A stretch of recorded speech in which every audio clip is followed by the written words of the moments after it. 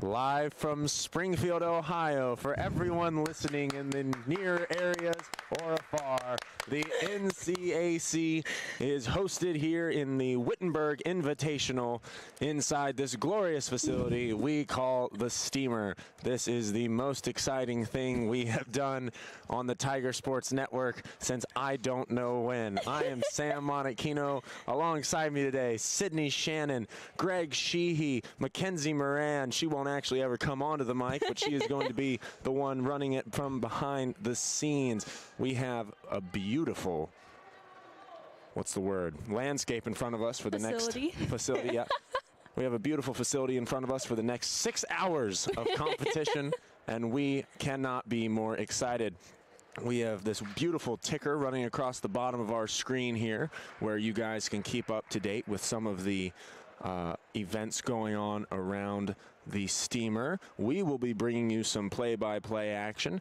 Right now, our glorious cameraman Braden is heading over to the throws section.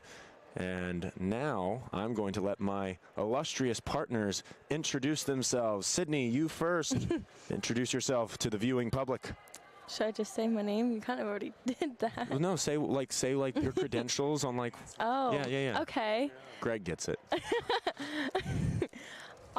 Like Sam said, I'm Sydney Shannon. I ran cross country and track for 3 years, and I decided to quit my senior year. Step away is the word we use. Step away, sure.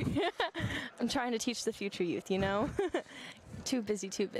But yeah, I'm super excited to be able to broadcast the sport that I love and I love to watch. Hopefully we can keep things spicy and interesting here on the broadcast for everyone. What did you, what events did you participate in while you were on this Wittenberg track and field team, Sydney? I mainly ran the 5K, which is 3.1 miles, if you did not know. And then sometimes I ran the 3K or the mile. Beautiful, but beautiful. But the 5K was my favorite event to run. That's awesome. Yeah. Now, let's shift over to my other guy in the booth, Greg Sheehy. Greg. Howdy, folks. How you doing today? Fantastic. Greg, you want to introduce yourself and your history with athletics here at Wittenberg? Yes, sir. So I'm very excited to be here today. I've had a little bit of experience with mainly throwing. I've been doing track and field since back in high school, I want to believe. I was more so of a discus and shot put thrower in high school, but when I came to college, I started throwing the weight, which is a 35-pound ball, and it's a different experience when you're only weighing with like 175. So, you know, I threw that. Also throw discus, and for outdoor track, I threw what's it called, the hammer as well. You ever seen Matilda? I've never seen Matilda, believe it or not. So like it's this principal, and she has this hammer that she throws at kids, and you know, I don't think Sydney will be doing anything like that when she becomes a teacher. But let's hope not. Yeah, Let's hope not. But yeah, man, I'm very excited to be here. I'll try to break down the in and outs of the weight as much as I can. I wasn't that much of an experienced thrower, but you know, it's always about the mechanics when it comes down to throwing something heavy overall. So beautiful. So, Greg, let's actually get into it down here. We have our on-field look over at the throwing section. This is early on in the day. The runs will transpire later in the afternoon. Right now we have pole vault throws, some long-distance jumping. And let's really try and break down so what a good form looks like. Right. And so she's in the position. It looks like she's about to do the glide. Yep. And so what you want to do, man, it's really critical to be able to keep that shoulder in when you're throwing at a high point. And when it kind of drops, you drop your elbow, it's kind of like you're more so throwing like a baseball. And a lot of people have torn their shoulder throwing it like a baseball when the shot is weighing at least 10 pounds. It's a lot of weight to put on your shoulder. And then what throw is this, Greg? So this is the hammer. This is the 35-pound ball. This is the hammer, okay.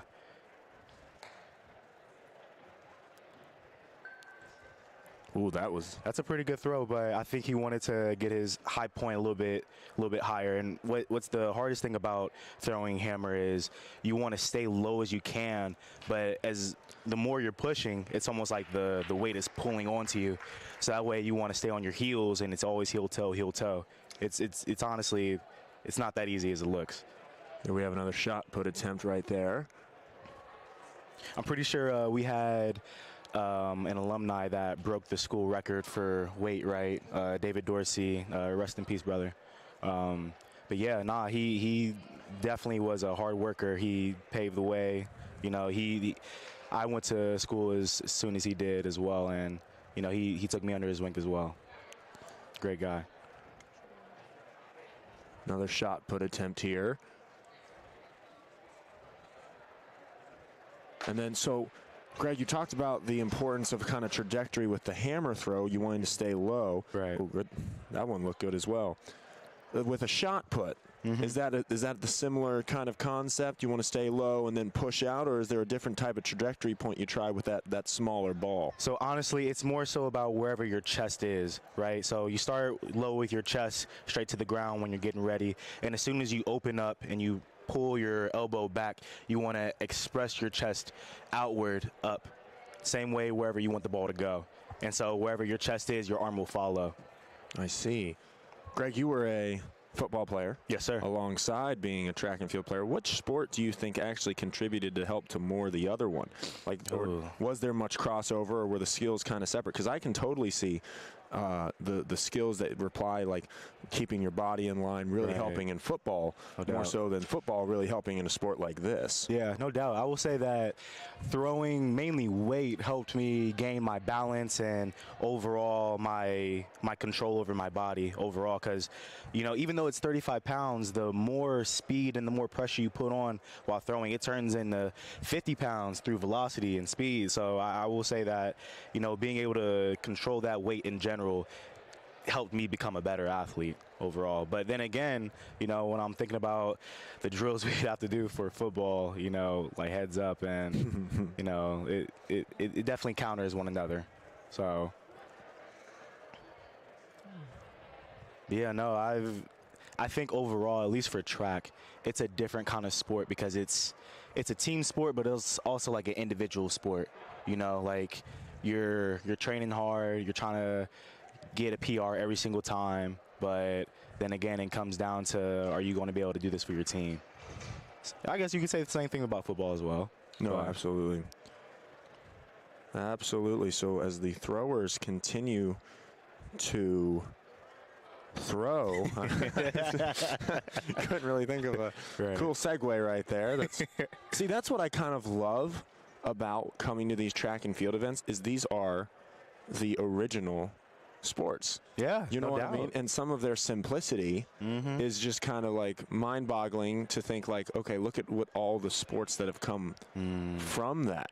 You know what I mean? These are the sort of events that have been done since like gladiator times. Gladiator times. Yeah, no, exactly. When the original Olympics were starting, Greece, the Romans, like they would do these sorts of competitions, and to see how the staying power of just simple, you know, athletics, like running around in a circle.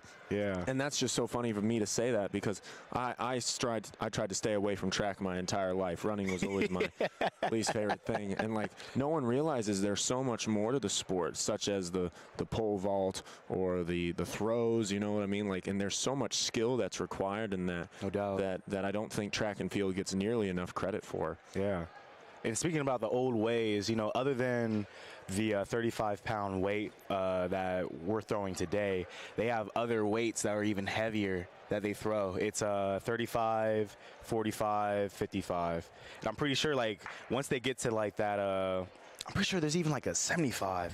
Like, once they throw it, like, they're not throwing it like they are. Like, you can't even pick it up the same. And so what they do is they kind of, like, sway it back and forth like a grandma, like a kid in between the legs. And they try to, like, you see it, and they do it over a grass field, and it just sticks in the mud, like, only about 2 or 3 feet because it's so heavy. So with throws, you do not measure the bounce, right? With these 35-pound shot put balls or the hammer throws, you don't measure where you measure where it hits initially, right? Correct. It's not Yes. where it lands after the roll. Correct. Because I feel like that would change a whole lot of stuff, just because it would be at that point more about momentum of the ball than actual trajectory of it. Buddy, if we did it like that, we'd be PNR. we would PR every single time. For real.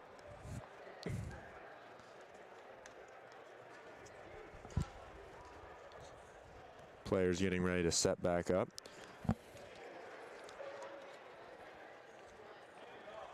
Again, to be able to, if you want to track along with the things going on, we apologize with where we are seated. The bird's eye view is very difficult to on an island up here to get all of the names and teams, but we will try our best as the day goes along. We have a wonderful walkie-talkie up here that we will be fed results when they come to us. But right over to our right, we know that the camera right now is on the throwers. We have pole vault going on. Greg, have you ever done anything related to pole vault? I wanted to so bad in middle school, but I was the heavyset kid, right? And so they just didn't have a barn for me. No, I get it. No, I mean, yeah, man. and I think that's something that's very interesting about track and fields is it's so specialized. You know what I mean? Like in football or basketball or baseball or some of the more modernized sports that we've kind of taken, inspiration from track and field from, you can kind of have multitudes of types of positions, right? But like in a sport like this, a long distance runner and a thrower are completely different. Completely different. And I don't think there is much crossover. Right, no doubt. You ever, so actually they have I'm pretty sure it's called like a fat man's race they do for throwers sometimes. And I actually did one in middle school, and it was a 4x1, and we won. And guess what? We didn't even get medals. We got donuts. That's terrible. Hey, I wanted the donuts, man. No, honestly, I think that in immediate gratification, give me a donut over a trophy every day of the week. Especially for a thrower, man. I'll tell you that. So our wonderful assistant Mackenzie has kind of finagled the camera to a point where we can switch over to some pole vault. So Sam, if you could choose one event to be able to be really good at, which one would it be? Any event. It could be track or field. I think that this is part of my internal trauma coming out, Greg, because my entire life I've tried to be a good athlete. It's just speed comes at like a. So I'm also 6'4" and kind of lengthy. So like if I could come out here and just be like Usain Bolt and run really fast, I think that'd be the coolest thing ever. Right. To be 100% honest, like I would love. Like I think I watch these pole vaults. Great job right there from that competitor being able to clear that bar. I mean, people don't realize how high that is. Like, in the fact that, I mean, it's such an interesting concept for me to watch, because it's basically like, I don't know who thought to basically take a bamboo stick and catapult yourself over another bar. Like, right. I don't know who came up with that idea, but whoever did, I mean, it's very fun to watch. No doubt. But I think just to be able to say, I was watching curling yesterday. Okay. With the Winter Olympics. And like, as cool as it is, right? Because I was really getting into the game. I'm not gonna lie. It was U.S. Canada, and like, I kept wanting them to like hit the bullseye, but like they kept trying to avoid the bullseye and said, I'm like, what are you doing? Like, like why set the board up like a bullseye if you're not supposed to hit it? Yeah. It was very complicated to me. But like, would I rather be the world's best curler or Shaun White? Right. I'd rather be Shaun White. I'd rather be Shaun White. Oh, man. No, I'm not that big of a snowboarding expert or anything, but my house is, the people who I live with. And I've actually been getting into it a lot, and I saw Shaun White, his last run ever, right? Yep. He's retiring after this. Yep. Great job to him as well. And actually speaking on other sports, I had saw this one sport in Africa that they still do to this day. I forget what it's called, but what they do is it's kind of just like pole vaulting, but they don't use any sticks or anything. They literally just jump up in the air and go sideways. And like it's insane, the athleticism that you see. Like a little out bit of different it. from high jump? Yeah, it's a little bit different. Like they don't have a bedding to fall under or nothing. Or it's just hitting the ground. Yeah, but they land. They land too, which is insane. Like I'm talking about heights from like 11, 12 feet up. It is insane. Here comes a battling Bishop competitor for their chance at the pole vault. Greg, I know that you haven't ever actually competed in it, but what are you kind of looking for like a successful? Is it all about staying kind of compact and getting as like skinny as possible over that bar? Is the come up more important? Is it like when the bar hits that solid surface and it forces you to propel up? Do you know that sort of logistics of this? So at least from looking at what I've seen so far from pole vaulting, it looks like a lot of core strength that is involved in being able to hoist yourself up, because you're trying to keep your body tight as well as angle it over something, right? And so I think it's a lot of arm strength as well, because you're trying to push yourself up over with the bar. So let's see. See, and that's the hardest part too, being able to angle yourself to not even hit the bar.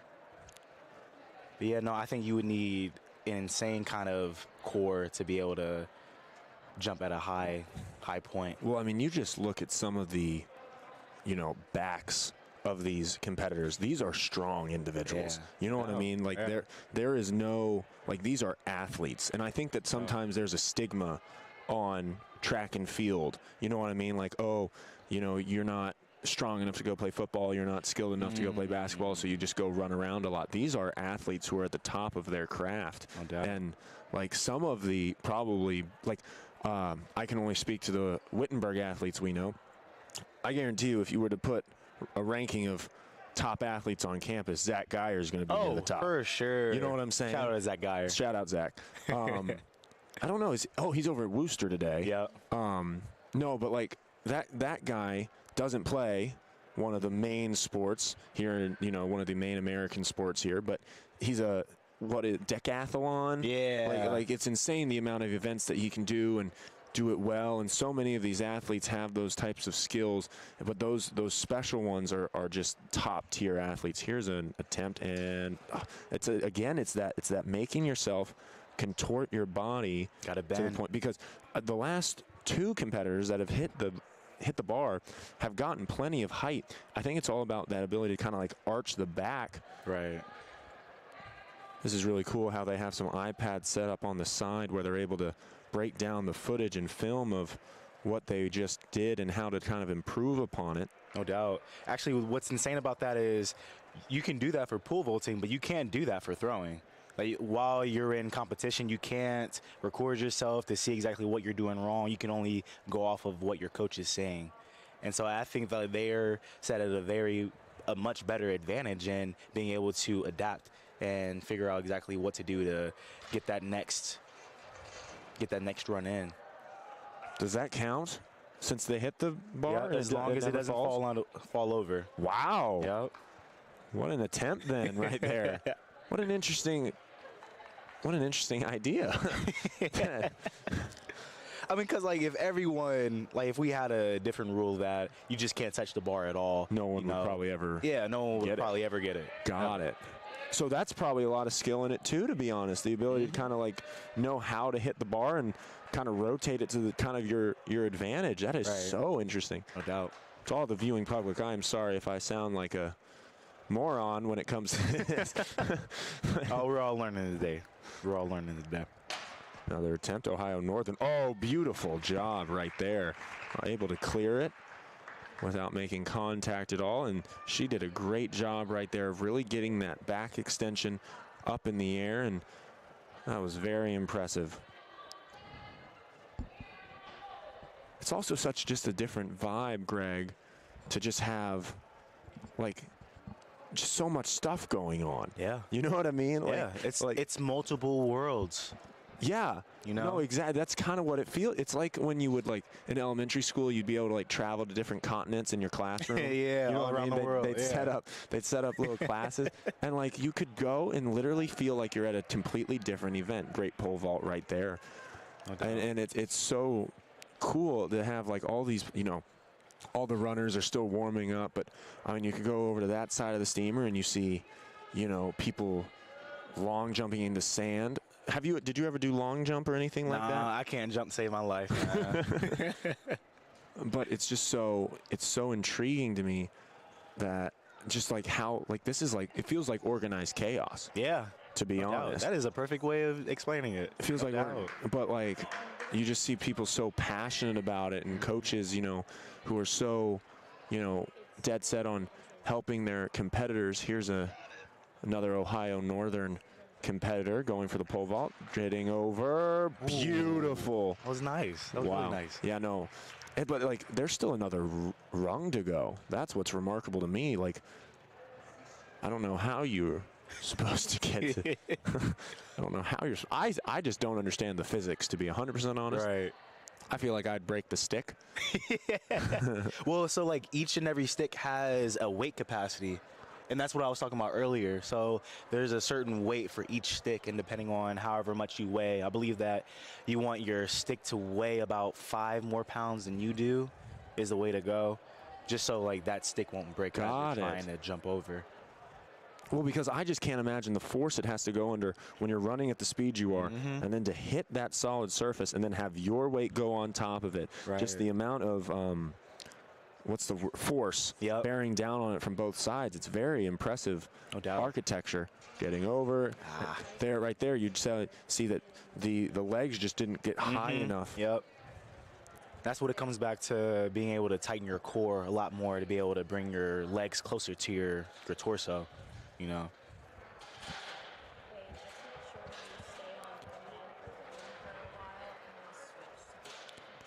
So our man on the ground, Braden, has moved over to the long jump. So Sandy pits. let's go over and check that out for a little bit. Maybe. There we go. We got it. So our own personal little beach here on Wittenberg's campus in that little sand pit. Beautiful day. They start. It's beautiful. Hey, that's the amazing thing about the steamer, man. It's always 70. You gotta love it. No doubt. No doubt. So right now they're raking it, and why exactly do you rake it?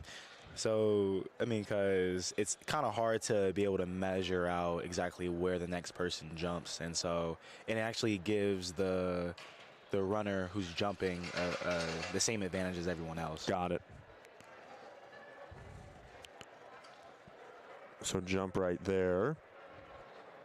Now they'll re-rake. And I think, you know, I view track and field probably a lot like I'm getting trained for golf right now, Greg. Okay. I might actually be the worst golfer Really? ever put on this earth. What's your numbers looking like? No, like I don't even need to say. So I was getting some lessons over winter break, okay? And the way my coach kind of described it was like, think about it like this. The club face is so small and the ball is so tiny and the angle is just right so that if you hit it in just like a centimeter over to the wrong spot, your results are maybe 30 yards of difference. Wow. You know what I'm really? saying? Yeah. That's how precise a sport like golf is, right? And like that's why you think about a sport like track and field. Yeah. Every precise, you know what I mean? Like The technicalities. the technicalities. I view it a lot like bowling, to be honest. That's the most precise sport I probably play at the moment. Like, you know, when you're bowling, and you get a good bowl off your fingers, you know. Yeah. And then, but literally, it takes just one of those tiny boards over for you to go from a strike to a 6 ball, and then you're sad. Yeah. You're mad at yourself. No doubt. With a sport like this, like I can imagine, like you've got to be in perfect lockstep. You got to have the same rhythm, and then you got to you can't jump too strong, or else you might get off balance. And you can't, just the precision of this, all of these sports, and they're completely different. And I think that's what's fun about it. is pretty remarkable for these athletes. No doubt, no doubt. And I guess what it really comes down to is your ability to focus in on the time that you're actually putting into, you know, just your practice. Because practice, the way you practice is the way you play. Here's overall. a jump attempt. So right there, does that qualify? Yep, that qualifies. Okay, so you don't have to land it. No. Okay, so it's just about how long you can go. Right, you can fall on your face, Sam, and it'll still Oh, count. I would. Yeah. Yeah, don't worry about that. I would.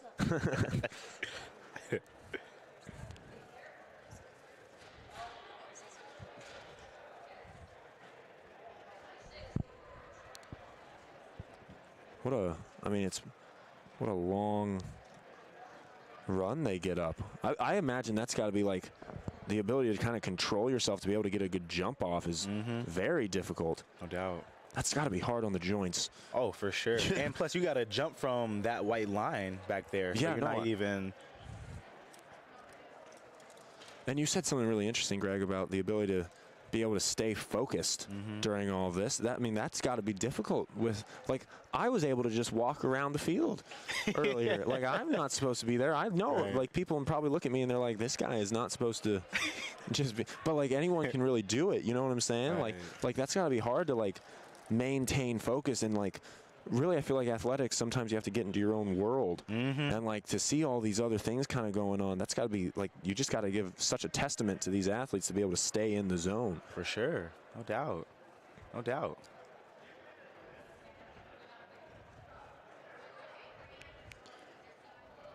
Here's that pre-routine that is so important for most athletes and taking off. Here's a little bit of a slower approach at first.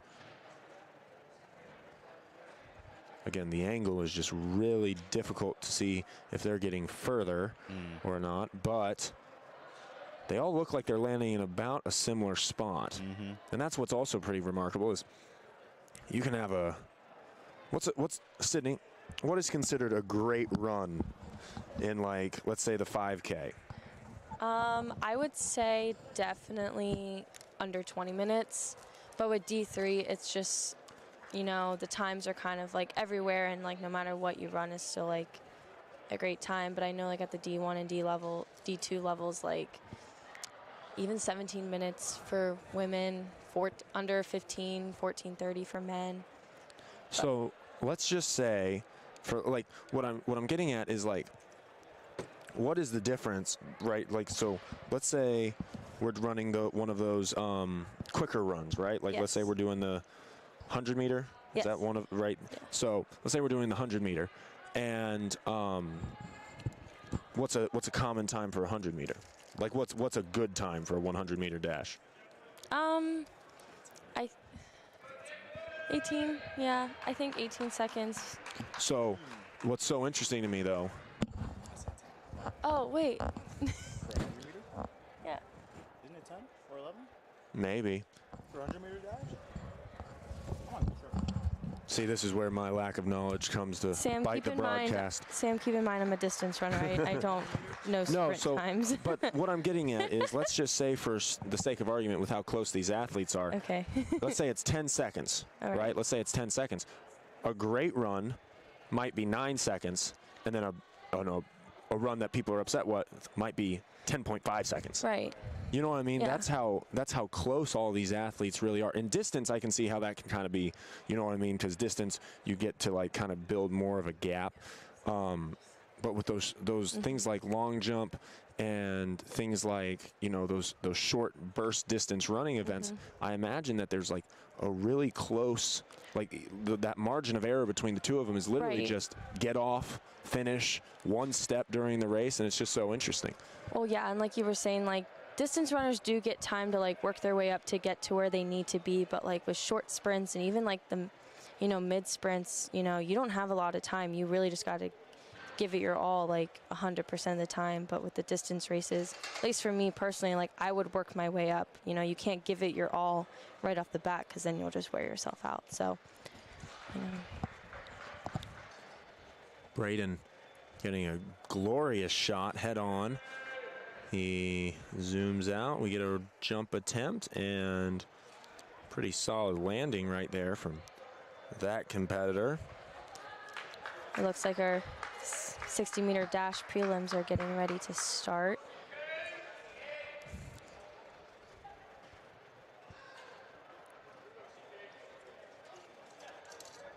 Is this what this is? Okay, never mind. She kind of she faked us out. It was just a warm up, get off.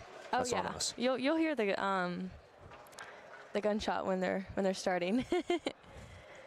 But no, these are the prelims. So with prelims, there's like multiple heats, maybe like four or five, I think, for 60 meters, maybe a little bit less. And then the top 8 times then get to run at the finals. So.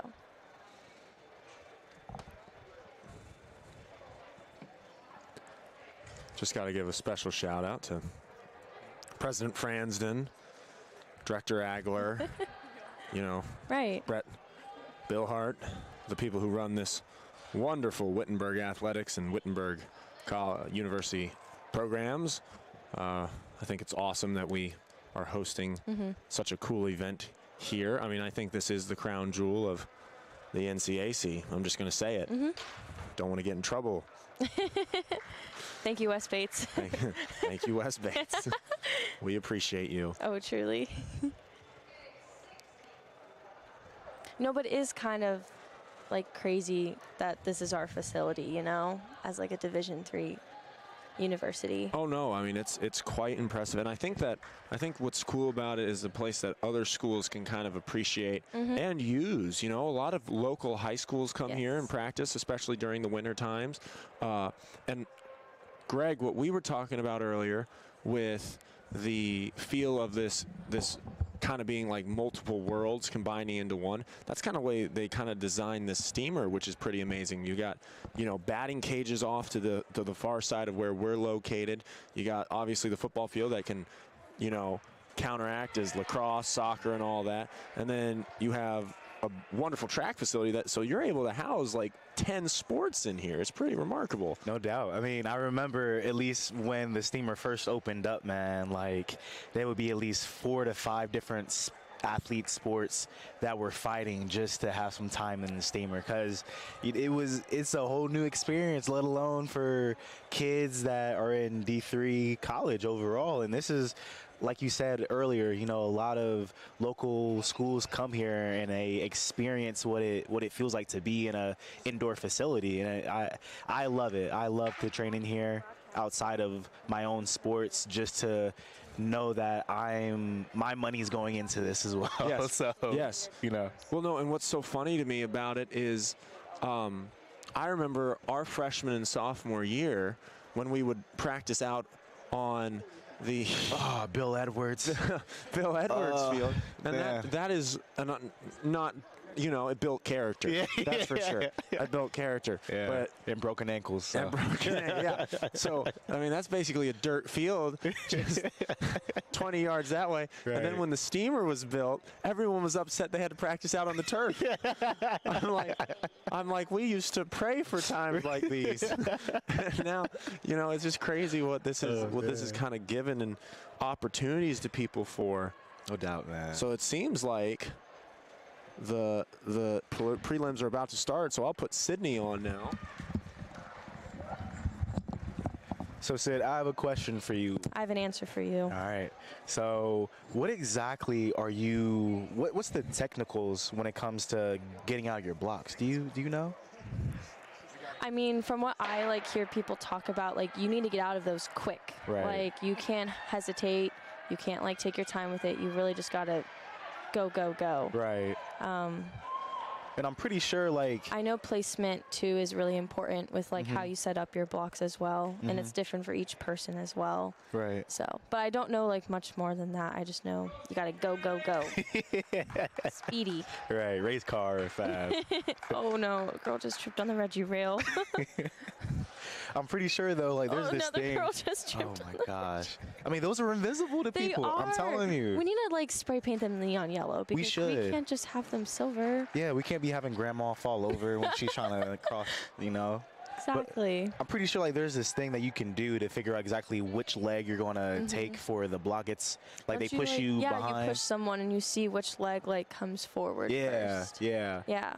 And so actually I used to before I came to college, I used to train with my uncle, and he was actually, I want to say two-time gold medalist actually in the 400. Oh, wow. Butch Reynolds. I don't know if you know him. No. But we would talk about just breaking down the idea of how to run, you know. And so when you, at least these are his words, when people are running, when they take their first step, they kind of drag it back trying to take the next step. And so the way he explained it is, it's almost like you're doing fast high knees forward is the best way to go when you're running, because it's not that much of a drag. You got to pick up your feet over and over again. I'm pretty, like, do any of your coaches used to talk to you about this kind of stuff? High knees are important. We were also told, like, you know, relaxed arms, you want to keep them at 90 degrees, stuff like that. No doubt. But I know, like, form and, like, the technicalities with, like, how your form should be is incredibly different for, like, sprints and long distance. Right. So. And plus, like, when you're running, you don't want to, sway your arms, Yeah, like, it, like, you're wastes your energy. That's why you want them to be, like, nice and straight. It's kind of like rocking the boat, right? Because wherever your arms go, your legs follow. Yep. Looks like we have our second heat of the 60-meter prelims going on. I saw you jump earlier, though, when the gun came off. I thought you'd be used to this kind of stuff, man. The shot of the gun always makes me jump. I will never get used to that. Especially, like, when you're on the line and you're, like, right next to it. Right. I don't know. It takes everything in me not to, like, give off a reaction when I'm, like, supposed to be competing. I, for one, would like to have a petition to commandeer all film of Sydney Shannon running. That way we can just see her reaction to the gun going off every time she was racing. I just want to see, because Sid, I mean, we always talk about the importance of a get-off. Now they're running. Ooh, what a beautiful run over there on the far lane. What a victory that was. She's moving on. But yeah, no, I for one would like to get all the film and just see if, you know, because that might have cost you a couple seconds if you got scared of the gun every time, Sid. We definitely need to create some bloopers out of that. That would be a great thing to do. With peace and love to myself, I got last every single race, so I don't think the couple seconds really mattered all that much to me. Did you ever PR, though? Yeah. Okay, then that's all that matters, right? But, you know, like, you know the record Participation boards award out there? There needs to be one for most last place finishes, because my name will be next to it. We'll have a monument in your name. Yes, oh my gosh, can we please? I'm gonna talk to Brian Agler. Be like, listen. All right, this is our final heat of the women's 60-meter dash.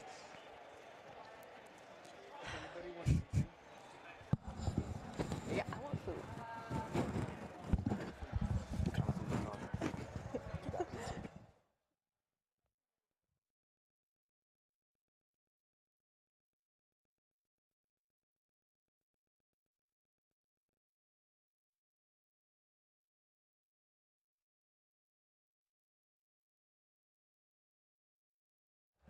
Why don't you guys go down to shifts? Like one person goes. All right, so folks, we will be back in about 15 minutes. We're going to grab a little coffee break right here and there. Sam will try and take over for a little bit. All right. As my two color analysts. It's a long day up here, guys. Food is a necessity. Oh, absolutely. Got to keep the energy up, you know? So here we go with the prelims. Sydney, Yes. our wonderful boss, AJ Meyer, Oh, yes, of course. just handed you some sheets of paper. He did indeed. There's a lot of words on those sheets of paper, Yeah. none of which I understand. So here you go, your time to shine. Well, so we're on our third and final prelim of the the women's 60-meter dash. We only have 3 girls competing in this heat. And so we have Christina Sawyer. She's a freshman from Barrera. I'm so sorry if I butchered that. My apologies. And then Janae Patterson, who is also from Barrera. And then Olivia Bean, and she's a junior from Heidelberg. They're off. Running. Ooh, that middle lane got off to a great start right there. She's going to take first. The one in the far left is going to take second.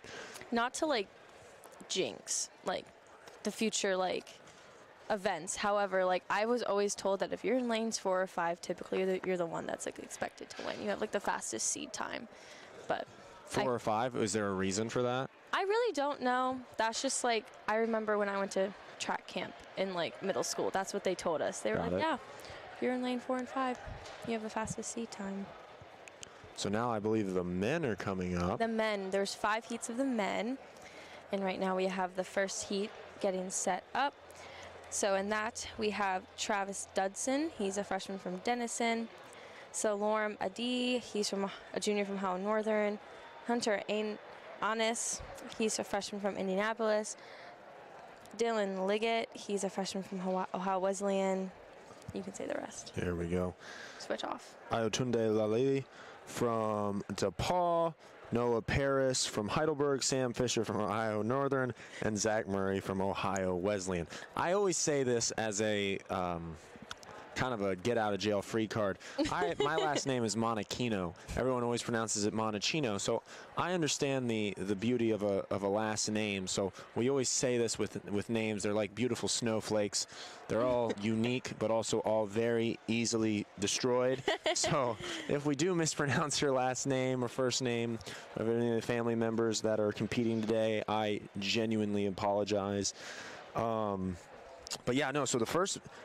I'm trying to think. A lot of a lot of young people in this first meet right here. This first prelim. Yeah. I mean, it looks like a lot from what I can tell. I don't see a lot of like upperclassmen running. Like I see a lot of freshmen, sophomores, and like a couple juniors running. All of them have very similar times, with about an average of about 7.4. But that's exactly what I'm talking about. Right. I mean, the slowest, quotation marks, time is a 7.44.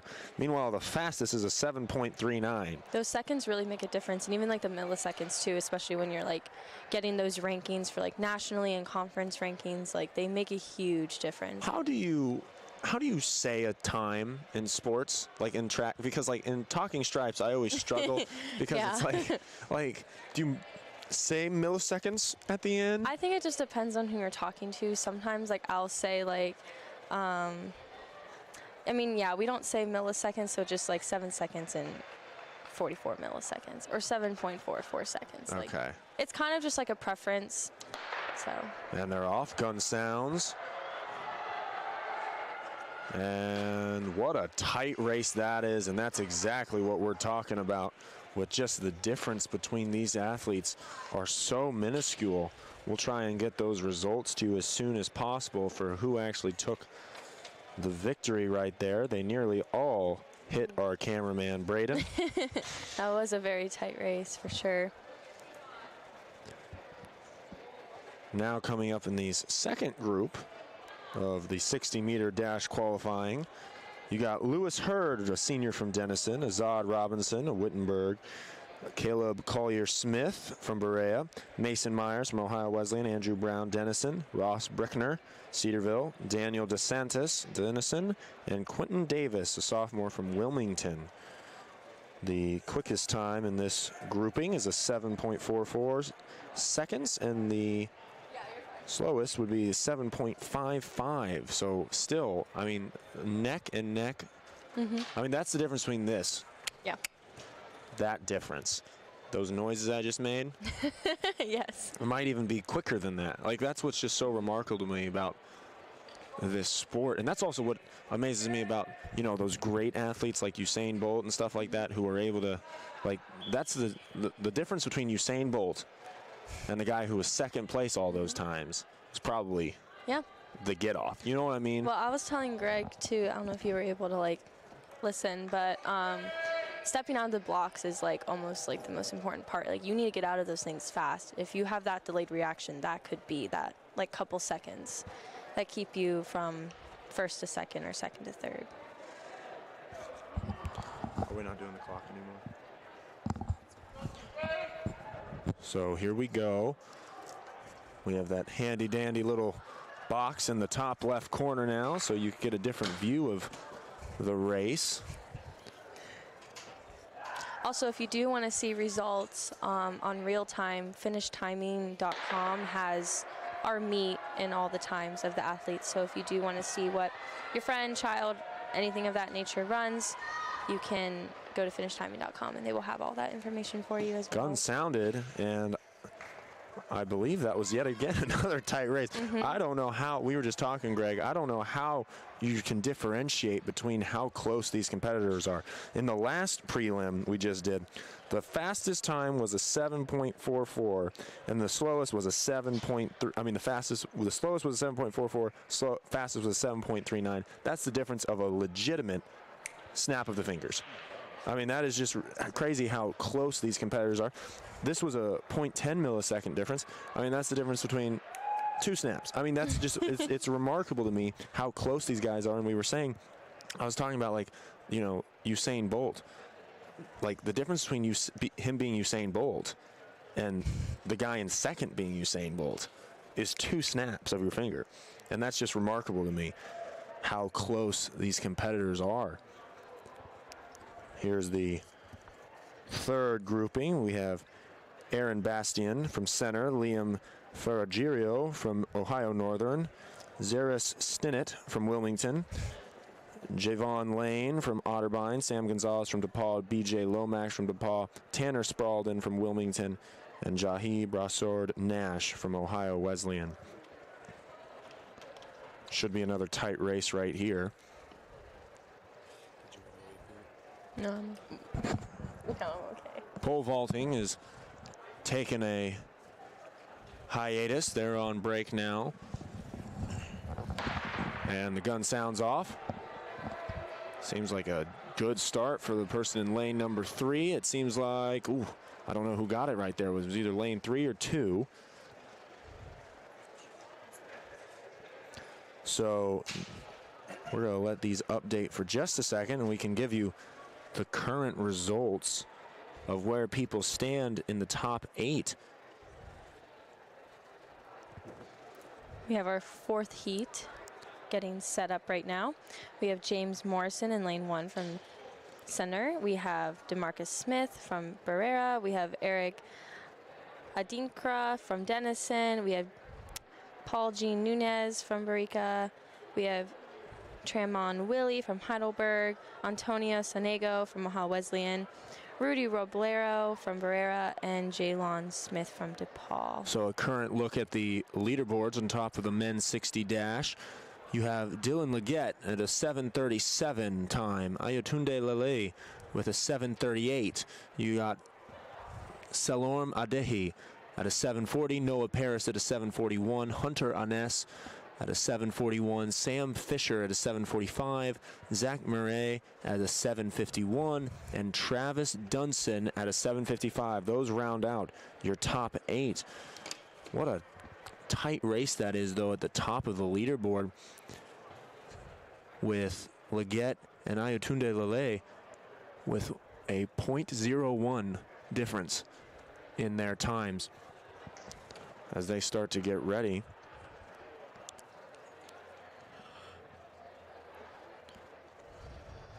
A lot of fans starting to congregate over near the 60-yard dash area.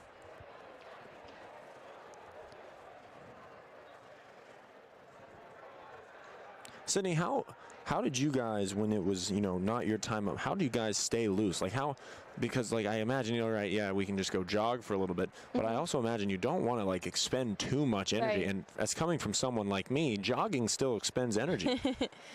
Do you mean, like, in specifics to, like, the events that I would run, or just, like, in, like, a Yes, running in general. Okay.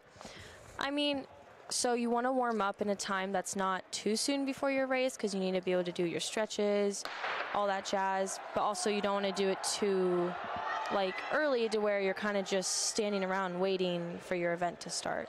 So you kind of, it's all about the timing game. You really need to be able to find that perfect time in between each before your event. I know for distance running, we would try and warm up 45 minutes, an hour tops between the start time of our event. That gun shot off, and so it's kind of all like in your preference and what you like to do prior to your race. so now we're entering the final prelim. There will be 5 competitors here. Brett Wilson, you got Jaloon Covington, you got Jordan Dean, Chance Keller, and Bryant Wagner. Chance Keller, a Wittenberg competitor.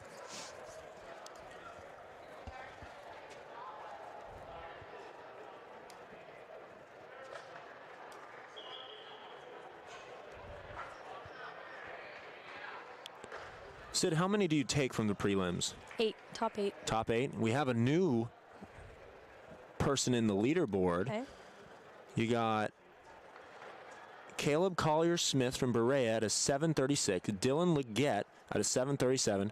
Wittenberg's own Azad Robinson at a 7:38. Ayotunde Lele at a 7:38. Salom Adihi at a 7:40. Noah Paris 7:41. Hunter Aness at a 7:41. And Sam Fisher at a 7:45. Those are your top 8 heading into this final preliminary round.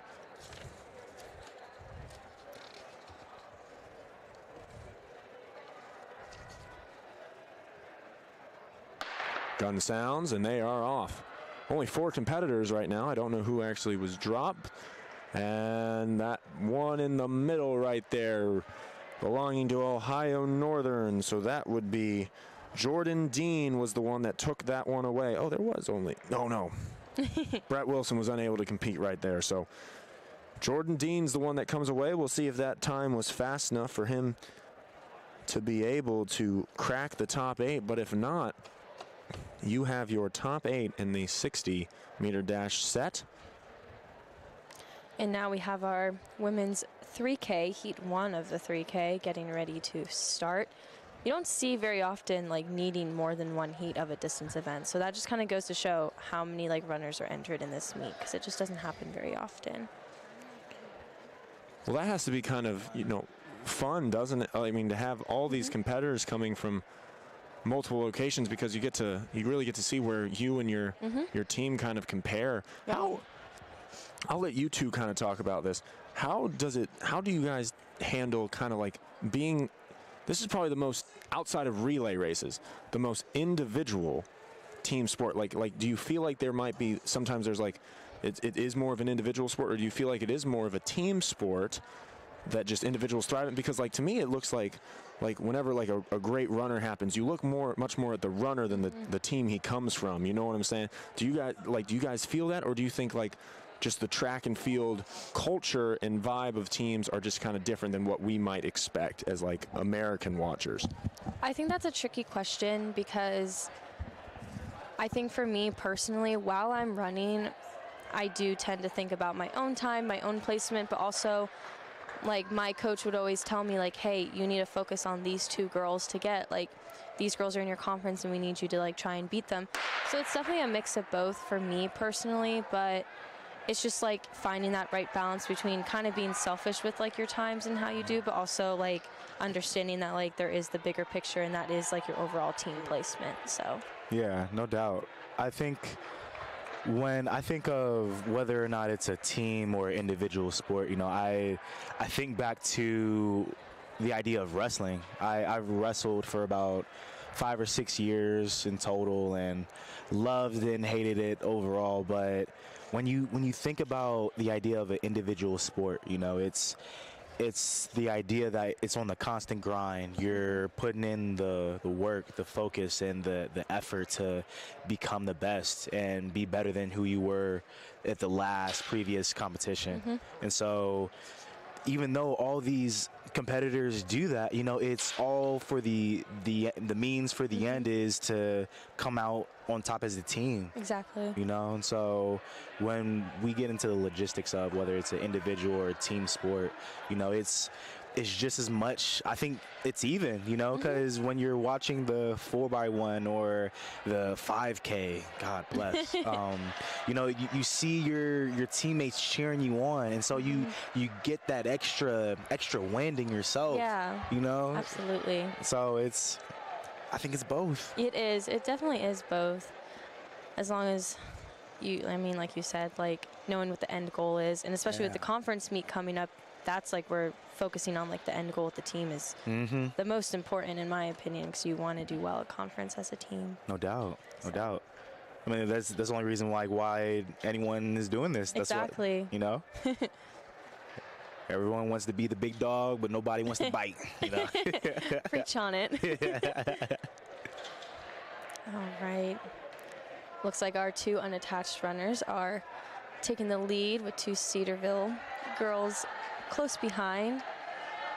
With a 3K, it's such a tricky event because it's obviously shorter than the 5K, but it's like not quite long enough to where you can't just like relax and like settle in. You kind of just need to like, for me, like I would give myself 2 laps to kind of settle in, and then I would go and do what I need to do. So is there like, because you always practice this, right? And so I'm pretty sure I've seen a lot of people, like when they're running long distance, they have a watch on them and they're looking at it. So what exactly are you looking for? Are you trying to hit your stride at a certain time, or? So we are given like lap times, and we want to stay as consistent as possible in order to get like the end time that we're hoping for. So my roommate Emma, for example, she tries to run about 73, 74 seconds a lap to get her end time that she's been aiming for. So that's what we're looking for when we look down at our watch. I know some people don't even wear watches because it's very distracting. I look at my watch way too much, but I know some people do because it really helps them like stay where they need to be, because you don't want to go out too fast, but you don't want to go out too slow. So it's all about preference for the watches. So I want to touch back on to what you said earlier about how, you know, when you're in the moment of trying to get ready for conference and stuff, and you have these 2 competitors that you discussed earlier that, you know, you have to chase after them. And I thought that was really interesting because, you know, in the heat of it, you know, it's that these are the 2 people, kind of like the final boss kind of reveal. So, like, does that kind of like fuel your fire? It does, definitely, like, especially when like, you know, like you're capable of like either catching them or even just beating them, like, you know. And it doesn't, like, it helps that like your coach is kind of like encouraging you too, but whenever like I know they're in front of me and I know that I need to get them, it definitely like fuels that fire, and it makes me like want to get them even more, knowing that I can do it. So. No doubt, no doubt.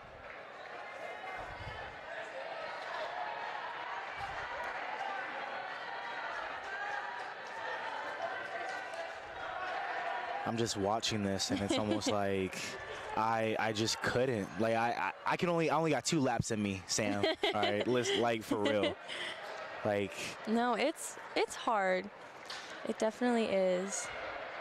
But also, I kind of feel like it's not only a stress on the physical, but also the mental. The mental is, I think, so much harder. Yeah. Like, sometimes you just know you're tired and you just want to stop. Right. You just can't. And it's just like the mind over matter.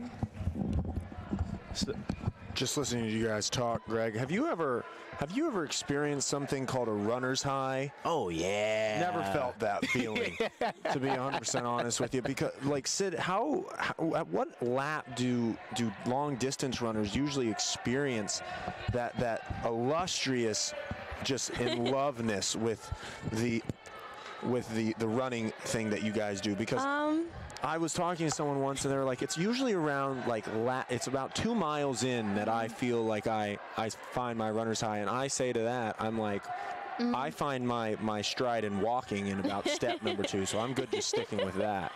I think it honestly depends on who you talk to. I would always get my runner high afterwards.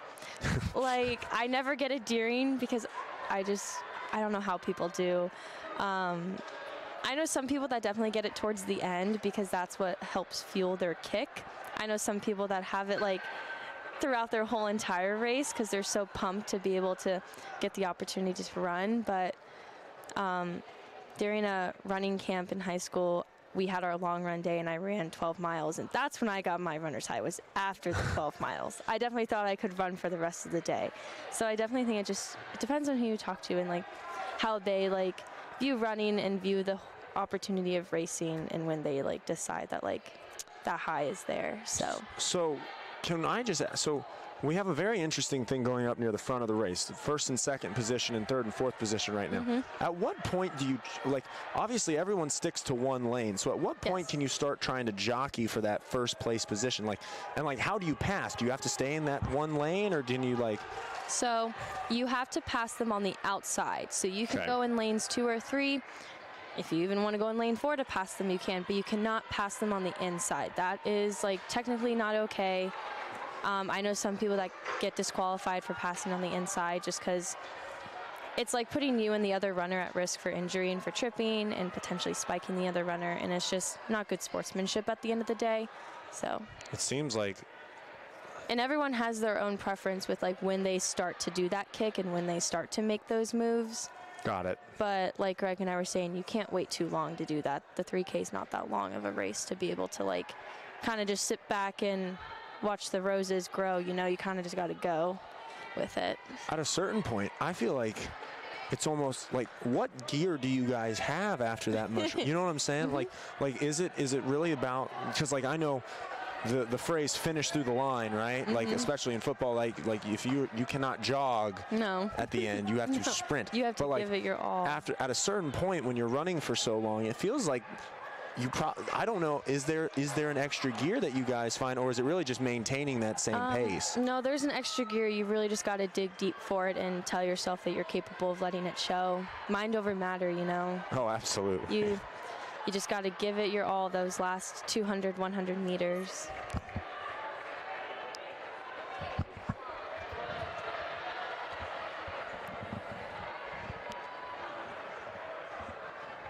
So as the 3K continues to rage on, pole vaulting for the women, have started back up. We are in full swing here in Springfield, Ohio.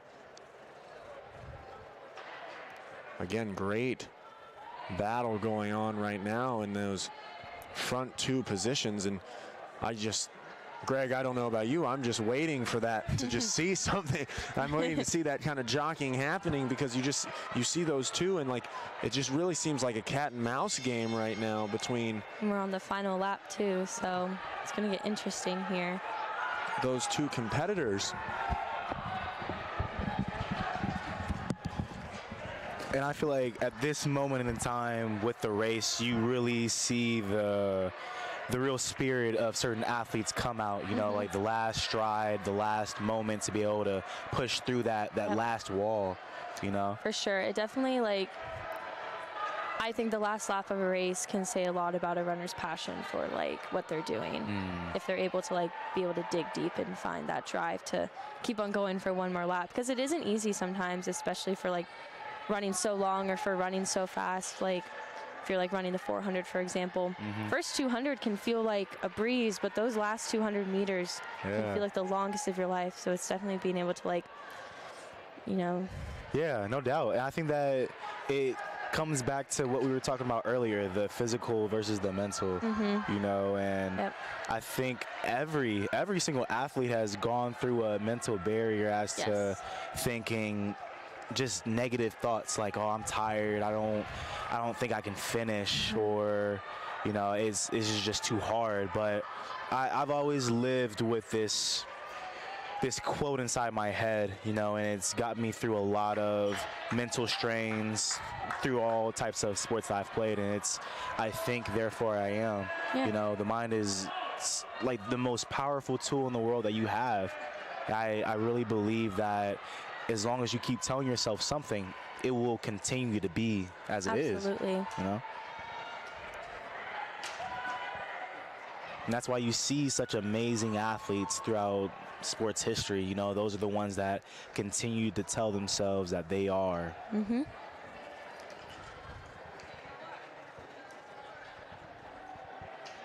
We are wrapping things up. It looks like everybody is finishing their final lap. Falling down to the ground after, too. Absolutely. You really get up close and personal to the ground. I will tell you that. That nice close finish in that fight by DePaul. And I cannot tell what that other school was. Century. We love a little battle the last 100 meters. That's always my favorite. Really? Yeah. I think it just... Neck and neck? Yeah, neck and neck. It gives you that extra gear even more than the one we were talking about before. No doubt. I think my favorite thing about the running community, though, as like a whole, is the sportsmanship afterwards. Like, I've never seen anything like it where, like, you know, other runners are helping other people up and just, like, making sure everybody's good and saying good job. Like, I just don't see that very often. I love that atmosphere that the running community has been able to build. I agree. No, like, because when I think back to other sports like mainly football, you know, when you gotta, you know, slap hands with other team. I'm telling you, I've heard some very like vulgar things. Sometimes they even break out into a fight, you know, and so I don't know if that's a good thing or a bad thing. Of course, if there are kids around, it's a bad thing. Of course, But yeah, no, I think that being able to commend your competitor for such an amazing job, even if you didn't win, is overall, because we're all here. Like, we're all here. We're all doing the same thing. Exactly. We're all here for the same goal. And we've all put in the same amount of effort, too. So it's just awesome to see, like, that we can all kind of put past the fact that we're from different conferences or the different schools or even the same conference and just enjoy what we do and what we love. No doubt. So I was that kid on the football field, you know, if I made a big hit and I smacked somebody down to the ground, I'd help them right back up. And I think that's a different thing for the old generation, because my dad would tell me, like, dude, why are you helping them up? You just knocked them to the ground. Yeah. But yeah, I think that it's commendable for you to be able to understand that this is really just a sport and we're all here for the same thing. And we have our men's 3K underway. Nice, fast, and powerful start.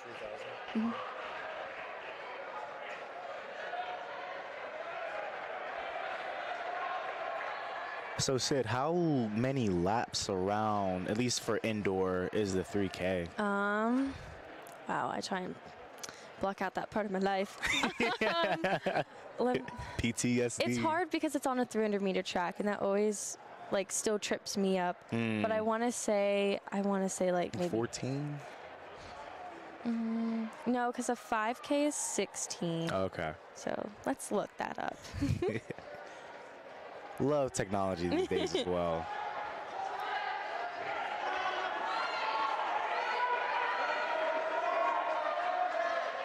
I love the 300-meter track, but it's really making me question my math abilities, if I'm being really honest with you. Sounds like your future kids are going to be in for a heap of trouble then, huh? Yeah, just a little bit.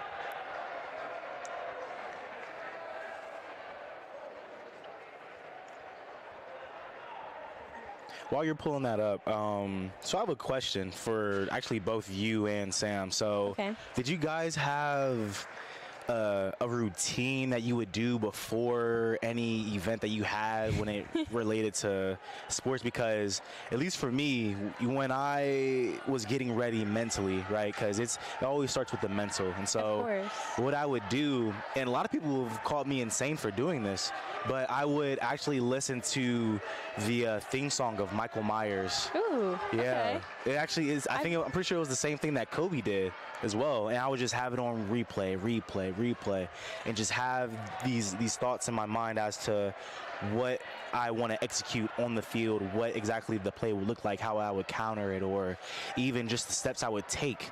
So what does that look like for you guys? The night before races, I would eat a pint of ice cream. Are you serious? I'm very serious. Preferably black raspberry chocolate chip from Raiders. That's what I would do. We love the commitment here. Oh my gosh. Yes. And then, like, the day of, my racing anxiety was always super terrible. Like, I would almost dread racing than, like, actually enjoying it, if I'm being real. Really? Yeah, like, I don't know, something about it just made me so anxious. Maybe that's just because I knew I was going to get last, but, like, I would try and listen to music. I would honestly nap before my race because that kind of calms me down. But I nervous yawn. That's, like, something that I do before races. I will just yawn continuously. You'll always catch me yawning, like, out there. But yeah, I would definitely listen to music, sad music preferably. I don't know. It kind of hypes me up. What? I know. You're like the counter athlete I've ever heard. Oh my god. I mean, but if it worked for you, yeah, then... I mean, it did its due diligence. It got the job done.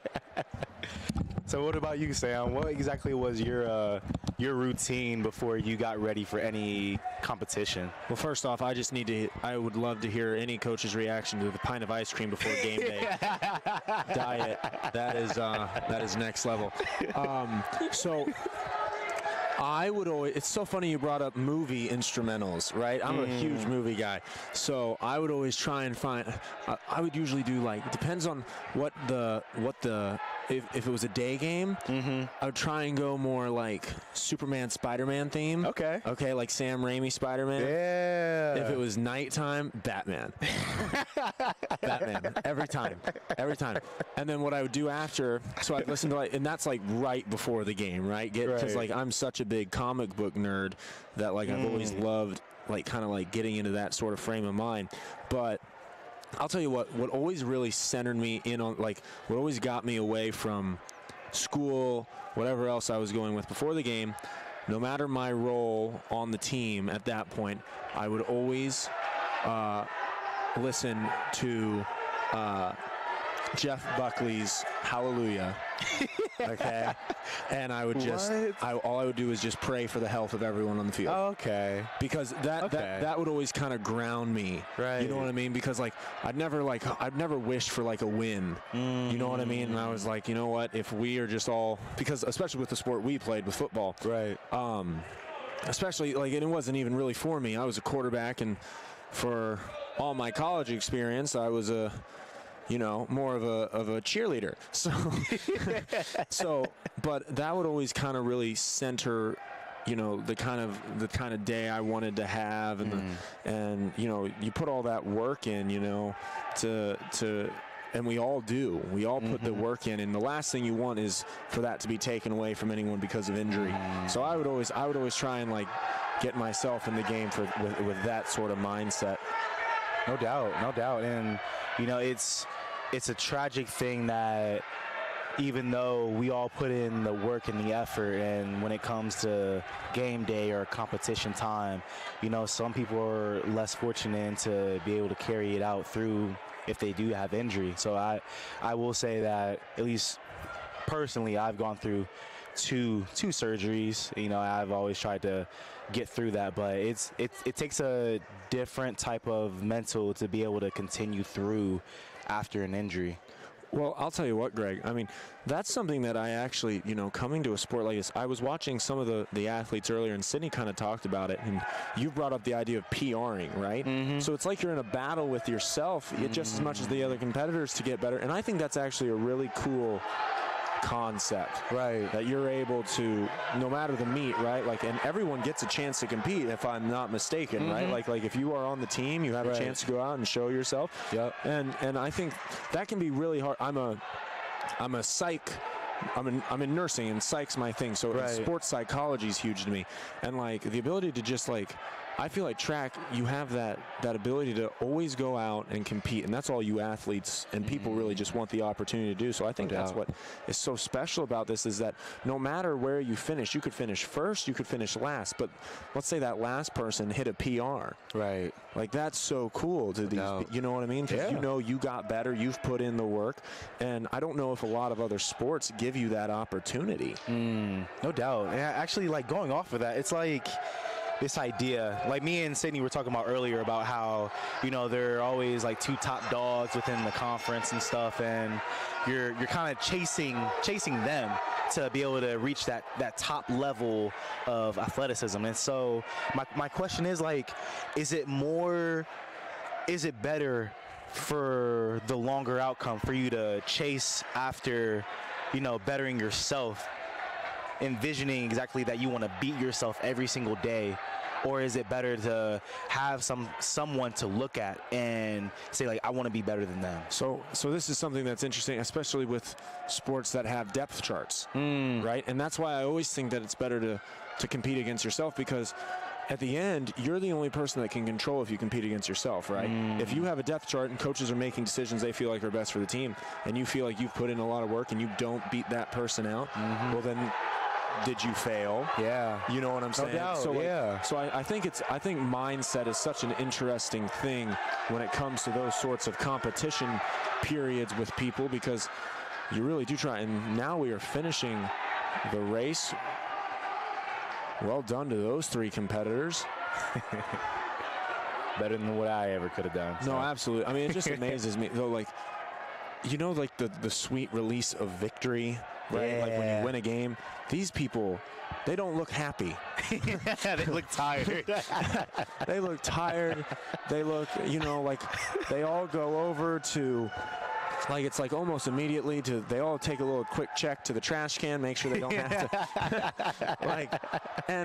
but what I'm saying is they do it and they still love it. You know what I mean? Man, it's like insanity, though. It's insanity to me. Like, and especially with these runners, like the runners get a tough rap. I think they do. You know what I mean? Because they wear those shirts saying like, our sport is your punishment. And I just look at them and I'm like, that doesn't help you in my eyes. I'm like, you guys are weird for enjoying that. Get a new lawyer. But no, exactly. But you look at them and then like they all get up and they're like, wow, I just did that. Yeah. And that's really cool to me. No doubt. No doubt. And that kind of like makes me question myself and like, do I put in enough effort just through what I do in general too? And it's a beautiful thing. Scary, but it's beautiful. This is exciting. I love hurdles.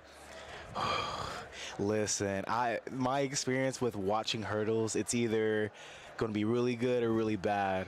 But Then here's the issue. These are the ones that like set up embarrassment the most. And I'm not trying to, but like I know if you told me, hey, go try and do something, the last thing I would do is the hurdles. No doubt. Because no all doubt. it takes, like I could clear the first 3, and then with my lengthy legs, right? Like I'm not saying I'm gangly, but like you have to be so compact getting over those things, and like it just like. In a sport, I mean, it's just such amazing athleticism. No doubt. And so because I almost did hurdles in middle school and stuff though, but when I went over there, I started to help out earlier last year. I would look at the height as to where they would have the hurdles for men's, and I kid you not, it was like close to like my belly button. That's how high it was. I'm like, I could not consistently jump over this while I'm running, and so that's it's another technical thing. They don't really jump over the hurdles either. You know that, right? Like it's more sort of a long high stride, which is just insane. Insane. It is insane. And I question whether or not does height really matter in that instance? Because I know a lot of young men or young women that can have really high jumps, Oh, that no, aren't absolutely. that tall. No, absolutely. And you got to wonder, like, and what I mean by the specificity of the events here is like, if you're a hurdler, does that mean you'd be a good high jumper? I don't know. You know what I mean? Because they're 2 completely different movements. No doubt. I mean, because you are spot on. It is in stride the way that they clear those hurdles. We here at Wittenberg, for all of you that aren't listeners, have these shows. It's called Talking Stripes or The Winning Streak that I'm lucky enough to be able to host. And for one of the episodes, we came out to the track and we were doing some of the events. It's kind of like, and I went up and I grabbed the men's hurdle. I put it in front of me, and like it was about to my waist, and I was like, wow, how do they do that? And then they were like, those are the women's hurdles. Like I'm pretty tall, and like I was like, you're kidding me. And like so like when I was doing it, and I also just completely jumped to the side of them.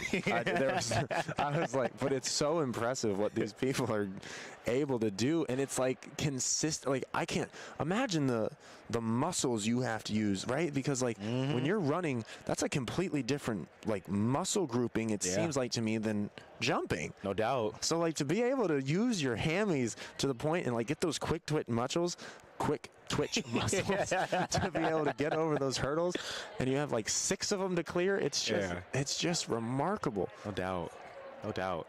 And just shows you the amount of effort and focus that these competitors take in and day out just through practice to be able to show off their skills within such a difficult event like this. starting to warm up a little bit. I just saw a hammer throw. So they have the that little angle thing. Yep, it's right? called a sector. The sector. Okay, Yep. so the sector is that the only, like, if it doesn't land inside the sector, it doesn't count? It does not count. So Yep. there were some people standing really close to the sector right there, and a hammer went really close to going outside the sector. I would definitely enforce the 10 feet back rule. Oh, listen. Because I am not going to have, how much you say a hammer is? 35 pounds? 35. I ain't having that coming at my kneecaps. I refuse. It could be my son out there, and I am standing behind a barrier. Man, listen, and this is a story that I was told about last or 2 years ago during track season. So I also mentioned David Dorsey Yes. earlier today. He actually got hit in the head with a discus one year.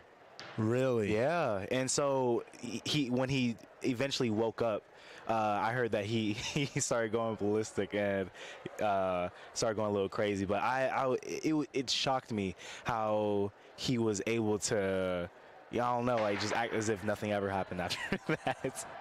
But And gun sounds in our first hurdles, and what a performance wow. by lane 4. That was remarkable right there. She takes the victory right there. I believe she's unattached as well, right? Yes. So I just learned the whole unattached thing. Greg, if you want to kind of explain that to people, because I had no idea you could just kind of show Right. up to these things. Yeah, so I mean, anyone that has any athleticism, capability, or anything, they can add themselves to the list. I'm pretty sure like there's some type of registration that unattached athletes are able to go through, right? And so they just. And these are people that can be in their 30s, 40s. I've seen a 55-year-old even go through, I think it was like the 5K back in high school. And so, I don't know. I kind of like that idea. You know, it's the fact that even though that you're no longer in your sport, it still doesn't take away the joy of idea. competing. Yeah. Yeah. Just the fact that you're still an athlete. No, absolutely. Yeah. You watch Cobra Kai? You ever watch Cobra Kai? Yeah. It reminds me a lot of when Miyagi-Do it wasn't Miyagi-Do yet, and they just signed Robbie up and they took on Cobra Kai. It was just unattached reminds me so much of that. I have no idea why. They're out of the blocks again. And it must be, contact made. Wait, so, okay, let's talk about this. Right. Since you make contact, You don't get any minus points as long as it doesn't fall over, I believe.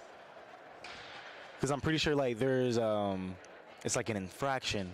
I may be wrong though. Don't quote me, listeners. I'm sorry if I'm wrong.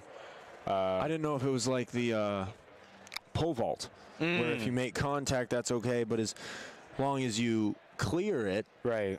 and don't fall flat on your face, like I would do. Copacetic.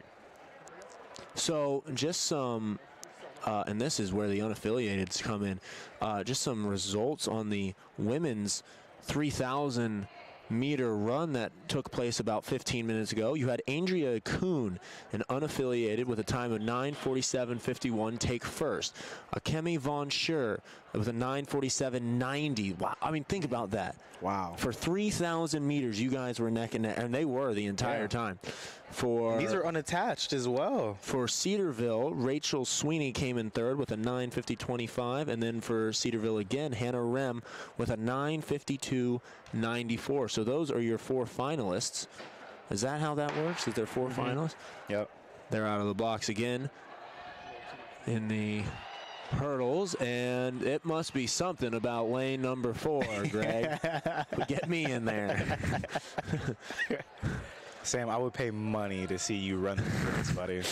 Pay money. Wow, look at this, Greg. So I guess there's 6 finalists for the men's 3,000. All unattached. All unattached, unaffiliated. Wow. Jake Edwards finished first with a beautiful flowing mane, may I say. Don't think anyone mentioned how good his hair was. With a time of 8 minutes, 3 seconds, 80 milliseconds. Nate Dunn, 8:15.05. Kevin Agnew, 8:17.25. Jack Good, 8:29.63. Caleb Martin, 8:30.57. Alex McCarty with 8:31.61. In 7th place, even though he didn't qualify, DePaul, Jacob Kissling, with an 8:50.99. So Jacob Kissling was the highest member of the NCAC or affiliated finishers. So congratulations to him. For the women's 60 hurdles, they are still doing those. So, not much to report yet there. But if you were in lane number 4, you probably are in good shape. So now they're raising it up to unfathomable levels. See, these are uncharted waters for me. I just, again, like, I commend anyone who does anything but throwing. No, I mean, so, Greg, you tell me, these days are long days, right? Meet days. So throwers, right, if they start at 11:30, their day's usually done by when? Probably 3 at the latest? I would actually, it's a bit longer because we have different flights. We have so at least for indoor, it's women's weight and men's weight, and then men's shot and women's shot. Got it. And so they kind of alternate. You see the 2 rings that we have, and so they kind of alternate back and forth. But it depends on how many fights we have and how many people are in the fights. Okay. And then then you have the finals. But honestly, it kind of takes a good chunk of time for it to get all the way through. So there's really not a lot of standing around time. Until your next throw, yeah. Yes. But Okay. For the entire event to complete, yeah, there is a lot of standing around. How do you think you balanced that during your time of playing? Like, would you just try and stay in your own little bubble? Would you go talk to teammates? Would you interact? I mean, you're a very social person. Would you ever, like, how much interaction is there amongst different teams and competing players? So I will say, like, that was the power struggle within trying to find that balance, because me and Sid had talked earlier about how inviting everyone is within team to teams when it comes to competitions like these. And mainly for the throwers, man, like, we would actually talk to each other and actually coach each other up, which was the crazy part. Like, I'm competing against you, yet you still want to see me win. That's why I always loved throwing. And I think, at least for me, I saw a difference with how I would compete and how focused I was due to either my lack of socialness during a meet, or if I was just talking to everyone and anyone that I could. And I saw a difference in me being able to do a lot better with being in my own bubble. And that's fine to do until after I'm done. Oh, absolutely. And then you can compete. No, absolutely. Yeah. I mean, there are different types of competitors, that's for sure. And it's so interesting that you mentioned that point about throwers kind of coaching each other up, because as we talked about earlier with pole vault, they can coach each other up. You really don't get any sort of film. Yeah. So probably no one can understand what you're doing better than the people you're competing against. Right. So that's awesome that, No doubt, that there's a culture set like that. because you don't see that culture in many other sports. Like, you won't see it in wrestling, you won't see it in football, basketball. No, if you just steal a guy in basketball, they're not going to say, hey, do it behind the back next time. I mean, maybe it's like a trash talk, but not in like a genuine nice way. Or Cobra Kai, sweep the leg. Sweep the leg. Got to hold down. Oh, got 2. They're just so high. My gosh. Lane 4 again. Lane 4 again, but I just don't know if that's going to qualify. And those are definitely those Indianapolis. I believe those would probably be unaffiliated, unattached. Right. So we'll see how that. Do they do unaffiliated for, like, whole teams too? Would unaffiliated be the team that wins? I just don't know. Answered my own question there. Yep. No, like, it's a genuinely interesting question, though. Well, I was thinking, because, like, mainly with this event, right, like, we have most teams that are actually in our conference. So I'm thinking, like, teams that just didn't have an event this week, they could just add on and just be unattached to the actual meet. So we have some results coming in finally from the women's 60 hurdles preliminaries. And number 1, unattached, Alexis Piles, an 8:63 time. Then you have Britton Music, 9:16. Aliyah Reese, 9:23. Megan Carey, 9:44. Kalia Bennett, 9:55. Zoe Price, 9:56. Reese Newmeyer, 9:61. Maddie Turner, 9:64. And those right now, I believe, are the qualified 8. But there are some question marks, it looks like. So Great job, ladies. We'll make sure to keep you guys updated right there.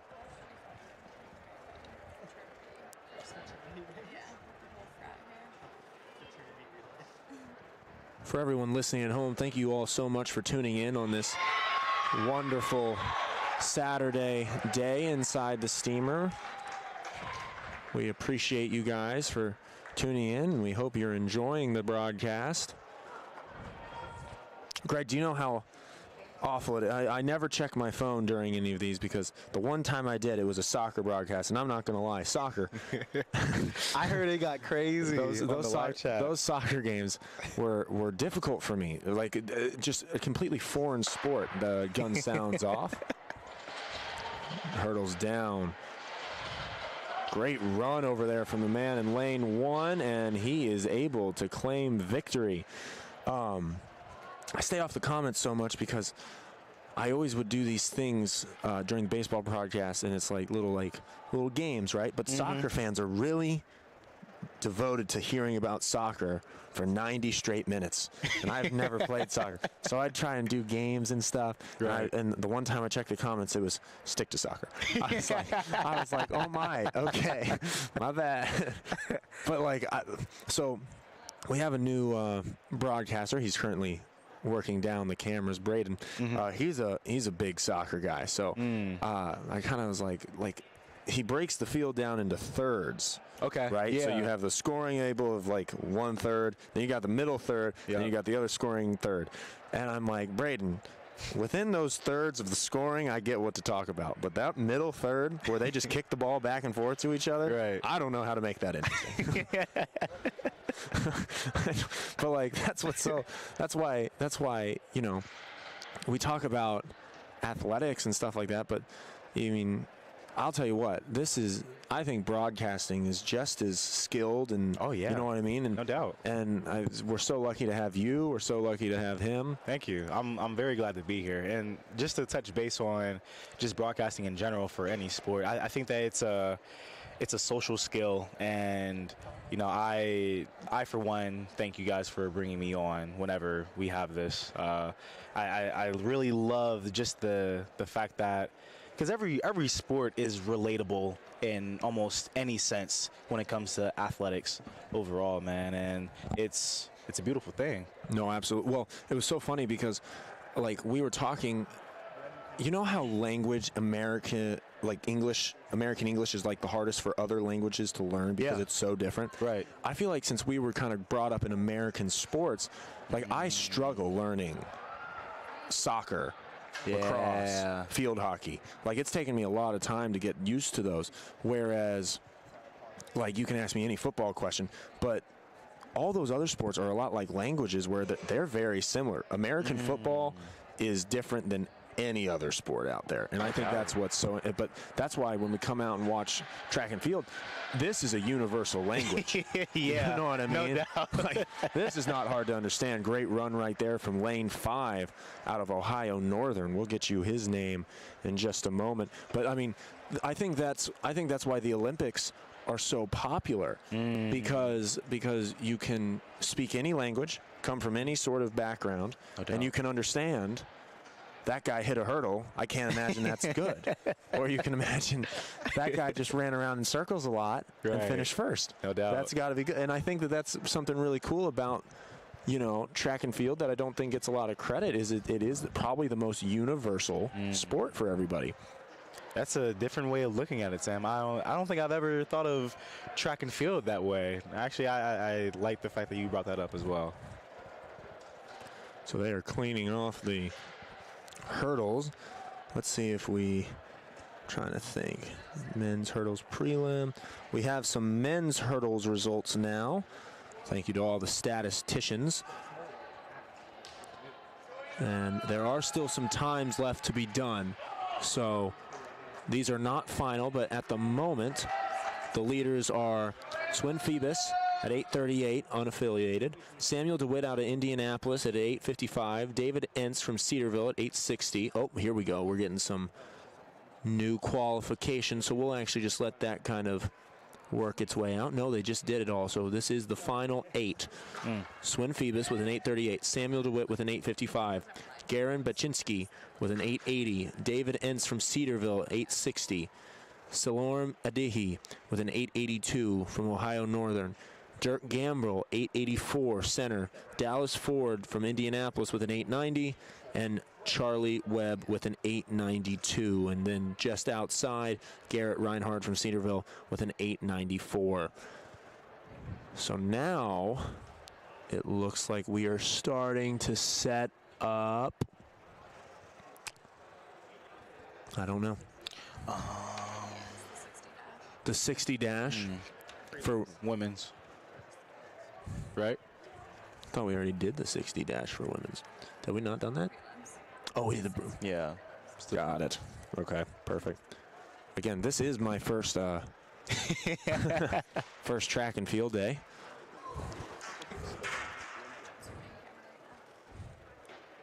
Can sharks? So heading over real quick to the high jump and unable to clear it right there. And they're off. Racing. That lane 4 seems to get it. It must have been touched by gold, Sam. I'm telling you. The lane 4. You know what? I think they might. I heard Sydney say something about lane 4 and 5 are usually the prohibitive favorites or did the best timing coming in. And I think it's because I think that the people who thought up track and field had like a keen eye for cool designs because they always make an arrow. I don't know if you've noticed that. Yeah. So I think that's probably why they do it. So don't say that track and field people aren't artistic. They know what the camera's like. Going back over to long jump, high jump, apologies. And she said, not that time. I would do that too. If I'm 100% honest, if I was going ready for a high jump and it did not feel good, I'm not doing it. Yeah, for real. I only get one shot of this. What a play right there. I'll tell you what, it is wild to me, because I don't know what it is that's cool about the jumps to me. I love the jumps. Yeah, nah, I'll stick to throwing, buddy. No, to watch. Oh, to watch. To watch. Yeah. It's so majestic. It is because there's so many moving parts to it. Because they all get high enough, but it's that movement to be able to get over the bar that's so impressive. While we're waiting for the next run event, I have a quick question for you since you brought up superheroes earlier, right? Oh yes, absolutely. So, who would you rather get arrested by, Superman or Batman? Superman. Oh, easy. Yeah. Good. No, Batman. Batman makes sure you never commit crime again. He will break your legs. I could literally, I could have a traffic violation. Batman would swoop down and break my knuckles for no reason. Batman's cruel, bro. Are you a DC or Marvel guy, Greg? Oh, Marvel. DC. Yeah. I love Batman. The Batman coming out. I'm so pumped for that movie. Dude, I don't know. I heard that. What's his name that's playing Batman? Robert Pattinson? Yeah, I heard that he didn't even want to train as hard as he should have for the bulkness of Batman. You know what? I can't be mad because I am absolutely a Batman homer. I love that character. So my top 3 favorite characters of all time are Anakin Skywalker from Star Wars. Okay. Then Batman, and here we go. We have the arrow. We got the arrow. Lane 4, great run right there. Man, there must be some 4-leaf clovers on that thing. It's from Cedarville, great run right there. No, Anakin Skywalker. Then you got Batman, and then I would say maybe Michael Corleone from The Godfather. You ever watch The Godfather? My dad talks about it all the time. You got to get into it, Greg. The Godfather. You got to get into it. Man, it's like one of those top-tier American movies. Godfather is cinema. Okay. It's not a movie. It's cinema. There's a difference. You know what I'm saying? My bad. You know what I'm saying? There's a difference. Have you ever seen American Gangster then? Oh yeah. Yeah, amazing movie. No, Amazing. American Gangster. Have you ever watched Goodfellas? Oh, listen. Come Goodfellas on is so now. good. For sure. You know what's so funny about Goodfellas? I watched The Wolf of Wall Street before I watched Goodfellas. Have you seen The Wolf of Wall Street? Yeah. So they're by the same guy. Yeah. Okay. And if you were to watch those movies back to back, they are the exact same movie. Like the same storyline and The everything? exact same storyline, the exact same ending. And I watched Wolf of Wall Street first because I was watching Goodfellas, and I was like, why do I feel like I've seen this movie before? It's the exact same thing. I'm going to have to watch those again, man. But, like, I mean, That's insane. if the formula works, use it. You know what I'm saying? Wow. Pole vaulting, continuing up again, and we are on the highest rung possible. And here we go again with the 60-meter, and Lane 4 takes it again. lane 4. So no upsets yet. Ohio Northern with a great run right there.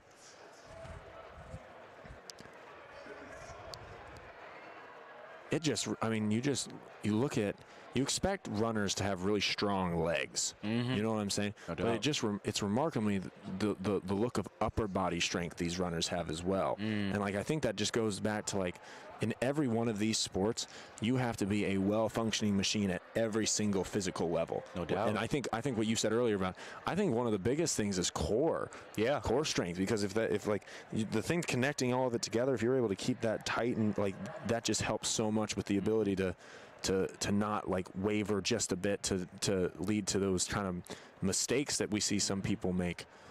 No doubt, no doubt. And I feel like the stronger core you have, you know, the more in control of your body you have overall, you know. And me and Sid were talking about just the technicalities of running, and it's the way you want to move your arms. You know, you want to go straight, because if you go like you're singing the dance number, you know, you're rocking the boat, and so you don't want to rock the boat. You want to do full steam ahead, baby.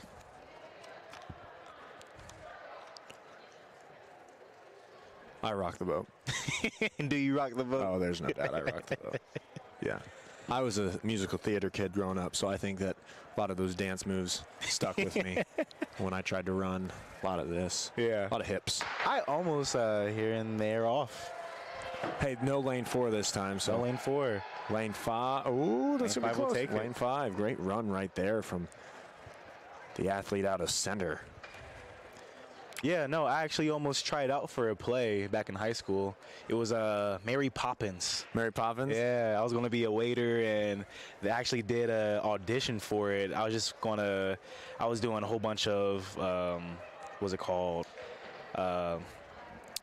Like those cartwheels and Yes. side flips, back flips, you know, contorts your body. I think, like, I got really, like, my parents always, like, they made you try. My parents made me try everything. Really? You know what I mean? And I think, like, there's a lot of artistry to putting on one of those performances, just like there is in any athletic event. No doubt. Especially, like, so, like, when I was growing up, there was a little boy I knew.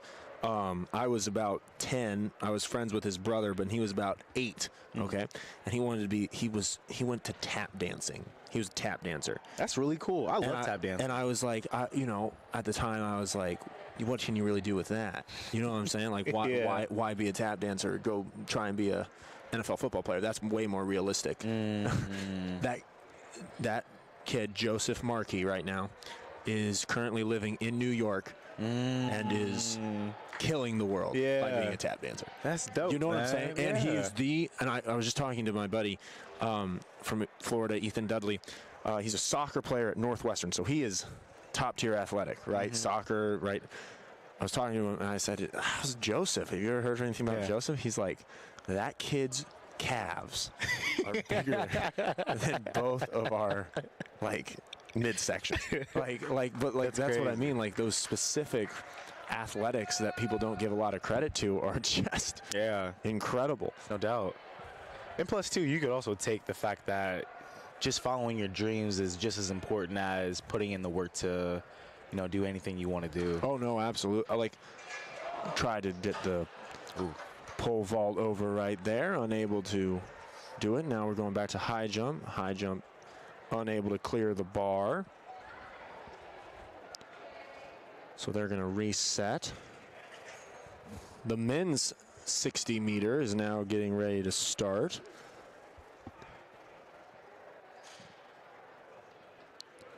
Some results right now coming in from the women's 60 meter. Alexandra Brizzi, a 781, takes first from Cedarville. Kayla Silva from Ohio Northern, 791, second. Mado Dombia from Center, 808.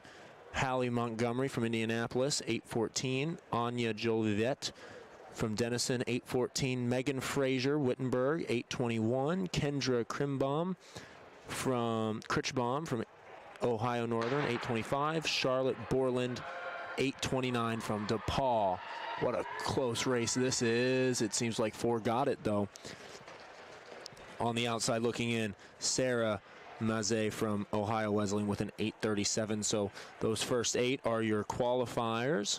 Great job, ladies. Unless something changes, we will keep you updated.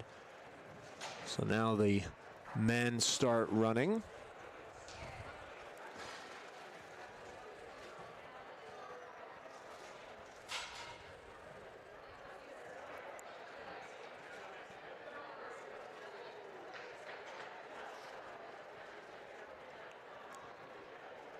Trying to see what's gathering the most crowd right now. It's probably the dashes at the moment, the prelims.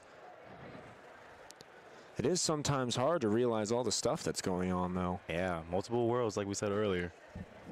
It's senior day.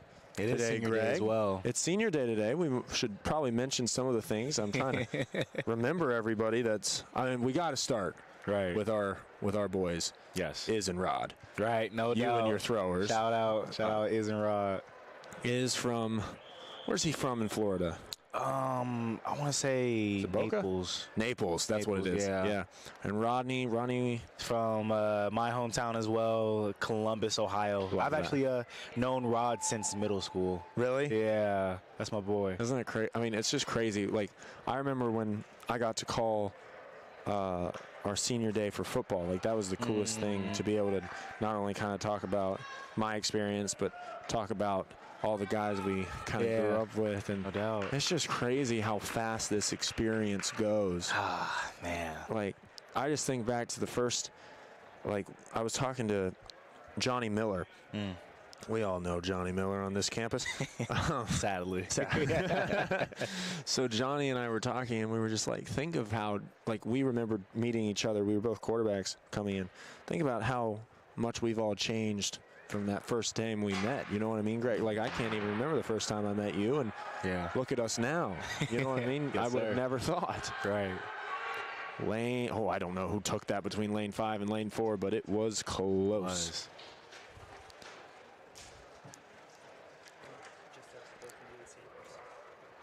Great run right there from those competitors.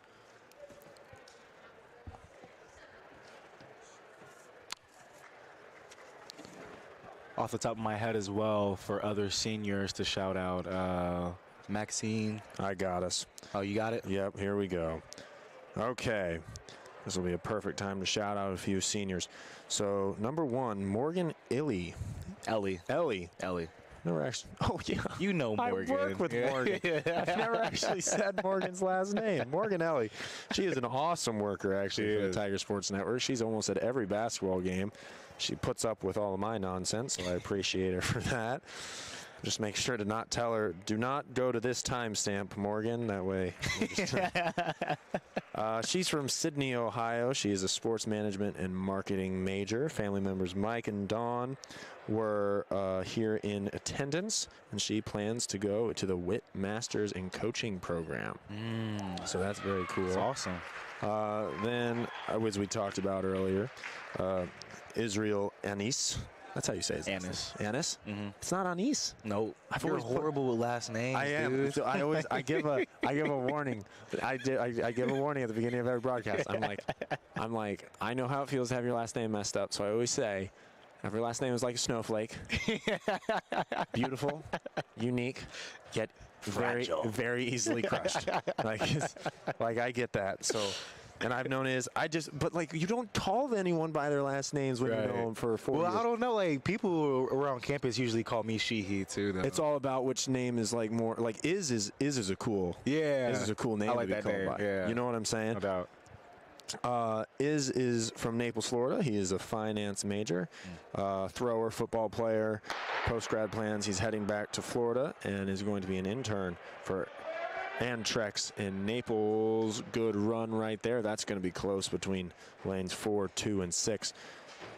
Next up, Rodney Van Cleef from Columbus, Ohio. Communications and digital media, thrower, multi-sport, again, football. Accompanying him today was Angela and Rodney Sr., so his two parents. Yep. Post-grad plans, he's going to be starting an internship and beginning his life, his words. Ryan Zimmerman up next from Erie, Pennsylvania. Major is a business management and religious studies. Family members escorting him today was Greg, his father, and Kelly, his mother. His post-grad plans were to enter the workforce. Don't we all hope for that? Lauren Welker comes in next. I gotta say something about Lauren Welker real quick. Lauren Welker, I love that girl. She's in the Newman Club with me. She is when you talk about unapologetically yourself. Lauren Welker. Yeah, no doubt. Love that. She's from Lucky, Ohio. Accounting major, business and economic minors. Parents escorting her today were Brent and Ellen, and she is planning to sit for my CPA and work in public accounting. What is a CPA? What's a CPA? Do you know what it is? Certified public accountant. Thank you, AJ. Thanks, boss. Next up is Josh Finkelde from Lebanon, Ohio, marketing major. Patricia, Jeff, and Sarah accompanied him today, mom, dad, and sister. Post-grad plans, getting a job in marketing, consulting, or product development. We will continue with them after this next 60 dash.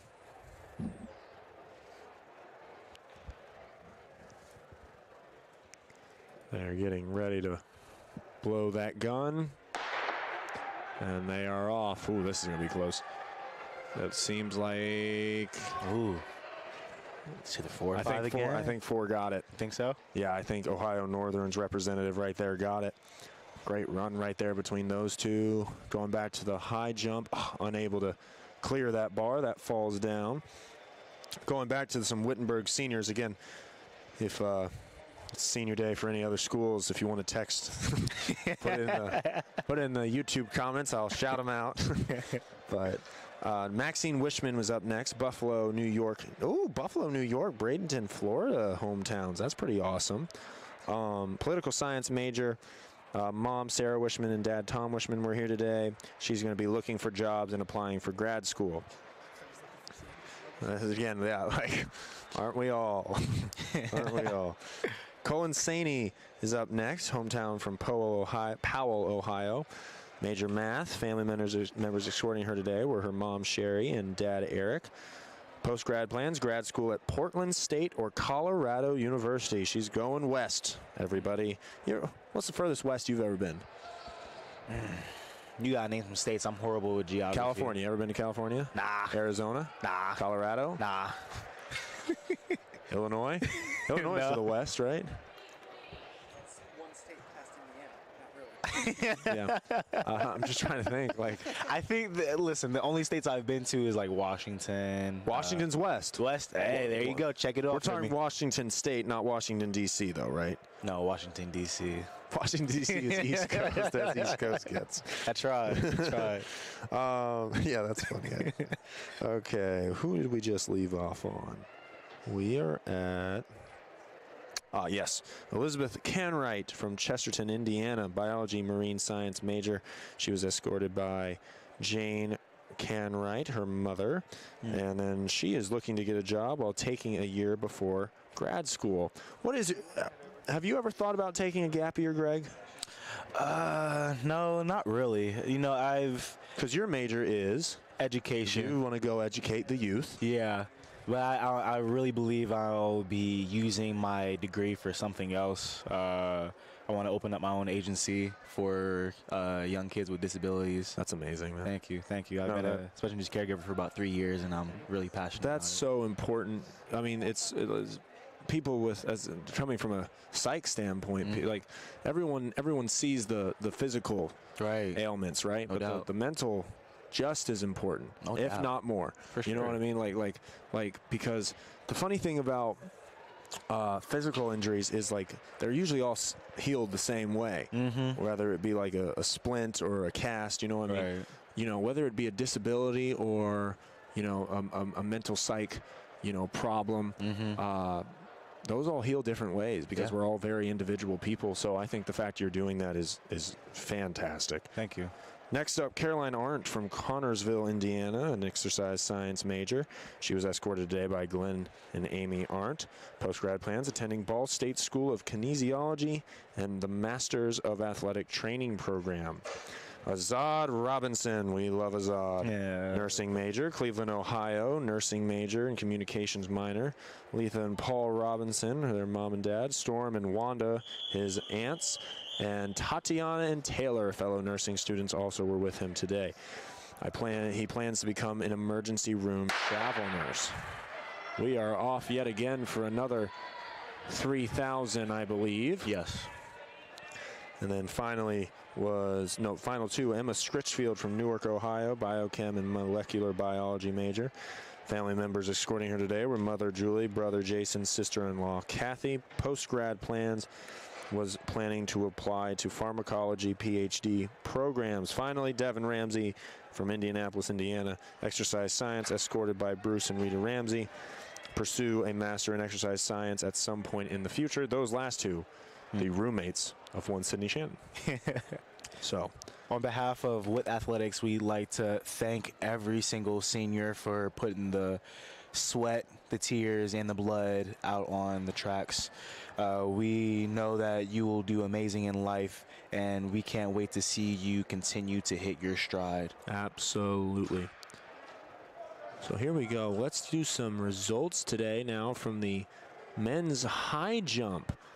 We have number 1, Justin Norris, a Wittenberg guy, coming in with a 1.90 meters or 6 feet 2 3/4 inches. A great jump right there. Coming in second, Garrett Elkins with a 1.85 meter jump. Tied there with Tyrese Barker from Ohio Northern with the same number. Tied again with Brady Vilvins. I should have realized that they were going to be, because they all go to the same height. Right. Brady Vilvins. So those are your 3 competitors tied for second.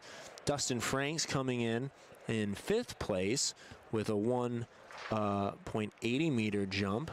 And then Drake Nunnery, Anthony Gilmore coming in 6th, tied for 6th with a 1.75 meter jump. Meanwhile, Michael Bright from center rounding out 8th with 170, tied with 4 other competitors. So great job to those individuals, but great job right there from Justin Norris claiming a victory for the Tigers in the men's high jump. For the women's long jump, we have congratulations to center's own Jasmine Clonch with a 5.46 meter jump.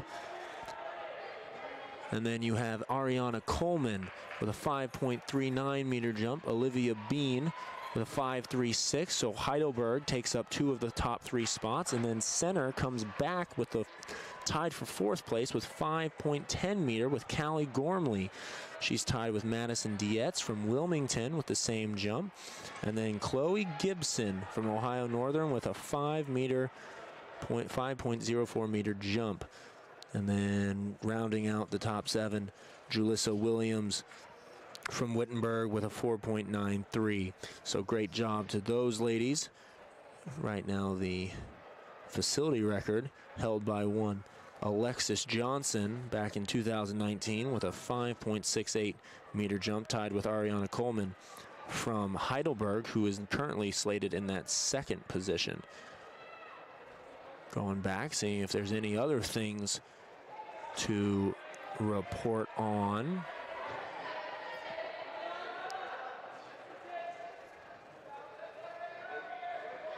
don't believe so. So we will make sure to keep you updated. Right now, that next run of women going around the track.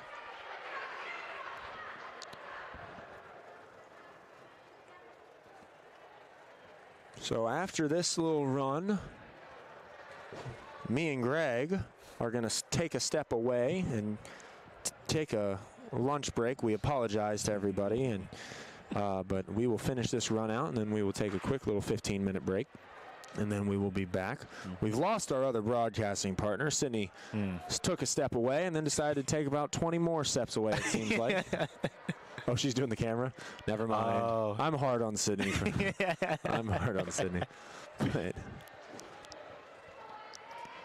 no, so here we go again, though. A little grouping right there, jockeying for position.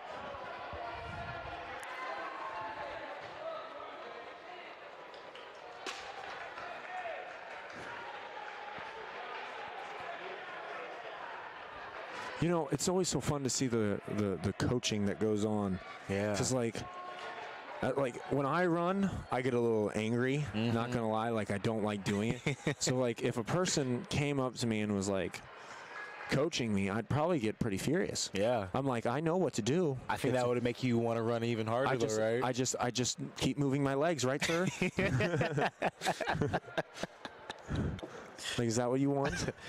Sam, you were a clown.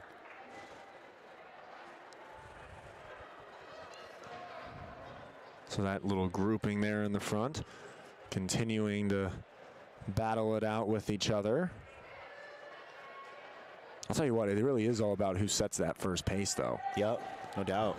Like, what's dangerous about that, though, is if you set your pace a little too hard and heavy, you know, you're setting yourself up for failure later on in the run. no, absolutely. I mean, it's such a mind game, not only with the other competitors, but with yourself. Because, like, once you get into that first grouping, it seems really hard to get out of it. No doubt. You know what I'm saying? Like, Yeah.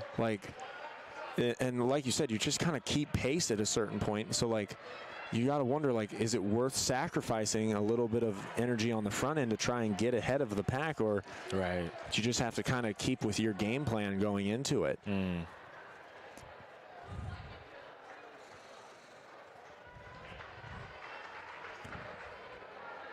Greg, do you think that we talked about team earlier, right? Like the idea of team play compared to the individual play. Right. What about just sectors of the team itself? Like, because I would imagine that the throwers are kind of a different culture than the high jumpers and the pole vault. You know what I'm saying? Like how does that really work? Kind of having 5 or 6 teams within a team. I will say, I think that there are different levels of support that kind of come into play with that, you know, because even though I may not be running the 3K, you know, I guess that's a really good question, Sam. It's like I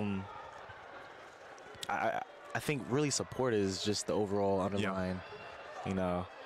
I'll have to get back to you on that. That's a good question, though. It's because I've always wondered that, because it's like in trying to think of like sports where it's like positional breakdowns. You know what I'm saying? So like, yeah, during practice there are times where I'm sure the bigs go work with a big like a big coach, and then guards go work with, you know, another coach, or positional in football, right? We all have individuals, and then but like it's the same sport we're playing. These are completely different sports. Yeah. You know what I'm saying? No So doubt. like I imagine like you get really close with throwers, but I imagine it can sometimes be difficult to keep that cohesion throughout the entire team. You know what I'm saying?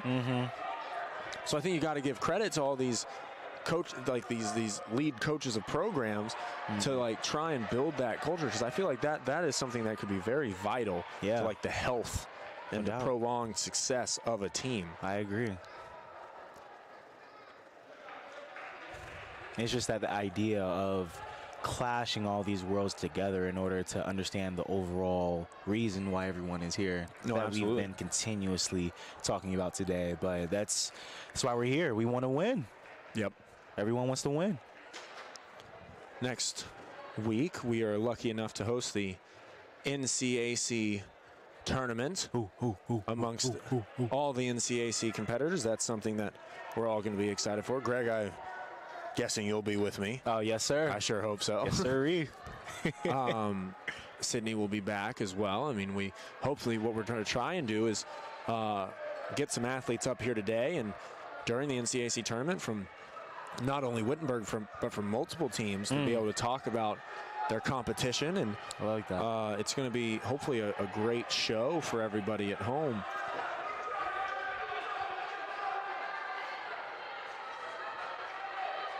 Continuing to make laps around the track.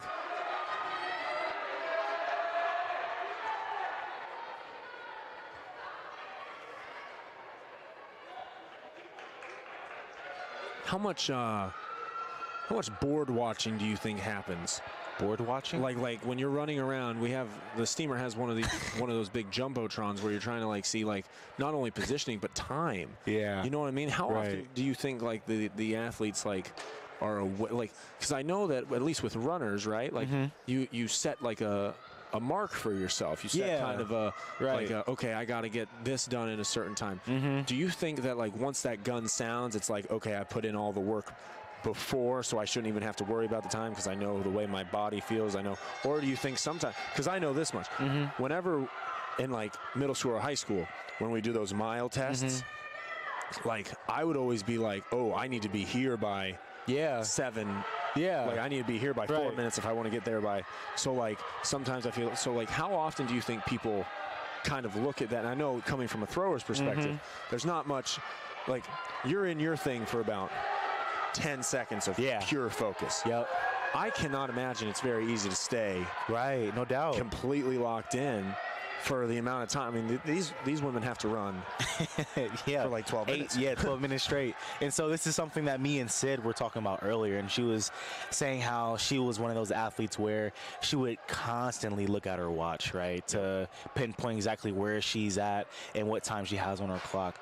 And at least from a personal perspective, I feel as though that would take a bit of your focus out of it. you actually running and more on your clock, And so what you said earlier about focusing on how you feel in that moment in time, I feel like it's almost instinctual of, knowing where to be and when to be there.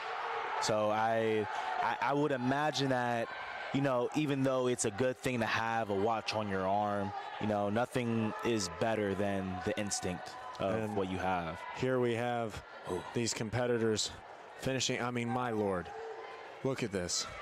That's just insane to me. It is. There is a competitor out there who crossed the finish line and is just It's physical pain, though, balling. Sam. Yeah. You know what I mean? And but they This is what they love to do. It's insane to me. Yeah.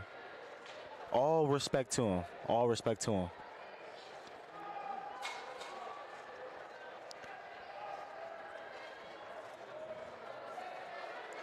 I believe we have a couple more finishing out. So congratulations to all those people who were able to get through that. I mean, it is grueling. It is grueling, and it is the amount of emotions you probably feel No doubt. on the span of that run is absolutely remarkable to me. It's a roller coaster of emotions, as AJ just said. And it's so true because, you see, but I often say, to people, when they're, kind of embrace the lows, because the lowest low only means you're going to get to the highest high, right? So you see those people cross the finish line, bawling and collapsing to the ground, but then you see them able to go and talk to people, and they have just the biggest smiles on their faces. It's so cool to witness. I mean, they can say, I did it. They can say, I did it. So we, Greg, are going to now step away. It's 1:35. We still have plenty of coverage left on the Tiger Sports Network. What's the next race? I believe we have 800 relays. 800? Yep. Up next. Can you get stay over there on that far side. So we have. So we will continue to film. We should be back in just about 15 minutes. So make sure to stay tuned on the Tiger Sports Network. Thank you, everyone, for listening. And we will be right back.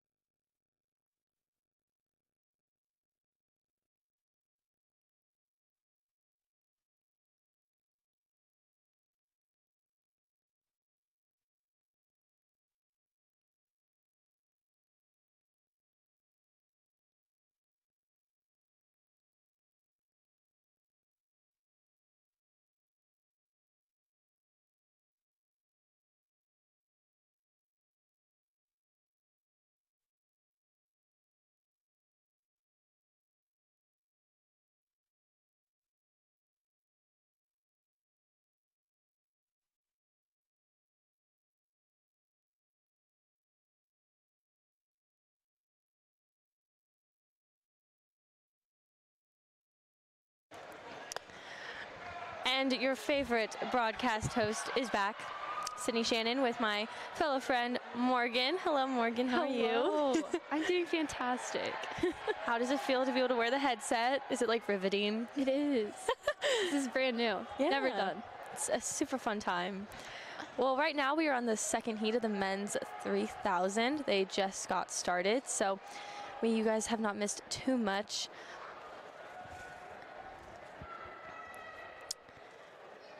I've not been to very many meets where there needs to be more than one heat of like a long distance race. I think that's just so bizarre that there's two. Well, okay, so we were at Worcester, and we only had one heat of the 3000, and there was 29 of us on the line. See, that is too much. So, come on, Worcester. Yeah. Read the room. Their track's also smaller. It's only 200 meters. Oh, so like crowded. Yeah. So the fact that they only did one heat, kind of bizarre. Yeah. And that we're doing two with the 300 meters. But it's okay. Space is sometimes a good thing. Of course, of course. Let's see who is in this heat. So we have a few people that are unattached.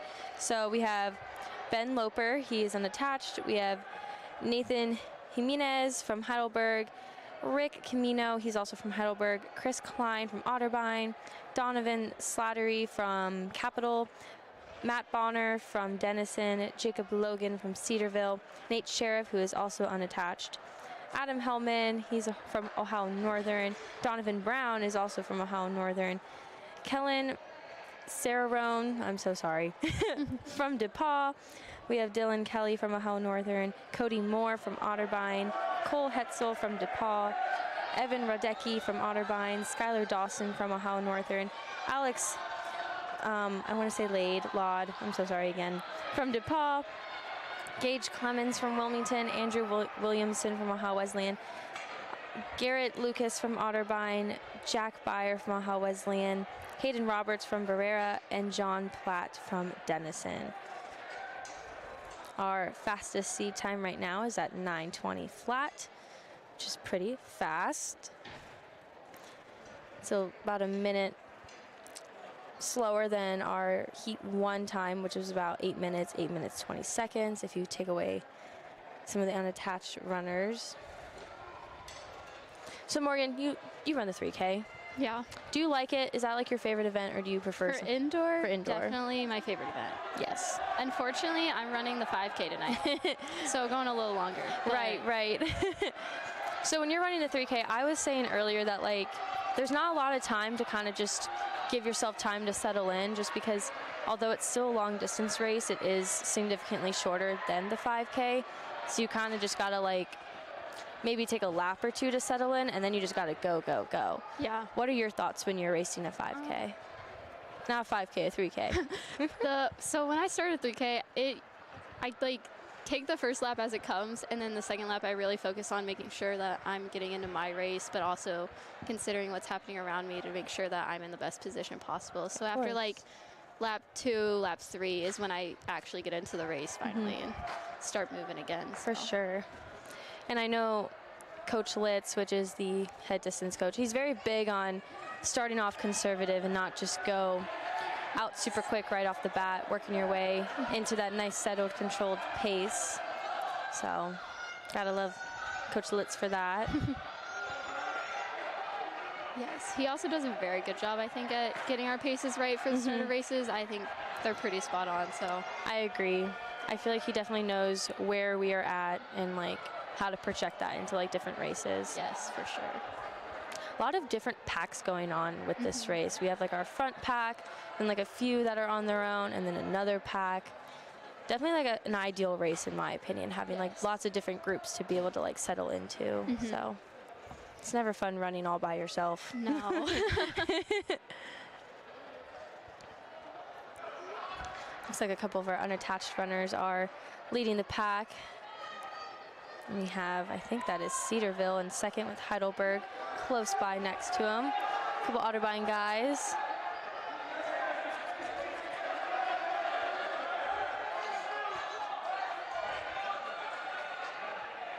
I don't know know if you think this, but whenever I watch distance races, they just look like they're running so much slower than they actually are. Yes. And it kind of bugs me. I'm just like, I know you guys are going faster, and I wish others could like see how fast you're actually going.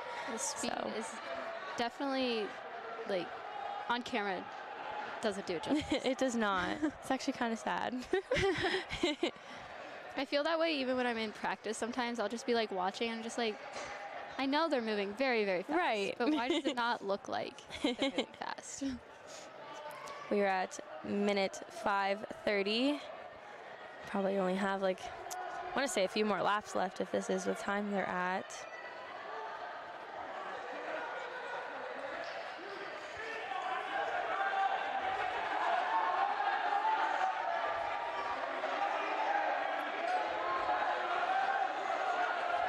Shout out to Evan Chagru. He's our lap counter, so he's the best in the game. Yes. Making Does sure a everybody. phenomenal job. He does, making sure everybody's on track with their laps.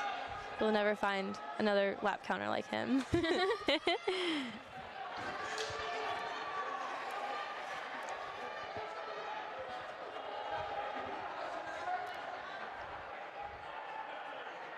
We also have men's pole vault warming up on the side here.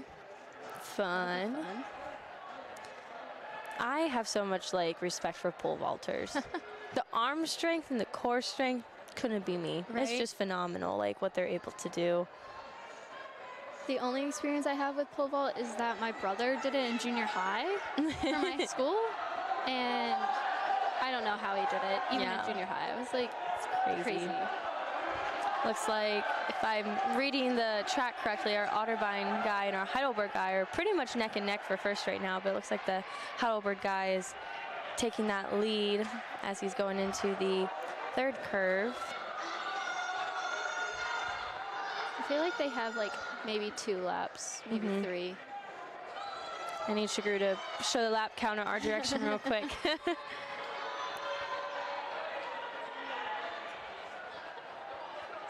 We'll know when he rings the bell, though. Right.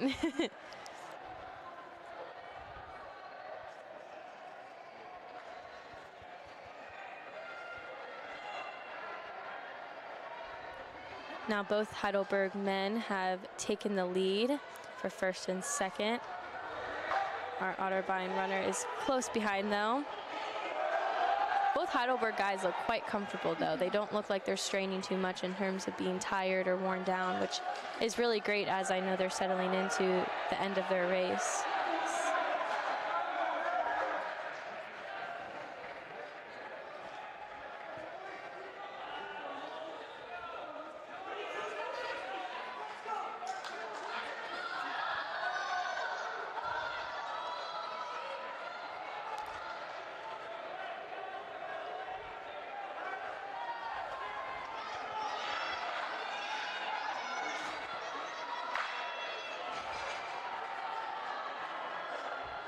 It looks like the Otterbein has taken back over the lead.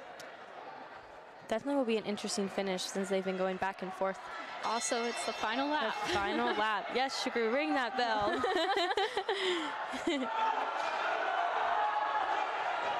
Otterbein's definitely created a gap here now. He's definitely starting his kick Yes. right away. About 200 meters to go now.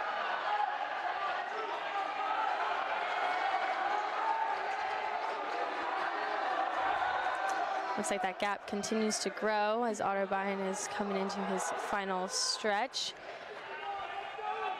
for the last 100 meters.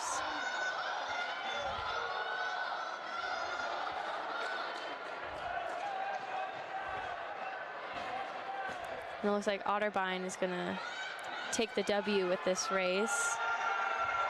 I believe that is Chris Klein from Otterbein. Looks like that was Number 4.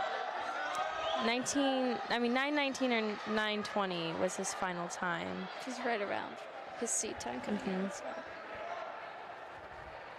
And we had both Heidelberg guys, and then another Otterbein, or was it Cedarville? I think it was Cedarville.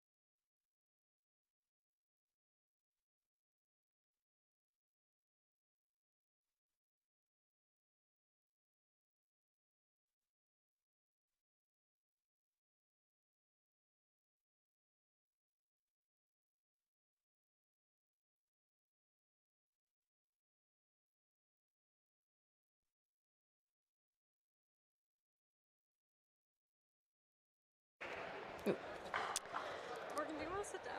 So up next, after that very thrilling 3,000 meter with a nice first place finish from Chris Klein from Otterbein, we will start our women's 4x200 meter relay.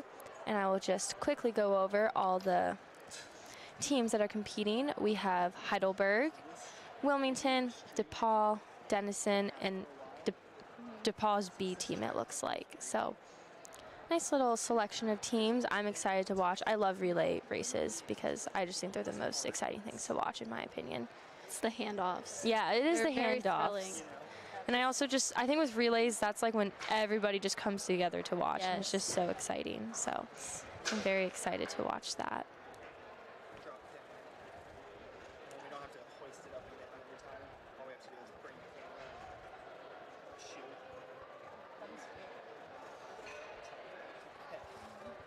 How good friends are you?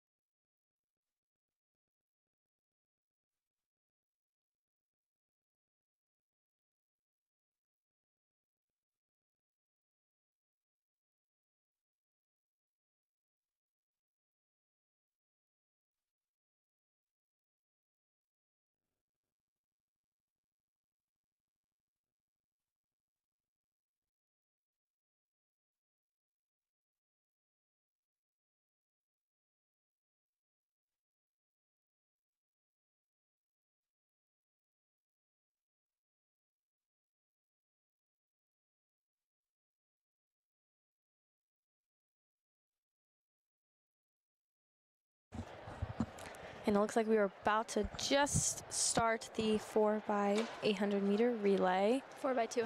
4x200 meter relay. My apologies. We were just talking about it. Yeah. I missed that 4x8 if I'm being honest. Same. I don't know why they don't do it in college. Kind of disrespectful. I know the OAC conference does it, but we do not, and a lot of other conferences do not.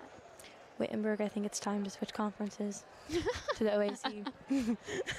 Wink, wink. Nudge, nudge.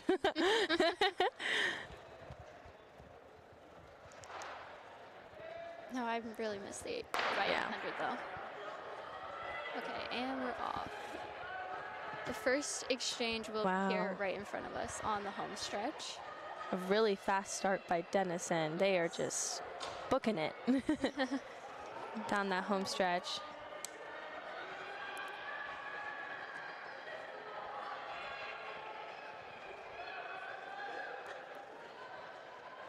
Looks like Wilmington and Denison got their handoffs off at the same time.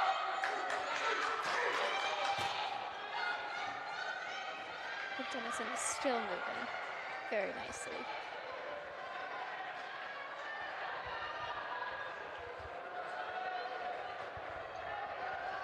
They've also cut down into lane 1 now, and they're doing the second exchange. Denison is still in the lead, followed by, I think it's Wilmington. Yeah, that looks like Wilmington. Then it looks like DePauw and then Heidelberg.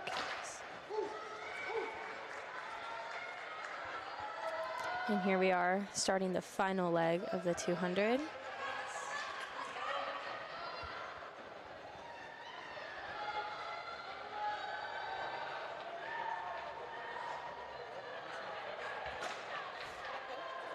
All good exchanges, which is good to see. Denison is coming around to the home stretch now. That lead just got bigger and bigger and bigger as the relay went on. They were in control from the start. Beautiful finish by Denison. And then we have Wilmington close behind. Looks like Heidelberg is going to take 3rd place with DePauw in 4th.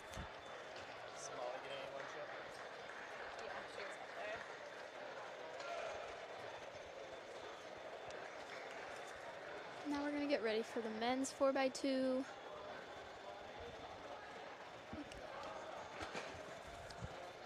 For the men's 4x2, we have Denison, Wilmington, Ohio Northern, DePauw, and then Denison's A team.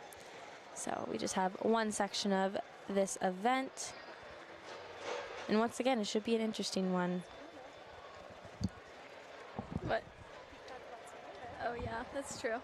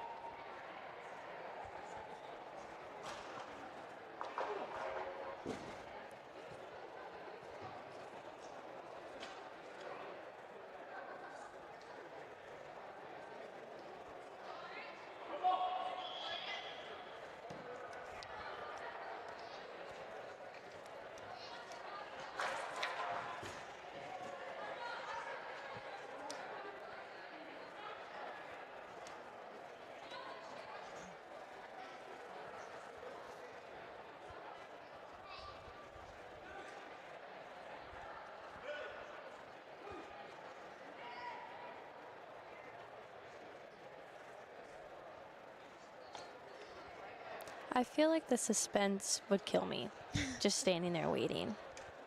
I don't know how they do it. There's the whistle.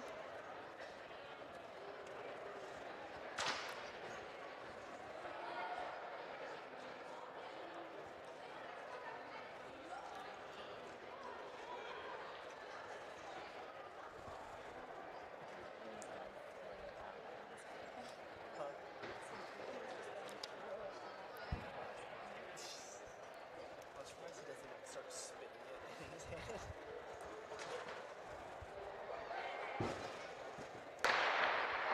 And they are off in the men's 4x200 relay.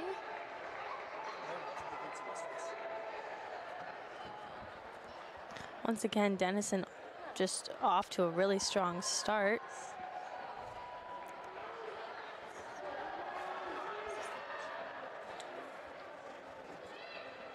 DePaul close behind.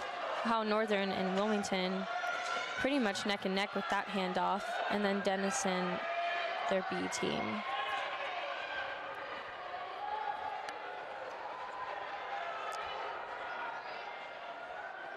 Looks like DePaul is trying to close that second place gap to catch up to Denison.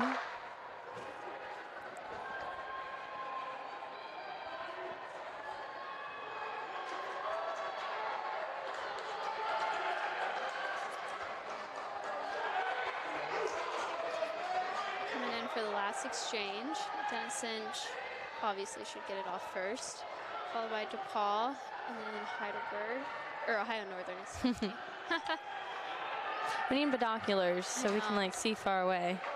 Schools just need to not have the same colors. That's what I'm saying. Creativity, guys.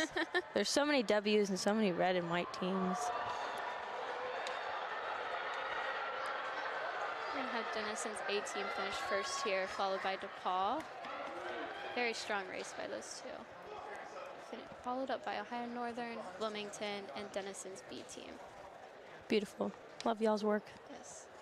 Very happy to see no bad exchanges. Yes. For either side, men or women. I always hate when they drop some time. I know. I feel so bad for them. It's worse than a heartbreak, let me tell you.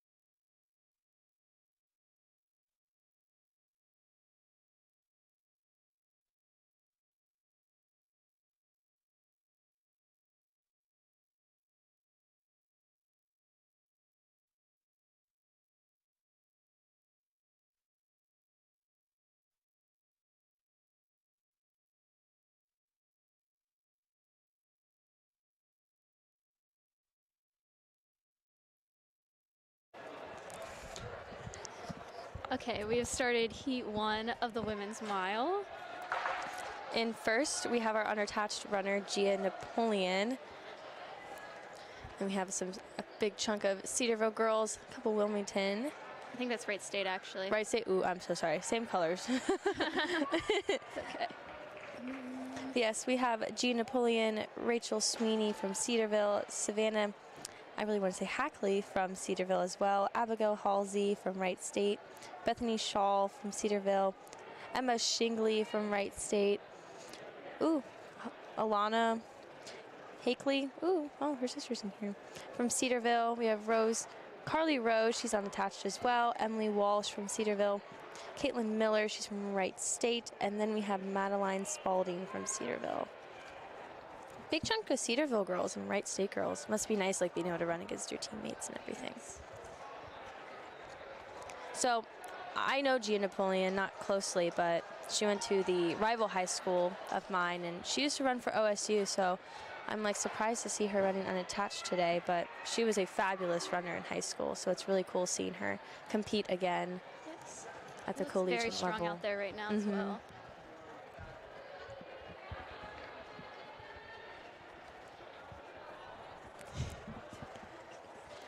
Morgan, did you like running the mile?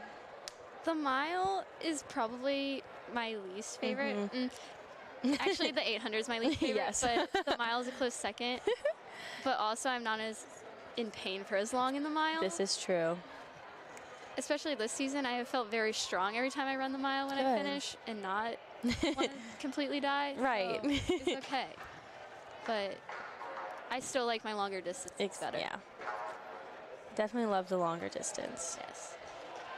I don't know, I just don't, my body just hurts so bad whenever I run like the mile or the 800. Yes. I just, it's just not fun.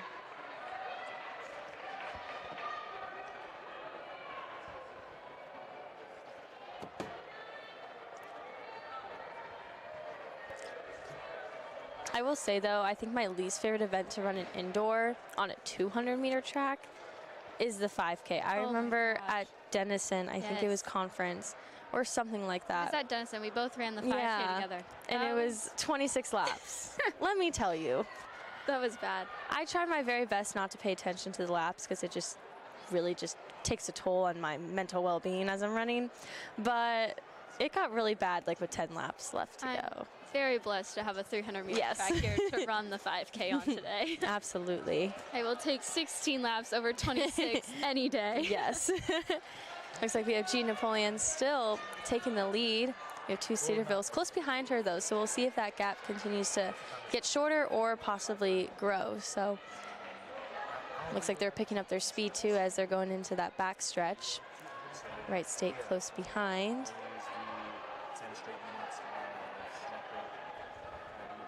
I believe when they come back around, they should have about 1 to go. Okay. Yeah, they are on, what's their time? 3:42, so yeah, probably about 1 more lap. Maybe 2. Technically a lap and 100 from their current Yes. spot. But Oh wow, Cedarville has taken the lead. Looks like her fellow teammate might be able to do the same, passing Jean Napoleon. yep, 1 to go. I see them online. No, you know what I'm saying? Like, yeah. Like TikTok and stuff. Yeah. I mean, it's a lot of yoga though too. In a sense. Cedarville just keeps going. I know, they're really taking that breakaway and running with it. No pun intended.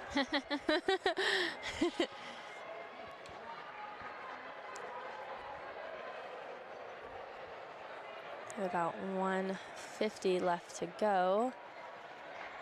Coming into this final curve onto the home stretch.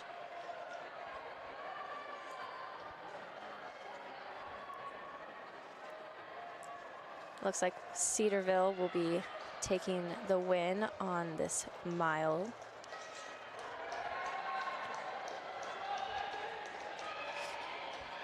And unattached, Jean Napoleon will get second with another Cedarville runner close behind. I believe our winner was Elena Ackley. Number 7. Elena Ackley. Elena Ackley. Good Apologize for job. pronunciation. Yeah. Like Sam said earlier, beautiful snowflakes, easily destroyed. Our apologies.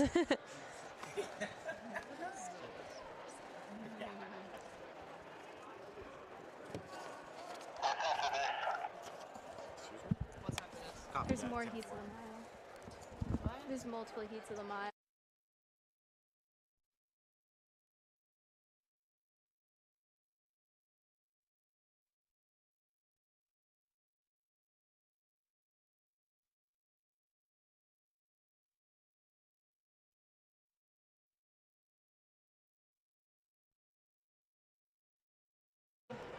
And we are about to start our second heat at the women's mile. In this heat, we have Catherine Hallman from Center, Jenny Knoll from DePaul, Rachel Delancey from DePaul, Abby Brown from Cedarville, Erica Marchant from DePaul, Caroline Pease from Cedarville, Kara Bodery from Denison, Lily Monette from DePaul, Linnea Allen from DePaul, Eileen Schwartzmeyer, I'm so sorry.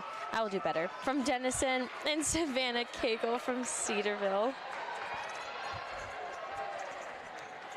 It's not like other sports events where we get like a pronunciation sheet. I know.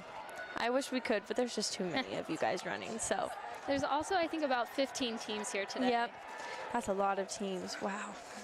It's very different from like our first year back after COVID when we could only have about 4 or 5 at Yes. a time within our conference. So it's very exciting, I think, for all the athletes here today being able to get some genuine, real competition outside of their conference. Yes.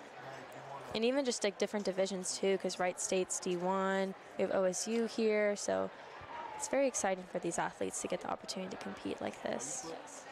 Especially because this gives us more of like a regional or national type feel, so we can see all Absolutely. those types of competitors, and it's a lot of fun. It is. Looks like center is taking the lead right now with DePaul behind.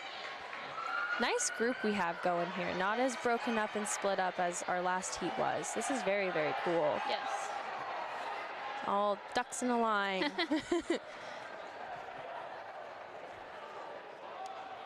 We also have some Cedarville teammates down here cheering on their fellow milers as they just finished up and are getting ready to compete. We love that. We love a good cheering squad. Absolutely. I think track runners should get pom-poms. Because like I feel like besides like our one race, we spend a lot of time cheering. So I think it's only Very appropriate. true. Get some nice sparkly red pom-poms.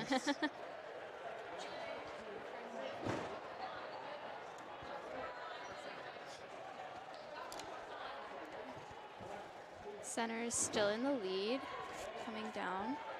Then we got DePaul, Cedarville, 2 more DePaul teammates, and then 2 Denison following up with Cedarville and DePaul again.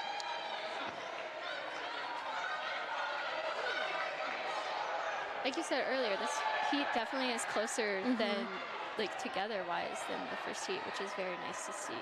Yeah, looking at the seated times, I mean, we're going from 5:27 to, it looks like 5:41 is the slowest entry time. So that's like not a very big gap with your fastest and your slowest seat time. So would you want to race in a heat like this, or would you want it to be like more broken up and like within your group? Or do you kind of like the closeness of I like being close because, like, you can just, like, being able to see everyone, for me personally, also just makes me feel better. right? Absolutely. But yeah, I just think when you have a time spread of like that's not that far, like it just makes you feel better because like you know you're with people you can run Exactly. with like all around. You're not worrying about someone who's possibly 30 seconds faster than you like, running with. Like For sure. I definitely agree with you with being able to like see everybody in front of you. I definitely think that helps. Also just like with the mental toughness too. I feel like if you're going into a race and like you either know you're going to be by yourself or you're going to be towards the back, it's kind of hard to go into that race with that positive mindset. yeah, Coming from someone that got last a lot. But no, for sure, I love this type of heat. It's very ideal, I think. yes.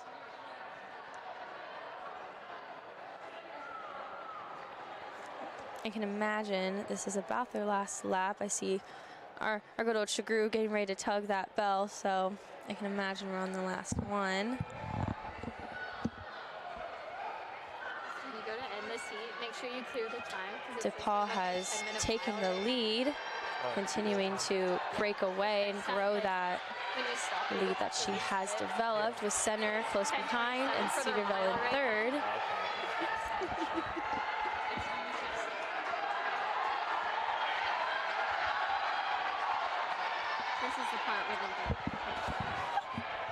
This is the part where they get really spread out now. Absolutely. I mean, we have our DePaul girl. She's coming onto that second to final curve. She just broke away and she's just going. Center is behind, and then we have Cedarville. But I definitely think DePaul is going to take the win on this one. Yes. Coming down the home stretch here, she looks very strong coming in. Very.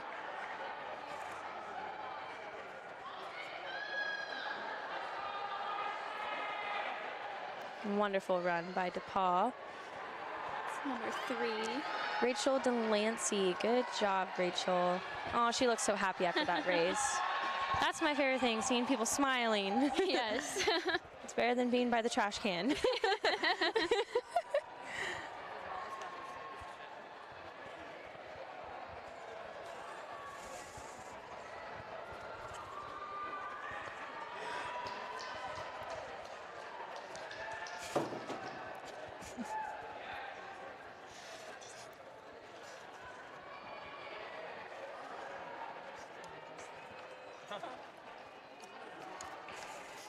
got one more coming up here, and then we'll get ready for our third heat of the women's mile. Morgan, would you like to read the runners for the third heat, or would you like me to? I can. Beautiful. Okay, we have Natalie Duenas Diaz. Wow, you really started me off with a tough one here, Sydney. My apologies. She's from Wright State. We have Emma Johnson from Wright State, Lauren Montgomery from Ohio Wesleyan, Libby Norlander from Ohio Wesleyan, Rachel Thompson from Ohio Northern, Kenzie Alsop from Heidelberg. Oh, we have Elizabeth Canwright in this heat. I definitely forgot she was Oh my running goodness. Go Elizabeth. It's so bad, but yes, Elizabeth. She's one of our fellow seniors. It is senior day today. Yes, it is. Yes, she is running the mile today. And then we have Kelsey Duggar from Indianapolis, Reagan Hogat from DePaul, and then Jaslyn Gallardo Cortez from Indianapolis. Wonderful. Once again, like a big pack of runners. They are not very spread out from the get-go, which, I don't know. You just don't see this very often. There's like a nice wide variety of runners and times. Yes, pom-poms.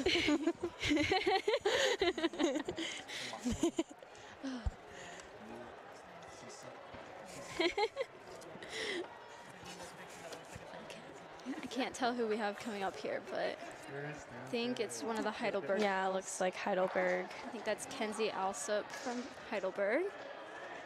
Very tight group here, though, like you Very. were saying. Like, each and every heat has been very different in terms of its like formation of Yes. runners. Nice little group we have here. We got Wright State, Indianapolis, and then Elizabeth Canwright from Wittenberg in third. Looking good. The mile is not her typical event, actually. Yes. So she is getting ready for conference next week, which is also here. Very exciting. Woo! And because it's here, you can listen to me, Sam, Greg, and Morgan's fabulous voices on the broadcast. So, next week for conference. Unless you don't want to, that's fine. I understand.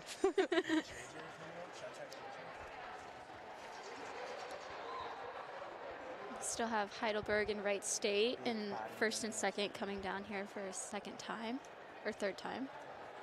Second, third, same thing. Yeah. Tomato, tomato. They'll finish in the end. Yeah. Looks like this group is spreading out just a little bit, but it continues to stay very tight. I believe they have about 2 to go.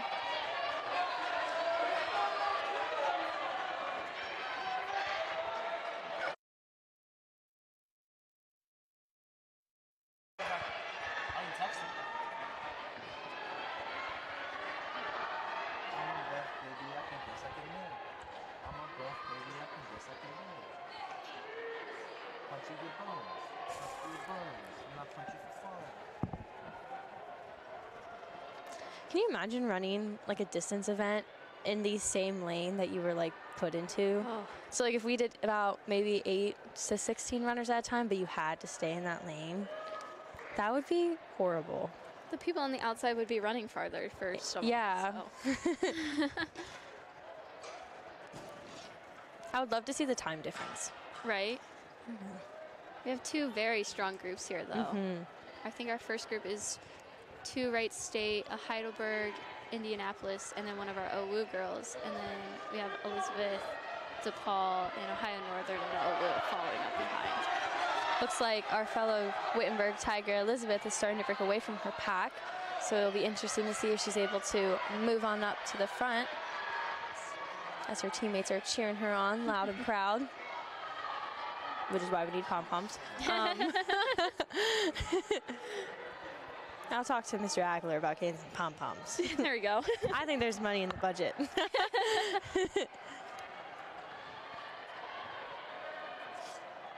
Looks like we have a nice breakaway. I think that's Wright State if I can see clearly. I think they're starting to break away from the pack. I believe you're right. Yes. Things are starting to get spicy as runners are breaking apart from each other.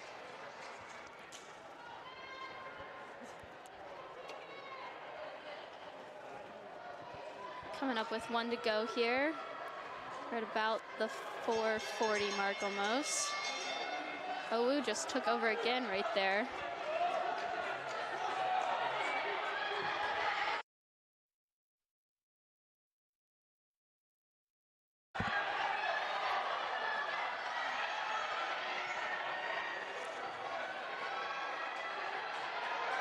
I believe Owu is still up front, or maybe that was that was Owu. Yeah, I want to say that's Owu. Yeah.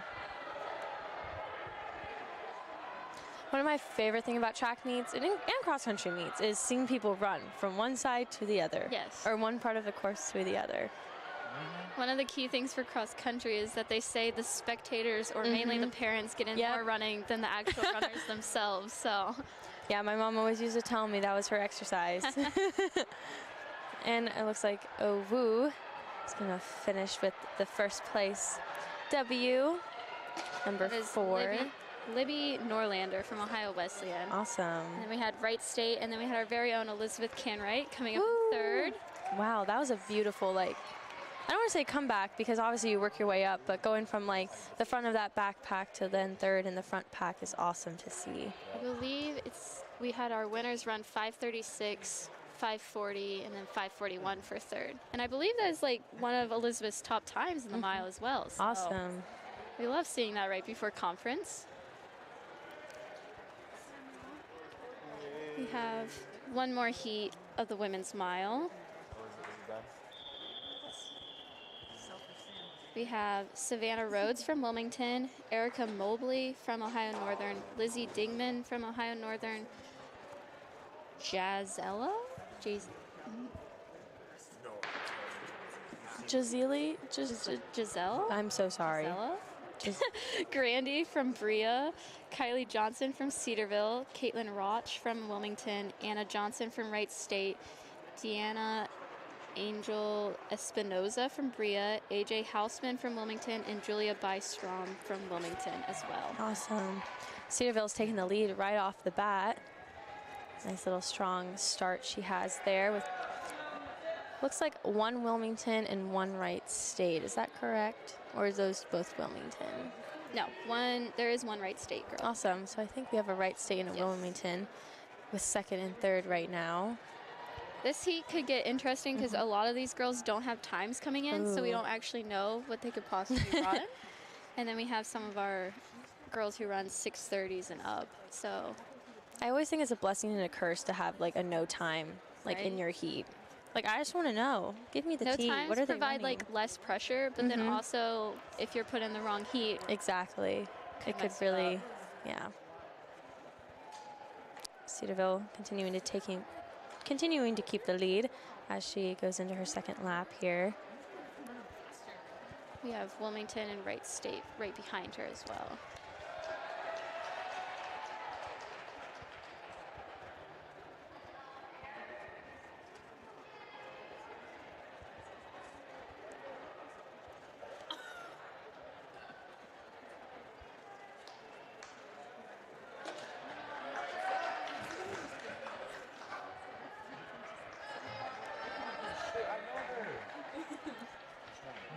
That girl, me and Rod went to school with her. High school. She used to be a long distance runner. How are you doing this? That lead between Cedarville and Wright State and Wilmington continues to grow.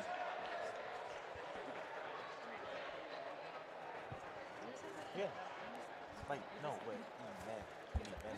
Oh, this is the last heat of girls' mile, and then we have men's mile after.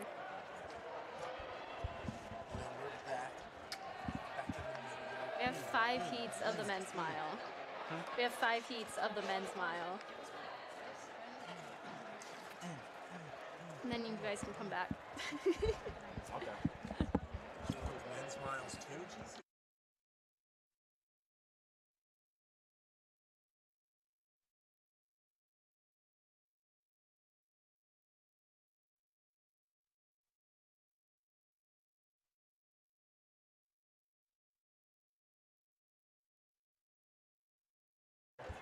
So do I keep my eye on her or flip We have our leader from Cedarville still coming around the turn again. I believe she has 2 to go. Yeah, probably.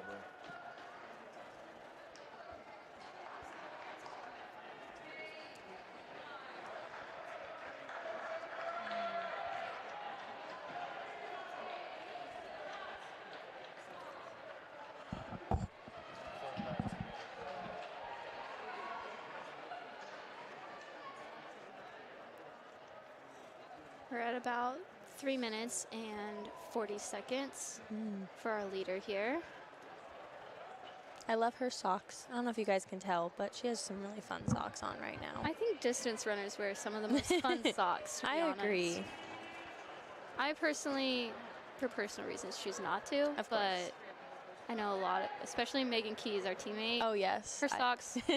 And Zach Geyer. Yeah, Zach Geyer has Spot really on. fun socks, too. It's always the SpongeBob SquarePants. Yes. Morgan, Greg asked me this earlier, but do you do anything to like prepare for your races, like whether that's like the night before or like the day of? Because I eat a pint of ice cream, like the night before my races. Interesting. I always did that in high school. I love that know. idea. I don't know Yeah. if I could personally do that, but I love that. If I No. could, I would. You should try it. I think maybe not before conference, but like I definitely think first outdoor meet, try I that. could try that. Yeah. But what do you do? So usually the night before, I just make sure that I have all my stuff gathered up, like not necessarily put into my bag or anything, but at least stacked up so that it's ready for the next day. And then the morning of, I'm just like getting myself ready, eating a nice breakfast, whether it's like eggs or toast or something like that. And then usually when I get here to meet day, depending if we ride the bus, I guess I should say. On the bus, I have my special playlist that I listen to all the way.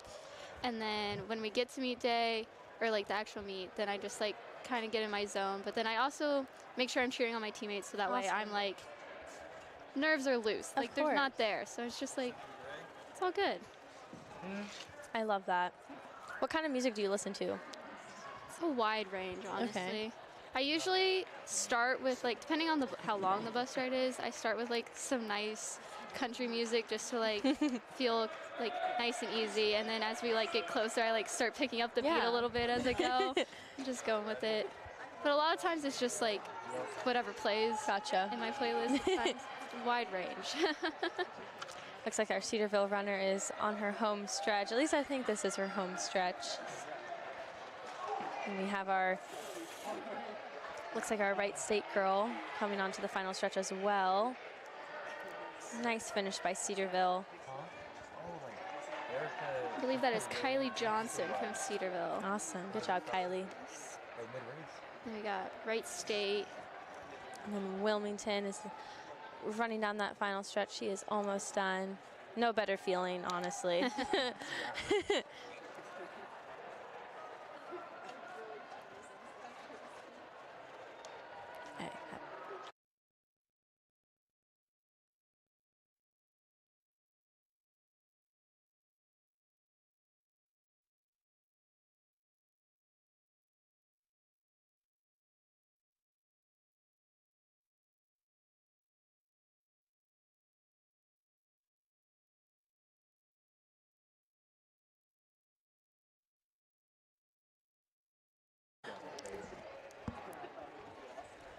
We have our last bit of runners finishing up here for the mile, and then we will actually get to move on to the men's mile. Which there are 5 heats of the men's mile, so stay tuned for that. I will quickly go over the first heat of the men's mile. We have Ivan Skelpkin. I am so sorry. He is an unattached runner. Evan Leist from Cedarville. Alex Daydu. He's also unattached. Nate Dunn. He's unattached. Cal Yakin from Otterbein.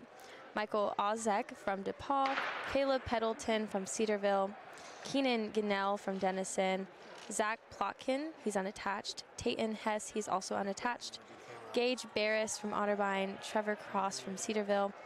Sergio Negro from, oh, he's actually unattached. And then Simon Hayes from Wilmington. This heat is definitely going to get out very fast.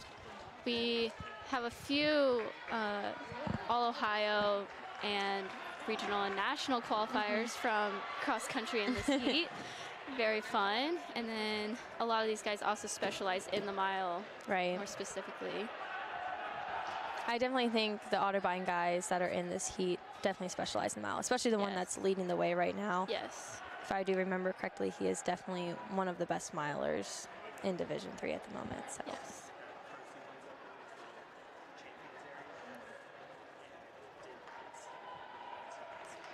We're coming through the 400 at about a minute, minute 1.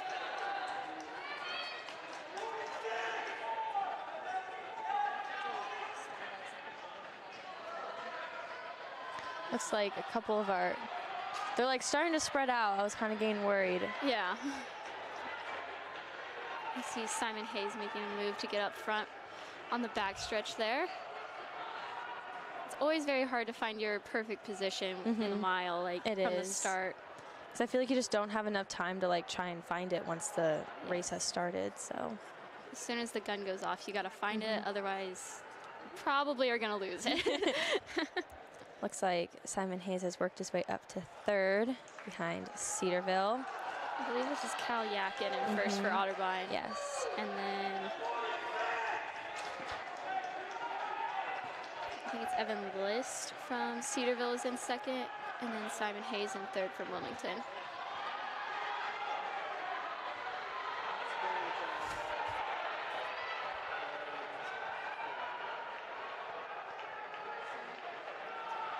Looks like that gap between 2nd and 3rd is slowly starting to shrink Yes. as Simon Hayes works his way up. Then we have a nice little pack in the middle going on, which is always super helpful, Yes. keeping those spirits alive for the next couple laps.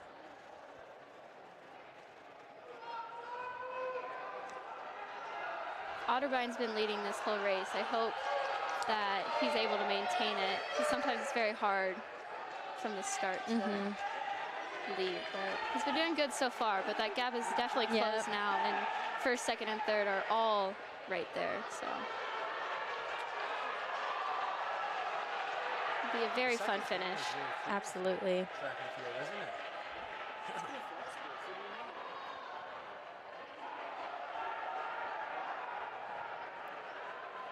They're at about 3 minutes and 7 seconds right now. They're coming down. Our leaders are coming down the home stretch again. I believe they have one more lap when they hit the line here. Otterbein still able to hold that lead. It'll be interesting to see how things go the last lap.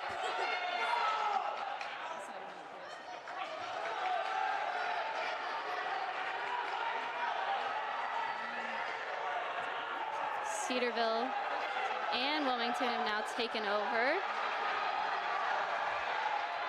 Have about 150 meters to go.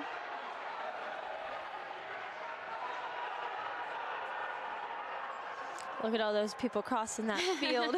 It's a lot of Wilmington guys coming Lots over. of Wilmington guys. We got Cedarville, Wilmington, and Otterbein all coming down the home stretch here. I believe Cedarville, which is Evan List, and then Simon Hayes from Wilmington and Cal Yakin from Otterbein, finishing 1, 2, 3.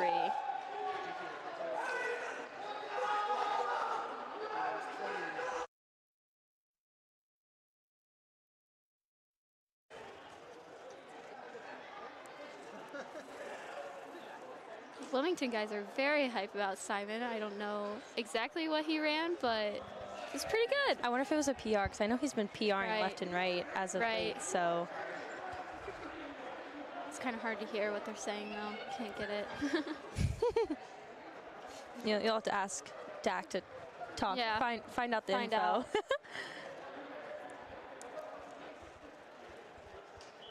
A wonderful start to the guys' mile 5 heat series.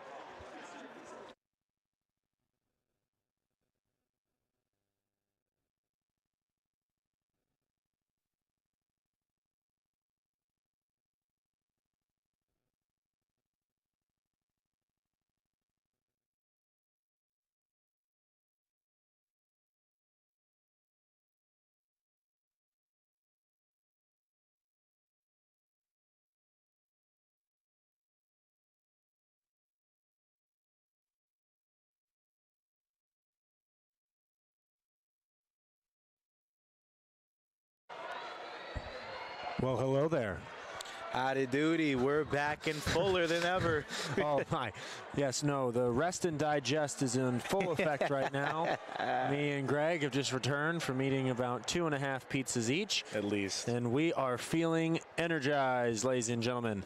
First off, a big thank you to Morgan for coming up and giving some insight like she was able to do. I don't know if you noticed the shaky camera work and shoddy producing. Me and Greg tried to take over the role she usually does, and we did not fill those shoes very effectively. she stepped in and handled our jobs with extreme impressiveness. So congratulations so much to her. We are now in the second of the men's 1 mile run. You got Isaiah Kelly, Cooper Peterson, Logan Wong, Bailey Scott, Andrew Bixler, Russell Schultz, Matt Rowley, Blake Ellis, Cameron Christopher, Wallace Ethan, Jack Rustine, Noah Kurtz, Colin Kramer, Preston Pethel, and Ethan Neblock. They are making the turnaround there. You know, Greg, this is one of those events that I think all of us know a little bit too well, because I think everyone's biggest fear growing up was always having to do the PE mile run test. Yeah, no doubt, man. That and the pacer test, man. Like, I don't know why PE teachers were like into causing pain, but well, no, and remember they had those labels of like, well, if you get there, you're like All-American and then you're All-State, and then you realize, wow, if I was an All-American, like, I still am like, I'll feel good about myself. I'm like 4 minutes off the actual pace. Dude, yeah, for sure. Even outside of like the mile, we had to do pull-ups and push-ups and even like stretching to see if we were flexible enough. Greg, I've never done a pull-up once in my life. Ever? Ever. Never been able to. Never been able to. I always had to do the assistants. I swear. We'll get you on that, then. I bet you I can get you to do a pull-up by the end of the year. Cedarville having a lot of yellow up there near the front, leading the pack right now. They're making the turn.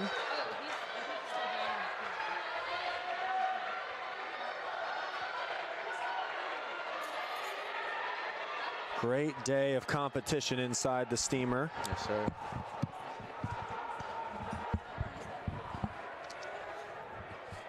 Here they go, making the turn. They're 3 minutes, 5 seconds in.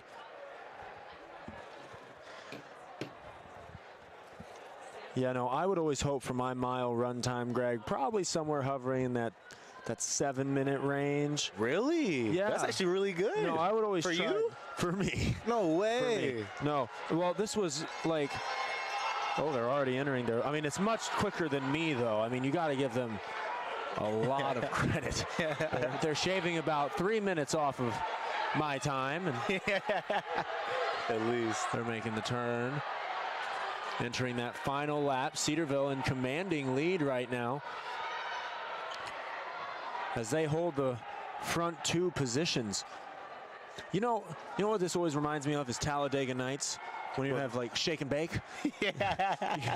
You always wonder, like, do certain people block certain others, like, for your teammates, and like, oh, for sure. You know, like, hey, what about me? When do I get to like be the magic man? And they are coming into the final turn, and Cedarville is going to take first and second, followed by DePaul in third.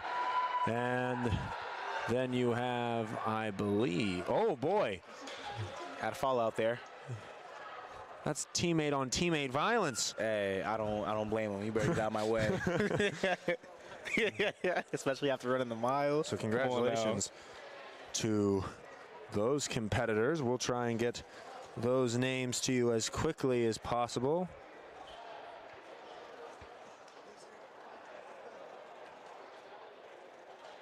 We're gonna go over to Transylvania real quick, as our men's lacrosse team is currently playing against the what are they, Pioneers, but their logo's a bat.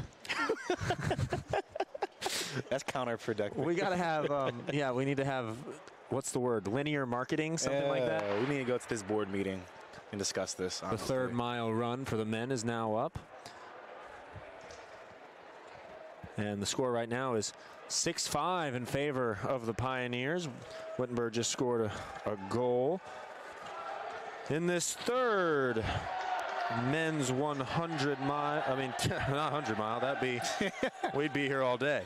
Men 1 mile, you got Worth Hinshaw, you got Will Hank, you got Devin Smith, you got Brooks Blakely, you got Thomas Wintering, Zachary Johnston, Abram Inns, Evan Miller, Braden Schasser, Gunnar Grass, Cohen Frost, Justin McWilliams, Ben Stanhope, Calvin Bailey, and Noah Tobin. A lot of close times near there at the top. The expected, you know, it's so interesting to me, Greg, how they have these expected times, because it really is interesting to see how well they can perform, because I'm guessing that these are probably done about like 3 days or so before a race, you know what I'm saying, to kind of see where your peak is at and just to see how they come out and compete there on opening day. Denison out to a great start. They currently hold the first 3 positions.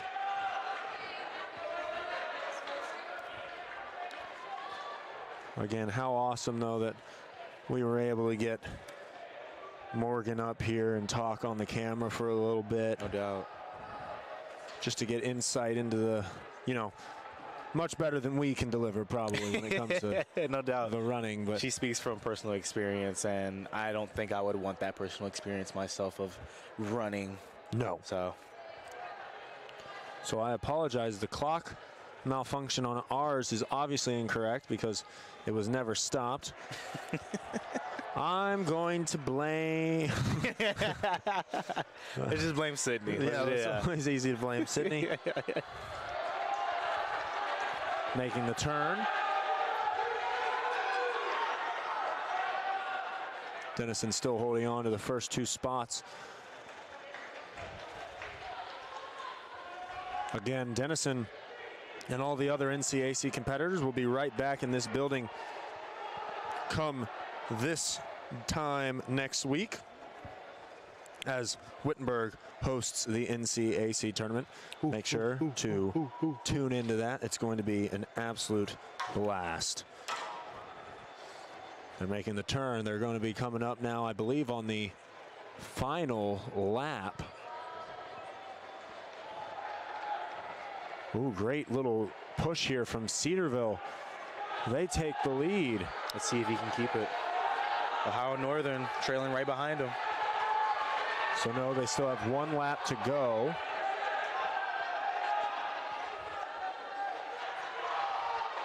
We have a good race on our hands, folks.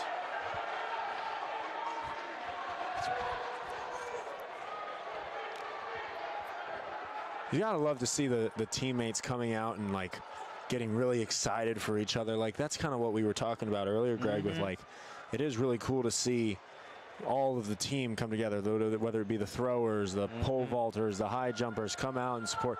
And for some reason, when it comes to track and field, the running events, I feel like, do get the most attention. Oh, yeah, no doubt. You know what I'm saying? So the ability for them to come out and still support their teammates, and they are entering the final lap. And you are spot on. The Ohio Northern Bears have taken the lead. Cedarville behind. Denison in the 3rd spot. It is going to be a tight race.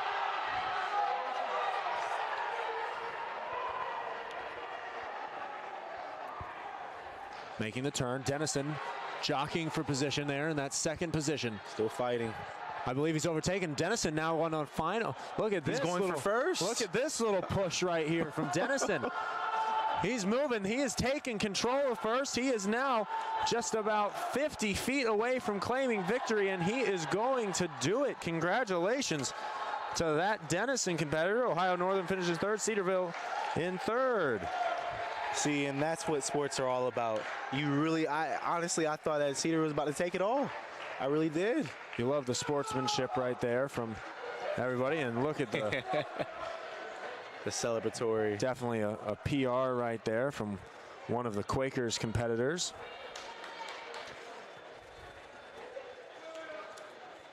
Wilmington. I mean, everyone, as we've mentioned all day, Greg, just so overwhelmed with emotion when you cross that finish line. The only emotion I would feel is hunger for a burger. we've just been talking all day, and all I experienced for a little bit there was hunger. I'm not gonna lie. The minute we got up there, we were lucky enough to be given some food, and it was gone. That's all I'm gonna say. There were no leftovers.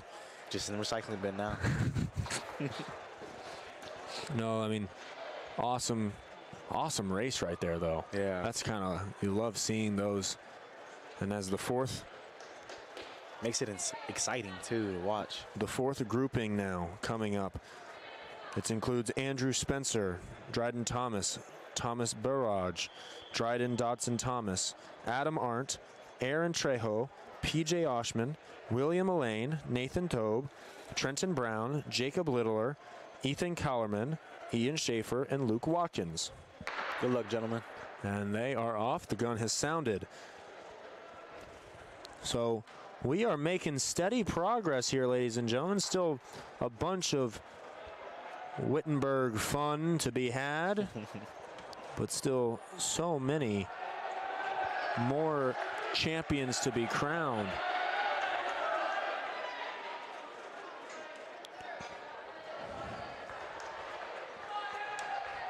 Here they go.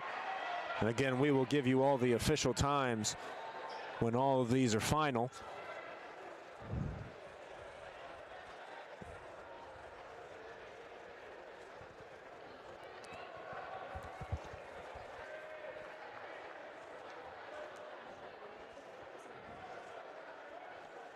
Trying to see who's there in front. I believe it's... Isn't it sad that I still haven't been able to figure out what colors wear? Like who? Well, who like was listen, I need my glasses because I came and I can't tell either. I think that's Otterbein actually. Otterbein, yep, it is Otterbein. Otterbein is in 2 of the top 3 positions, followed by possibly an unattached. Yeah, I believe so. Because I have not seen another uniform look quite like that one. That's different. They just make the turn. Coming up now.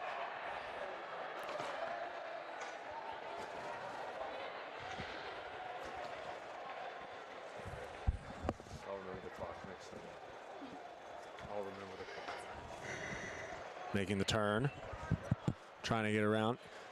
Greg? Yes, that's my name. If you were given the choice of a perfect lunch, okay? Are you going sub or piece of pizza? Ooh, I can't have best of both worlds. Nope, you got to pick one for the rest of your life. Pizza or subs? Oh, definitely pizza then. I'm sorry, because there's a variety of types of pizza I can have. You know, Subs are pretty similar. Yeah. Otterbein still holding that lead position, but I mean, it is a clumping there at the top of about 5 competitors, and it looks like Cedarville trying to take that outside lane to hopefully get in front of us. As Sydney mentioned earlier, you are not allowed to pass somebody on the inside, as that could be a health and safety risk. And in the year of 2022, we're all about health and safety. Making the turn. Coming down the lane. Otterbein seems to be getting some space in between the rest of the competitors. Otterbein moving down. Very impressive. He was able to hold off that little run right there from Cedarville. Get some space in between him. Cedarville pressing his way through to get to the front. So 2 laps remain. Cedarville in the lead. I mean, not Cedarville. Otterbein. Cedarville trying to come up behind him, I believe. Unattached. That might be Dryden Thomas there in second.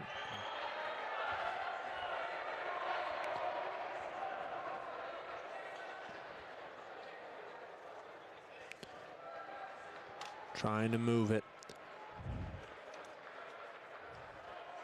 I believe Otterbein's been overtaken. They have. Who is that in the front position now? Is that DePaul or Ohio Northern? Not sure. That is DePaul. But he is about to be passed by the unattached. What's his name again? That would be Thomas Dryden. Dryden Thomas. If we're correct in that him is right. Is him. As you can hear, folks, everyone is going wild. No, you love to hear it. A lot of energy right now in this building. No doubt. They're moving around. Going into the final turn. And that player in the first pole position really entering a second gear right now, Greg. Yes. He is putting some space in between him, but he knows that those competitors are coming up behind him. Look at this tight finish. Really shows you how much he wants it, Look man. at this tight finish. Wittenberg gonna try. Oh, my Lord!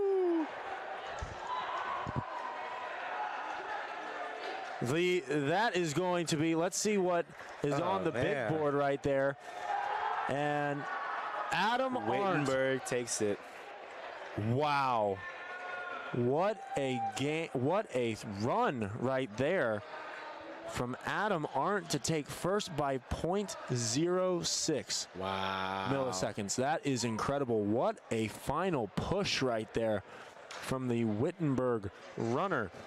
And that is going, wow, what a run between those two. Because you really thought they were neck and neck for a while there. Yeah. What a run. I really do wish that we could be given like uniform descriptions, though. That'd be really helpful in all this. What do you mean? Like hey, like these are like the colors are easy, but we have a lot of red going on. Oh yeah. I feel like each team should just wear one matte color. Okay, yeah. 100%. Yeah. 100%. And we are off into the, I believe, the fifth out of 5 runs here.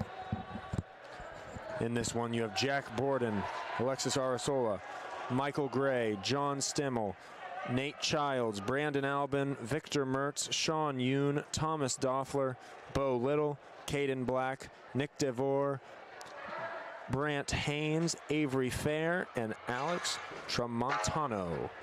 Good luck to you, gentlemen. No, absolutely. And, you know, you just hope that all these individuals, no matter if you win or lose, you know, everyone's hoping for at least a PR out of it. No doubt. So you wish all the competitors the best. Right now, a great start for the person in the lead pole position.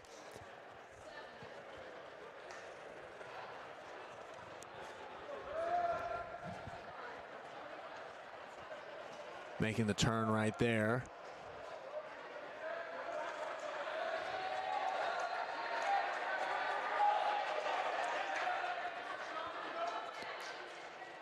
Greg, what was your outfit of choice when you would play? Would you go the sleeveless tees? Would you go t-shirt, like tight fitting t-shirt? Are we talking what are we talking about to play any sports? No. When you were throw, is there is there a common? Yeah, no. So I would wear the loose jersey, no sleeves at all. Okay. But I would wear compressions for shorts because I always wanted to be able to have a compact fit whenever I wanted to throw, but I wanted my arms to be loose as well. But whatever made me more comfortable to be able to throw, honestly. Great start right here by this guy. No doubt, he's really creating a lot of distance.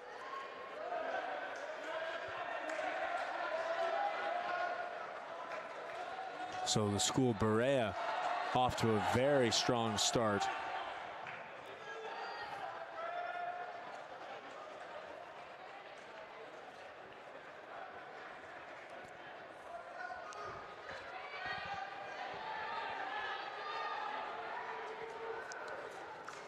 Moving around the track. He's making his turn. I believe this is, he's in the 14 position, so I believe this is Avery Fair, if I am correct in the number. Yep, number 14. So Avery Fair. And the crazy thing about him is he actually did not come in with a projected time. Really? So that's why he's slated so low. Listen, and he is definitely putting on a show today. Because 2 and 1 are trailing behind him in Jack Borden and Alexis Areola. Well, I'll tell you this. He has to have an insane amount of stamina and energy today. No, absolutely. Like, he's created a distance right now that even if you have a great push at the end, I mean, if you're these other competitors, I don't know if you'd even be able to catch him if he started walking. I don't think they have a chance now. Great job right there from Avery Fair. He's making the turn now. In the top left corner of your screen, you see that hammer throws have started up again. Fair, running around. Jack Borden in second right now with Alexis Ariola behind him.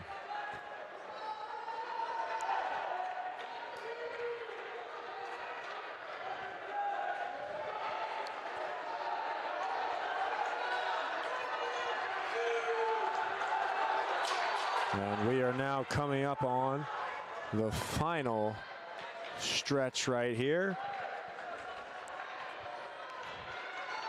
Not as tight of a race, I can say this time. No, not at all. Greg, I want to know his time too. No, honestly, I mean, you got to think that either he just absolutely killed that.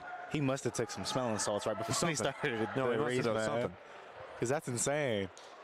So it was, going back to that final one, and great finish right there from Jack Borden, who was projected with the highest, fastest time for that grouping. And then Alexis Ariola. So Berea with a very good round right there.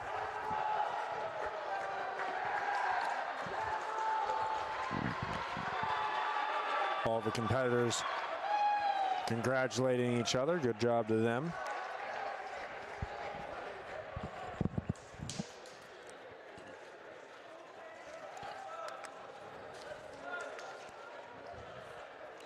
So, I've noticed a lot of these players, Greg.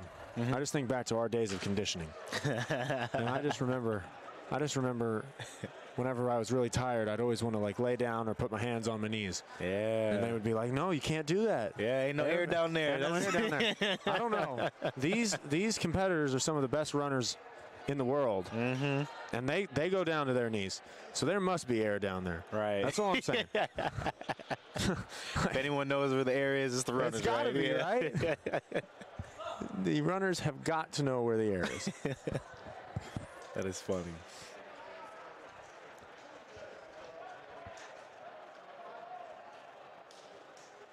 Want to give another shout out to all the seniors here today. Again, we really do appreciate all your hard work and all the support you've given us and just throughout your career here at Wittenberg University. Absolutely. No, I think that another thing that's really reflective in your senior year, Greg, I don't know if you've noticed, but it's really the emphasis on being a student athlete. You know what I mean? You don't understand that, like, sometimes you don't understand how hard it is to do what they do on top of being great students. The track team is known for having a great GPA. You know what I mean? Like, these are people who not only come out and compete at a high level on the athletic field, but also in the classroom. No doubt. And I think that's something amazing that sports kind of instill in you is that sort of competitive edge in every aspect of your life. And like my thing is always like, you don't have to compete with like your classmates. You don't want to hope for them to like not do as well, but Yeah, right. you're always competing with yourself, right? You're always competing. Hey, I would love to get the better grade on, you know, I got a 74. Let's shoot for a last 77. exam. Right, You know no what I mean? And doubt. just keep getting better because, especially in college, I don't know if you've learned this. I've learned I'm happy with like especially like if you're taking a hard class, like be proud of whatever you earn. Yeah, You know what I mean? no If doubt. you gave it your all and stuff like that. Exactly. So I'm trying to see here, Greg. It seems like they're setting up for the 400-meter dash, which is event number 27 of today. Wow, we've already done through 27 events. That's pretty remarkable. Wow. So it seems like we're setting up for the 400-meter, but it also seems like they're doing hurdles. Yeah, are these the finals? Because they were. Possibly. Yep. Yep. We had qualifiers. We had qualifiers last time we saw hurdles.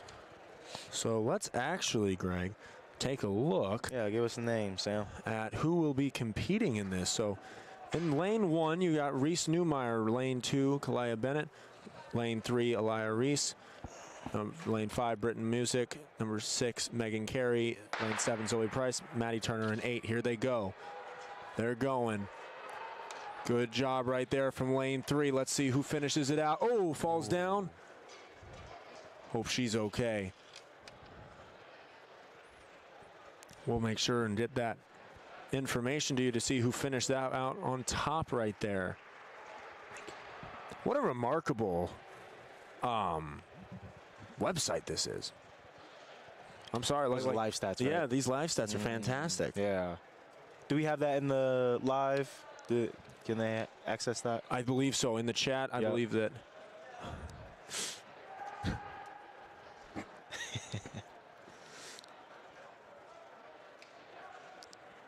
So I'm trying to see here. What have we looked at recently? Men's long jump? No. Let's see. So now we're going over to the as well. We're going over to the men's 60 hurdles.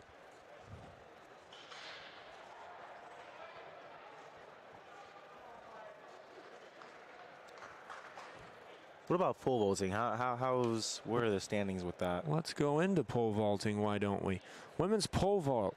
Cedarville ended up taking the win today with Haley Eckert with a mark of 3.74 meters. Wow. Great jumps from her. Then Anna Schetzel from Ohio Northern with a 3.69 meter. And those are your two finalists, I believe. I guess they only take the top two, Greg.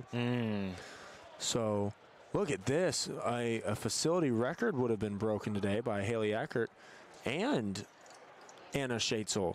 Wow. As Bree Aveni of Mount Union has the original mark of 3.56 meters, and those two cleared that by a good distance, actually. For real, yeah. So congratulations to those two.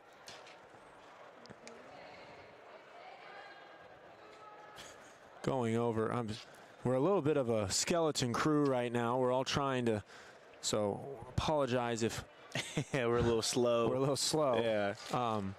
They are getting ready to set up now for the men's hurdle. See what happens here. We'll try and commentate for you. All right, so in the one position, you got Dallas Ford from Indianapolis. We'll give you that recent. Here we go. They're off running. Hurdles are falling.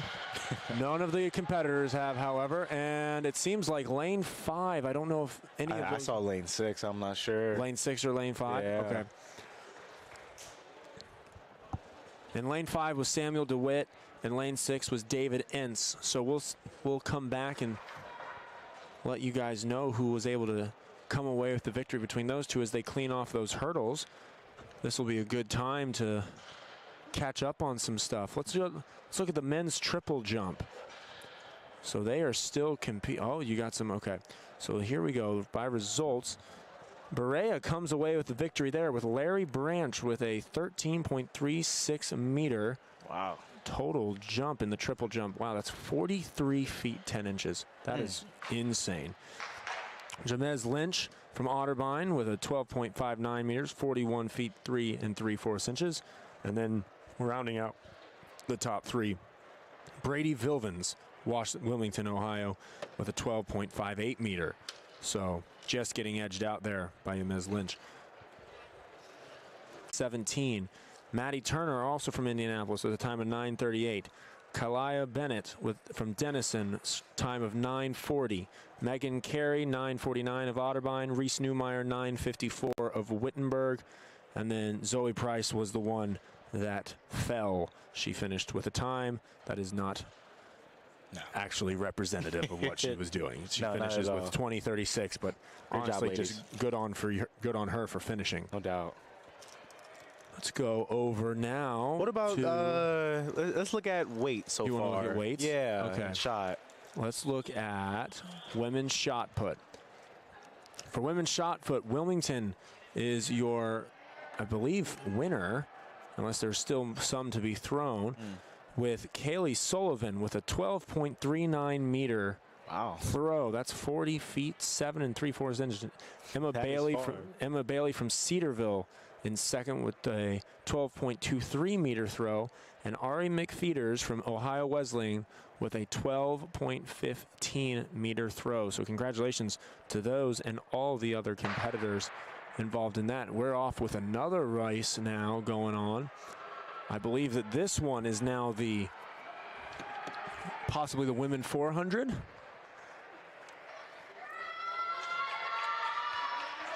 how many competitors we have there? 6? Yep. 1, 2, 3, 4, 5, 6. Yep. So there's 6 competitors out there right now. I'm going to assume that's what we're in now, the women's 400-meter dash.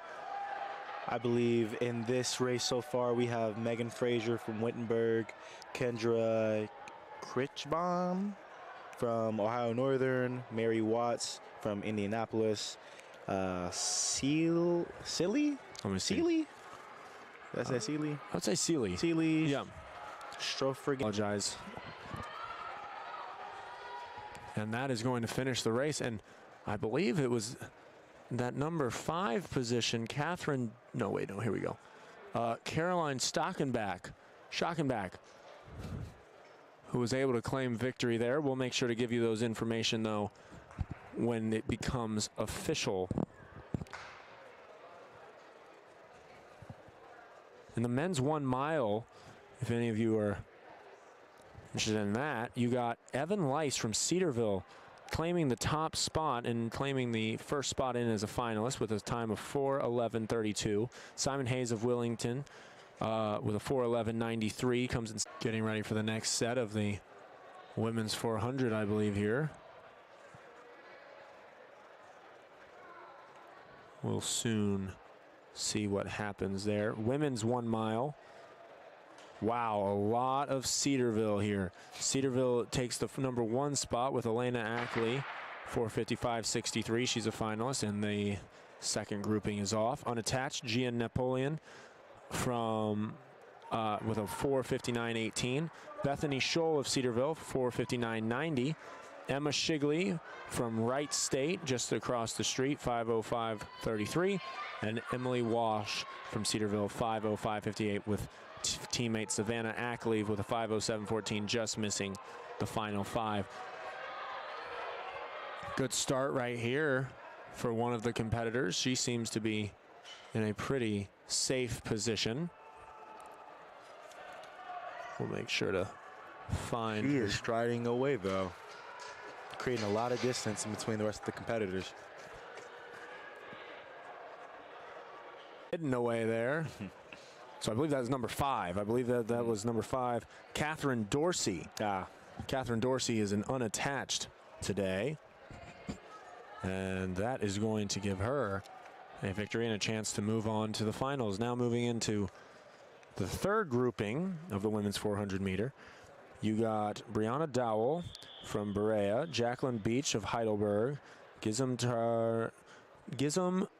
Tanaradivi, Ohio Northern, Olivia Altier, Ohio Northern, and then Manaka Yamuchi out of Otterbein.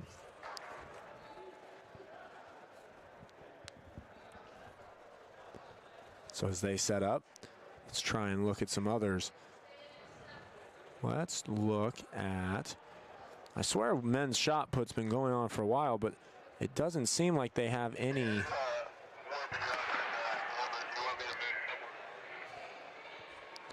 I don't believe they've had any finals. There's only 4 competitors running in this one.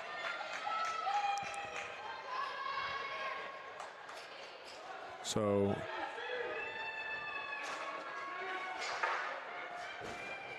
I don't believe Jacqueline Beach is competing. A very tight race, though, going on right now, where it's both Ohio Northern girls neck and neck against each other. That's Gizem Tanraverdi, and Olivia Altair. They're making the turn. Neck and neck race. And it seems like one of the competitors, I believe that's Otterbein. Wow, look at them come back. Great job right there from them. That is going to be number 5, Olivia Altair, coming there in first place, with Manaka Yamuchi coming there in second, and Gizem Tanraverdi in third.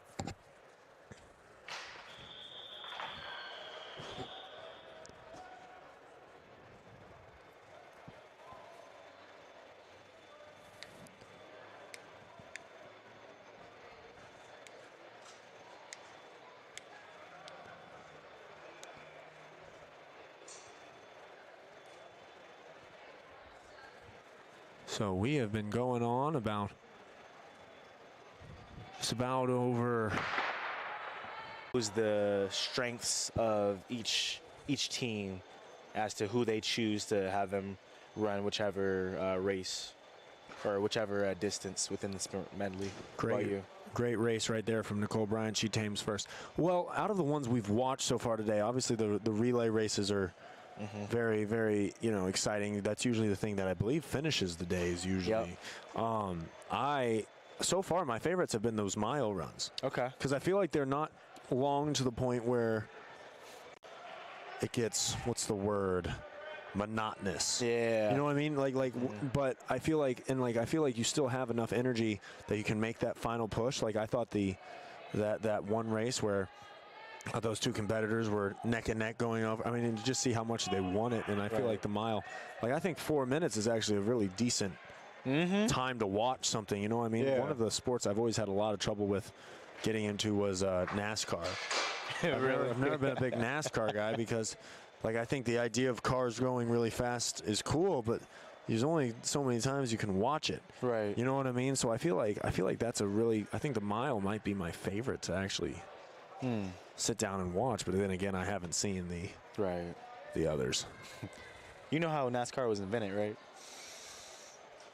No, I don't. So this was down in the South, and so this guy named Bubba had a cousin named Tommy. Tommy pulled up in a really, really, it was a new car he had got. And so Bubba came out. He was like, wow, cuz, that's a really nice car right there.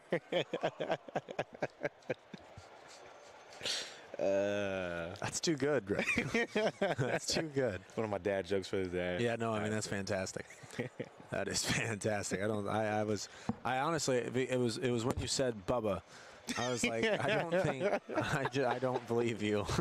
And then I should have known where it was going. Oh, man. So let's see here. We just did the women's 400 dash. Am I correct? Yep. So let's look at the final standings there. So Catherine Dorsey, an unattached competitor, finishes first with a time of 1 minute flat with 38 milliseconds. Carolyn Schackenbach with a 1 minute, 1 second, 13 milliseconds. Mary Watts of Indianapolis with a 1:01:29. Megan Fraser of Wittenberg with a 1:01:59. Seal Stroffigan with a 1:02:04. Emma Burke rounds out the top six, unattached with a 1:02:59. The men's 400 has now begun. We'll see who's in that grouping. Section 1 of 5. Joseph Heiss from Cedarville, David Gross of Ohio Northern, Jeremy Allo from Center, Brandon Thomas of Cedarville, David Palmer unattached, Alexander Brown Baez from Indianapolis. Here they go, making the final turn, and that is going to be a victory for David Palmer, the unattached. And he came in, Greg, with a projected time of 48:50 ahead of everyone else, and he showed that to be right. Good run right there from David Palmer. Great job, gentlemen. Now we're getting ready for the second run of these men 400s. It includes Dirk Gambrill from Center, Trenton Arnold from Indianapolis, Jacob Bauer of Ohio Wesleyan, Tyler Saint-On from Ohio Northern, Caden Zellner from Wittenberg, and Jacob Kreger from Ohio Northern. The projected fastest in this is Caden Zellner of Wittenberg. That's my boy. Caden's a good guy. He is. Funny guy. Funny guy. He actually, I believe he's also in the 4x4 that we'll be having later on today. Yes. Yeah, right? Yes, the Fantastic Four is what we call them on Talking Stripes. Right. They're fast. They're fast people. Who's all in the 4x4? So it's Zell. I think Zimmerman's in it. Zimmerman. Maybe. Zeke Bennett. And Rashawn. Yep. Yep. Pretty sure they did really well last competition, right? They had, I think, got first or second. I know they broke a record, I believe. Yep. And then the 4x2 group broke a record as well. Did they? Yep. Wow. Congratulations to you folks. So the next grouping of the men's are off and running. The gun sounds.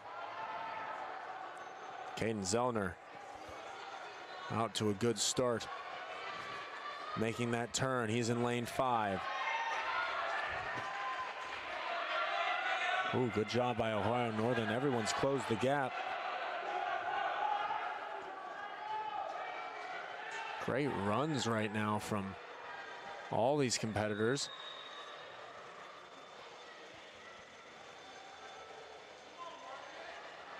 Making the turn, going into the final leg. Wow, I just watched a hammer throw. They gets high, man. Yeah. Trying to find a lane. Who's that in first? That is Owu. That is number 3, who was Jacob Bauer from Ohio Wesleyan. Great win right there. Caden Zellner, the one who was Projected to win. Projected to win, end up apparently projected last. No, so that's a great win right there for Ohio Wesleyan. No. Yep, Ohio Wesleyan. Yep. Now setting up the next grouping, you have Coleman Kegler from Ohio Wesleyan, Marino Dolph from DePaul, Justin Warburton, Worthington from Berea, Chance Keller of Wittenberg, Trey Theobald of Ohio Wesleyan, Nick Blocky, who is an unattached competitor. Right now, out of all the current competitors, it is Trey Theobald, the number 5 slot, who is slated to win.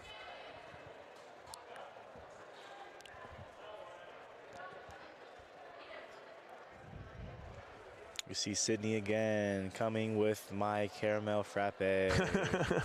Question. The question. So, if the people at home watching, hopefully one day you guys can come out and check out the steamer facility. It's quite a remarkable place. But the one flaw in the design was we didn't put fire escapes. We put ladders to get up to these crow nests.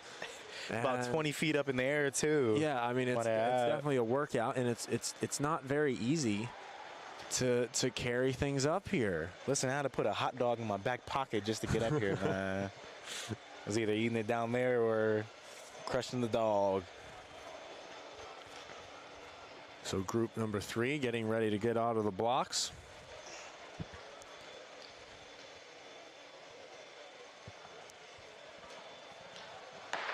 And they are off. Good start right here from all of them. Dude, I want that guy's beard. Oh my God. It's impressive. It is.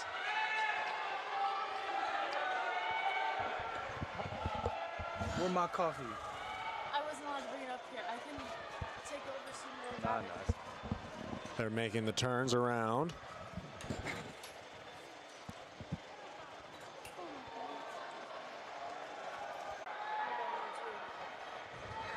Going ready, trying to finish. To go well.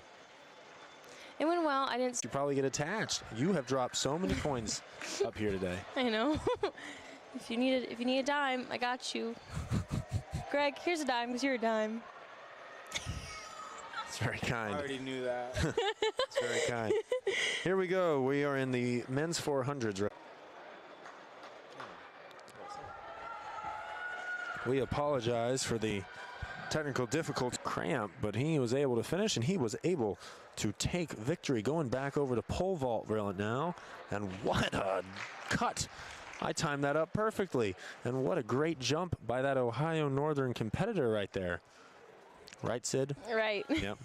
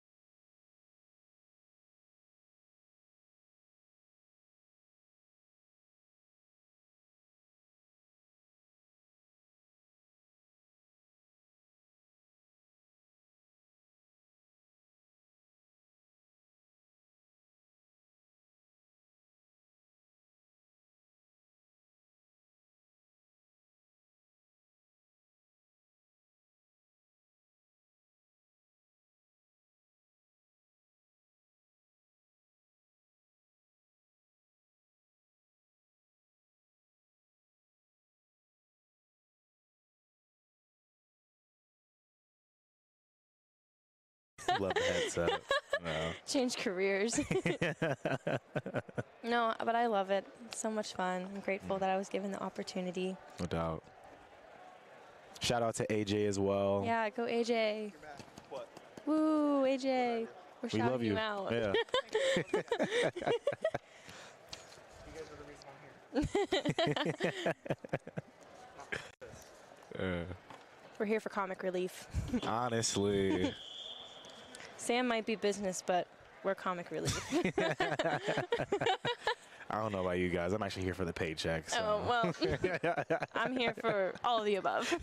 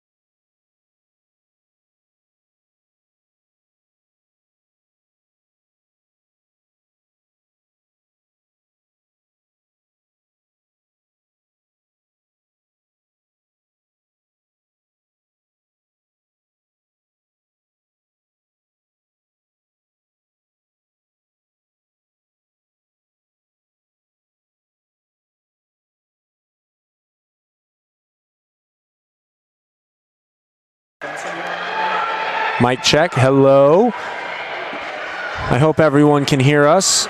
We have been working diligently to get this back on for everybody. We apologize. We are back. Honestly, Sid, I don't know where we are. I think we are wrapping up the men's 500 meters. So we are wrapping up the men's 500s.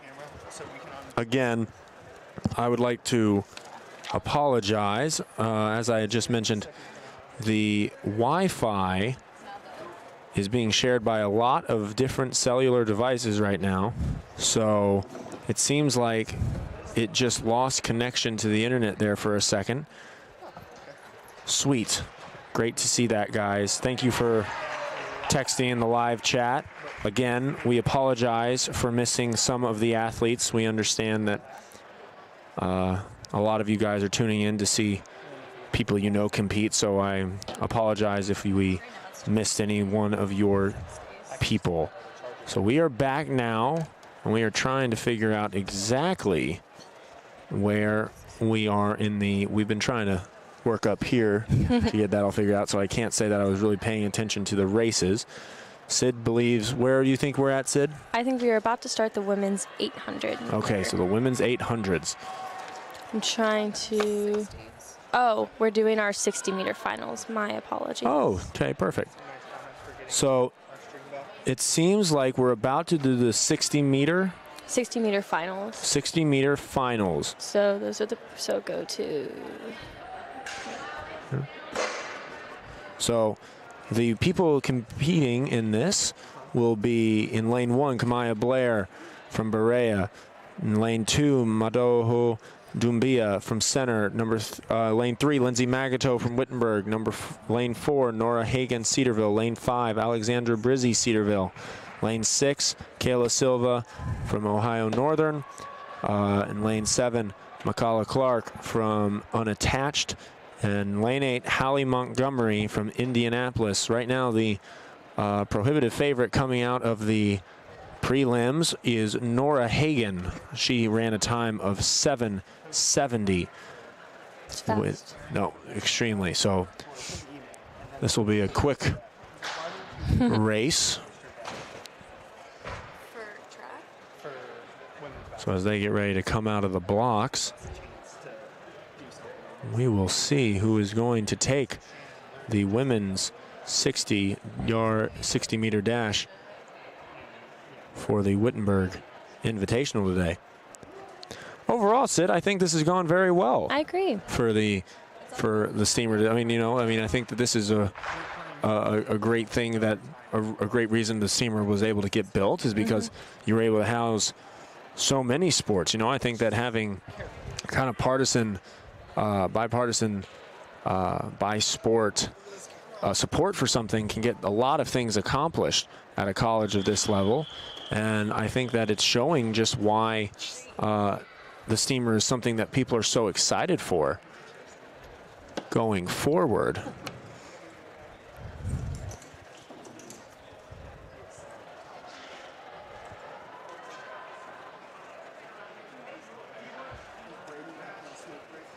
Yeah. I think this was his one.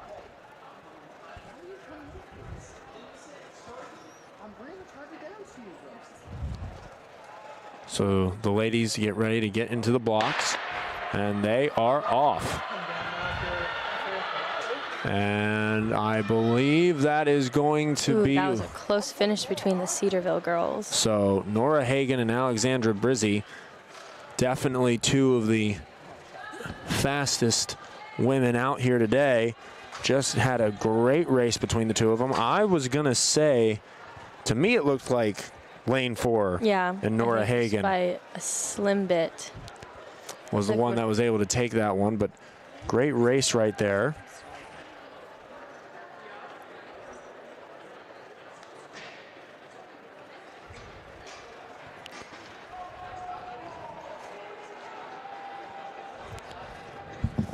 So now we're moving on to the men's 60.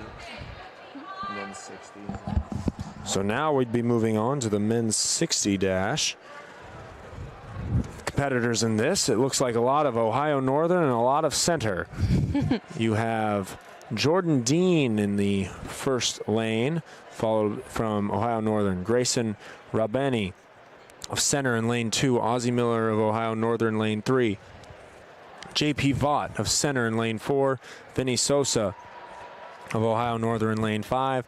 Jalen Trammell from Heidelberg in lane 6. Tanner May, Center, lane 7. And Jaden Johnson of Cedarville in lane 8. The favorite, yet again, lane 4, JP Vaught from Center. He ran a 6.95 in his qualifiers,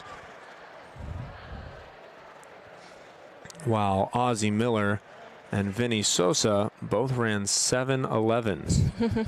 Always open. Always open.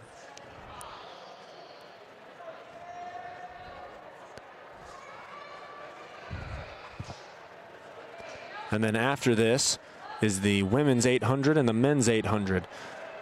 We will give you updates now on the women's 500 and the men's 500, as we know that that was when the stream cut out. We apologize yet again.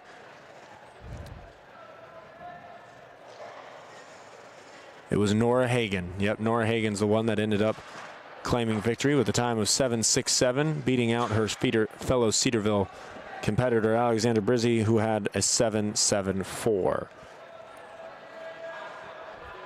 So here we go, the men getting into their blocks.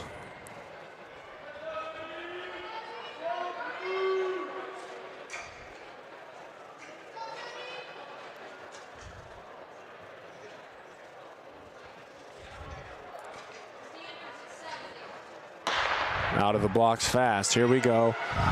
Running. And that is going to be, I believe, number 4, lane 4, JP Vaught of Center.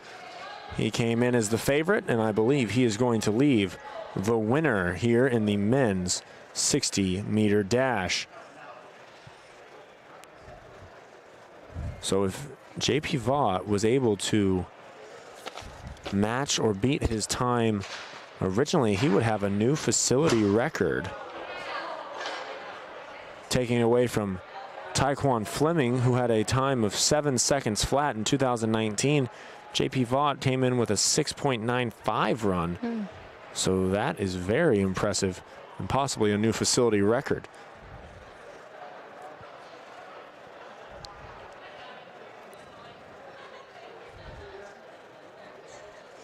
And now we are going to transition from sprints to mid-distance with our women's 800 meter. There are 5 heats of this event. And for our first heat, we have Karina Napoleon in lane 1, Gia Napoleon in lane 2, Susie Mueller in lane 3, Amelia Figler in lane 4, and all 4 of those girls are running unattached.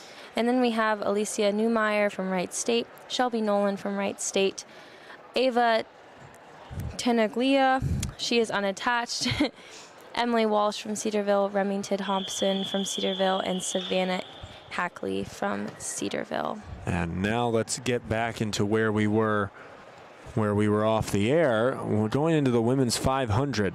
The top 8 finishers there. Corey Gifford of Otterbein with 1:20.38 as her time. Then 2 Ohio Northern girls, Olivia Ashbrook and J.J. Herron, come in second and third. Ashbrook with a time of 1:20.73. Herron with a time of 1:21.52. Wright State competitor Alcia Reeland came in fourth with a time of 1:21.80. Gabrielle Kowalczyk from Ohio Northern at 1:23.60. Madho Dombia of center 1:23.66. Brooke Hamilton of Otterbein 1:28.60. And with a time of 1:32.24, Tamia Abbott of Heidelberg comes in 8th. Now for the men's 500 dash. You had Ty Fajardo with a time of 1:03.98. Ian McCandlish of Wittenberg, 1:06.18. Aiden Henson, 1:07.84 from Wilmington. Alex Morton of Heidelberg, 1:08.24. Grayson Ronby of Center, Benny of Center, 1:08.28. Ross Shatler of Ohio Northern, 1:08.72. Sincere Ingram, Otterbein, 1:09.56. And rounding out the top 8, Canyon Nerdorfer of Ohio Northern with a 1:10.10 time. And we're about to go into our last lap of this 800-meter heat. From what I can tell, it looks like one of our Wright State girls has taken the lead.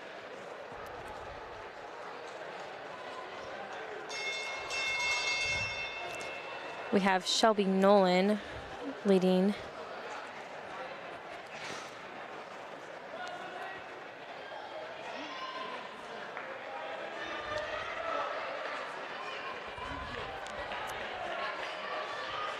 So they are off to the races now. So with these mid events, Sydney, what are you kind of looking for? Like, so what would the mile be considered? The mile is considered what? A short distance? Yeah, a short distance. I definitely wouldn't call it mid distance because it is at that mile point, but it's still one of those events where you just need to be strong right off the bat. Like, there's just no like wiggle room to like get into it. And it looks like our 2 attached runners, number 3 and 4. So Susie Mueller finished first, and then behind her, Amelia Figler as well.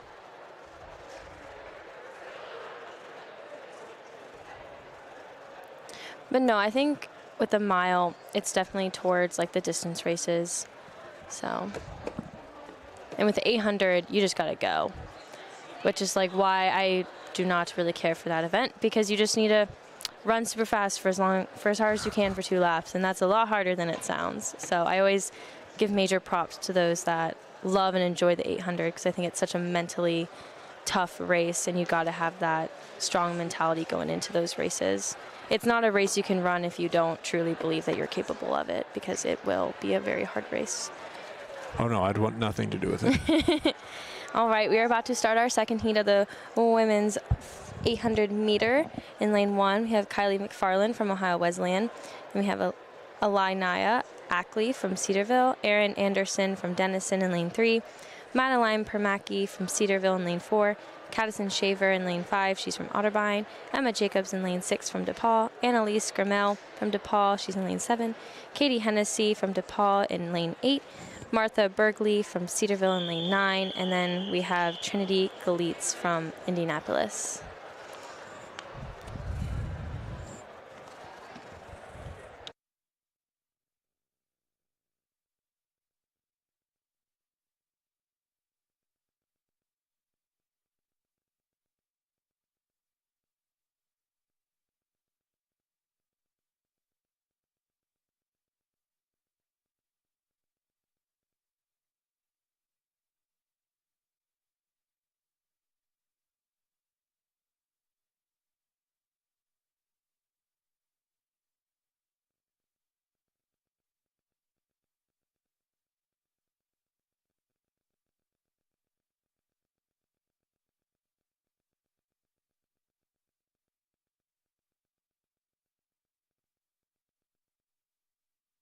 down again.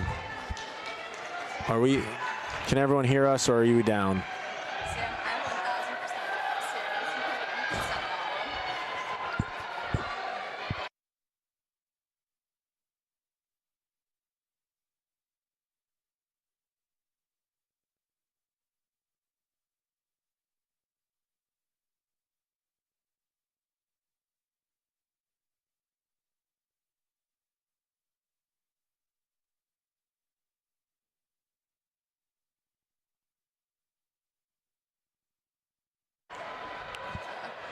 And here we are. They're getting ready to make a turn. Otterbein in the lead right now, I believe. Yep, Cassidy Shaver is in the lead right now, starting to break away from DePaul. Then we have our pack following suit.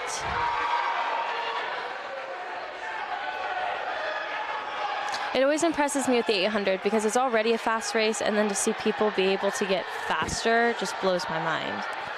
Well, that's what's so interesting about it, isn't it? Like the fact that you kind of have to do both. Like you have to come up with a mindset of, all right, you can't exert too much energy at the beginning, but you also have to get out to a fast start enough that so that like you can actually make up the ground there at the end. It's a very interesting balancing act. It is. A lot of cheers coming from the DePaul onlookers. Was able to catch Otterbein and break that lead. Great run right there from the DePaul Tigers. Emma, no, Emma. Is that? I believe it would Let be. me look for her number. It's number 8. Annalise Grammel from DePaul was our first place finisher. I was saying earlier that we need binoculars so we can like see their numbers because we're quite high up and sometimes it's a little tricky to see everything.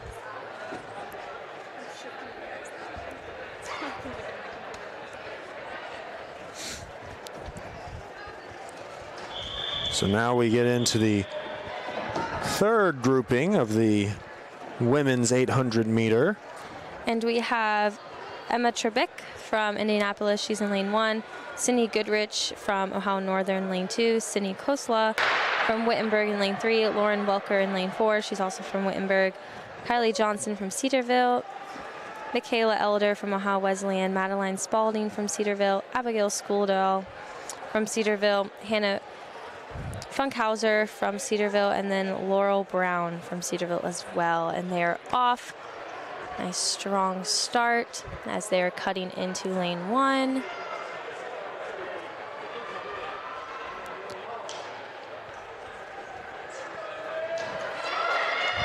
Indianapolis off to a strong start as she's taking that lead. Ohio Northern close behind.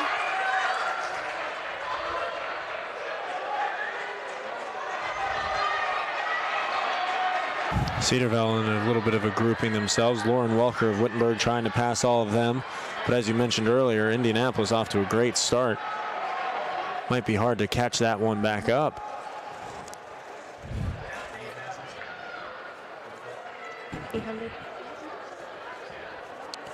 Making a turn.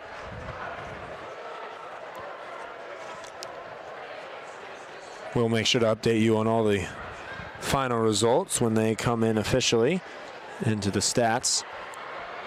But right now, Indianapolis still off to a great start. They have one other lap to go.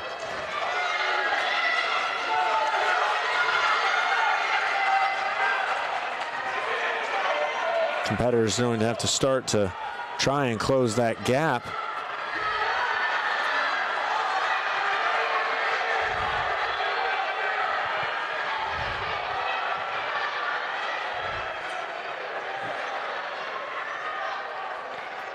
But it looks like it's going to be a great win right there for Indianapolis. Who is that?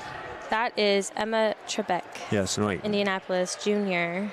Great win right there. What was she expected? 2:26.5. Okay, so she was the favorite coming in. She was.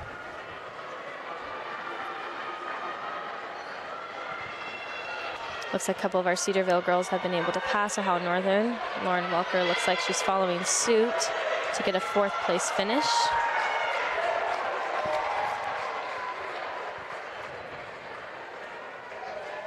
Great finish by all those competitors, but Indianapolis and Trebek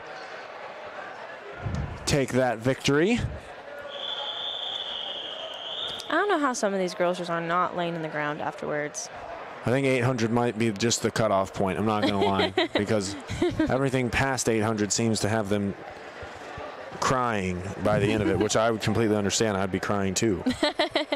Just an update. You would be crying after the 60 meter. Absolutely. Update from Kentucky, which is where Transylvania is. The Wittenberg men's lacrosse team fell in their game against the Pioneers by a score of 12-9. Also, if you are a Wittenberg fan, if you are a fan of basketball, one of the biggest games in Division III college hoops on tonight. It's the Wittenberg-Worcester rivalry renewed yet again as the Tigers and the Scots battle for a chance to claim the number 2 seed in the NCAC basketball tournament. That's going to be a great night of Wittenberg basketball. It's been a great day of athletics in general. Come and make the comment section interesting. So with this 4th heat, we have Rachel Delancey from DePaul, Hannah Stein from Indianapolis, Sophia Elkerman from Denison, Alexa Daly from Capital, Kara Baderi from Denison, Megan Keys from Wittenberg, Audrey Calvin from Ohio Wesleyan, Abby Brown from Cedarville, Reagan Mulder from Cedarville, and Addison Lilly from Otterbein. And from what I can tell, once again, Indianapolis has taken that lead. It looks like she's starting to branch out and expand that gap she has between her and our 2nd place runner. Very impressive starts have really catapulted Indianapolis. Absolutely. These last 2 runs. Looks like DePaul is in 2nd right now.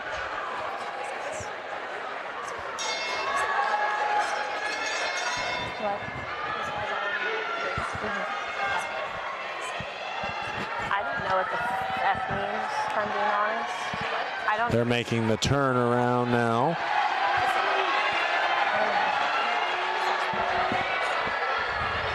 So Indianapolis still in a strong lead. They're going to be making the final turn. 2nd to final turn. 2nd to final turn. I thought I heard the bell. It's okay, no worries. Well, you did hear the bell. For something else? No, so the bell means their last lap. Got it. Yes. Yeah, that's what I meant. It's okay, not all of us can be all-knowing. All jokes, all jokes. Here we go. It seems like we have a little bit of a catch-up. Indianapolis looks like they're running out of gas, and they are. They're going to get past. Looks like that is Denison. Great run right there from the Big Red. Talk about being able to. Number 3, Sophia Elkerman, was able to take that W, with Indianapolis following and Capital coming in 3rd. Talk about getting your 2nd wind right there. Great job right there from the Big Red being able to capture that fastest time in that time grouping. So now we move on to the 5th grouping. Sydney, I'll say it then. Sorry, I was yawning.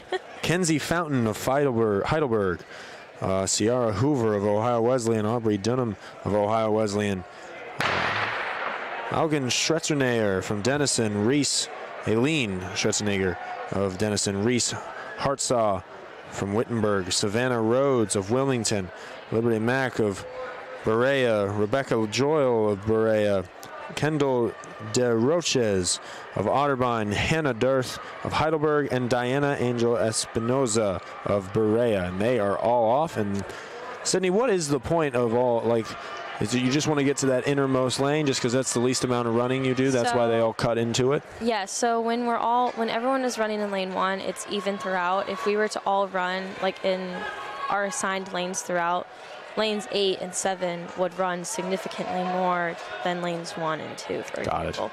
So.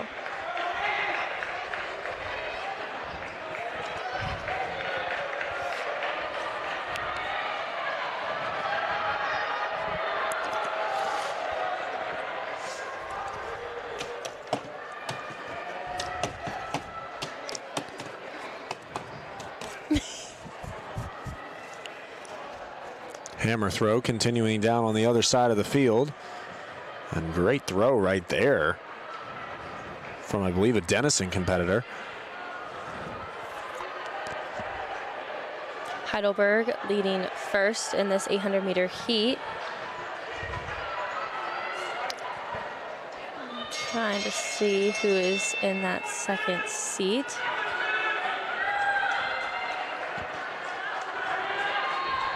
Which one are we in? Are we in 4 or 5? We are in 5. So that would be Liberty Mack, a Berea, in that second position right now. Mack trying to close the distance. Great job by Heidelberg being able to maintain that distance between each other, though. Make sure to stay tuned. We come up on the men's 800-meter after this one.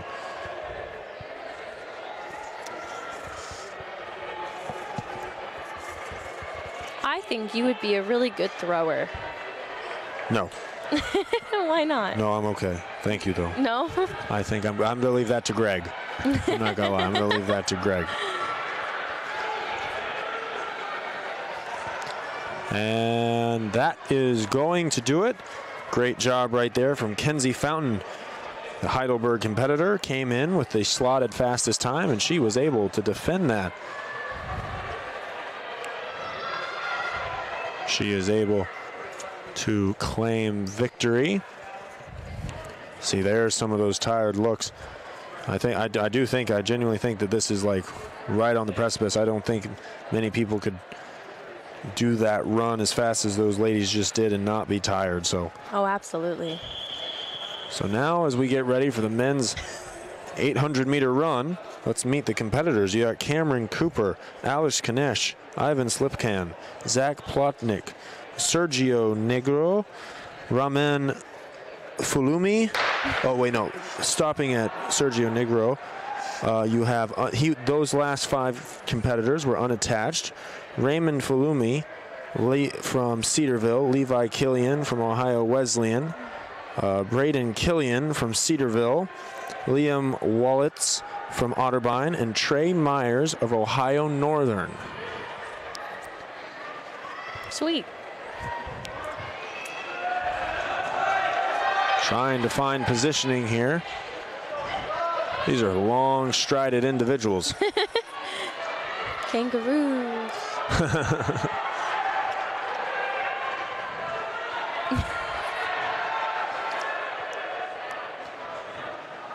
Making the turn, able to.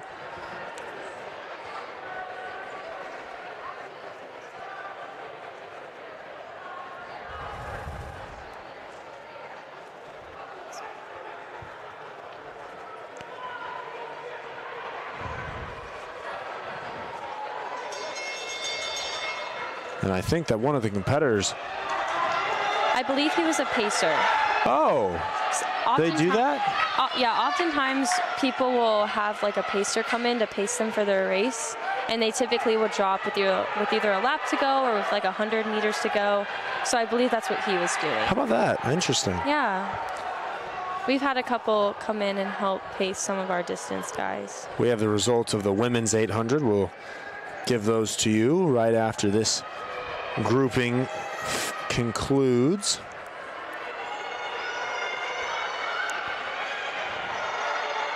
And coming in with a close finish, but that is number 2 spot, Alex Kanish, followed by Cameron Cooper.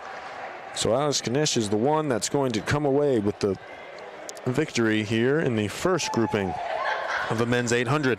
Now moving back to women's 800. Susie Muller, unattached, had a time of 2:14.52. That is a new facility record, beating out the old record from Sarah Mason of Mount Union with a time of 2:16.71 set back last 2 years ago in 2020. We then have Amelia Figler unattached with a 2:14.53, and Shelby Nolan of Wright State 2:15.73.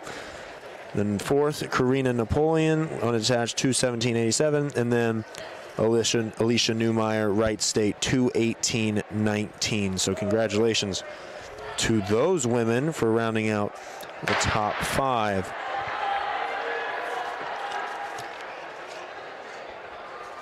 In our second heat of the men's 800, we have Callaway Bird from DePaul, Michael Ozek from DePaul, Bailey Scott from DePaul, Ethan Wallace from Cedarville, Evan Leist from Cedarville, Evan Cordell from Wittenberg, Henry Stride from DePaul, Charlie Morris from Ohio Wesleyan, Aiden Peterson from Cedarville, and last but not least, Matt Rowley from DePaul.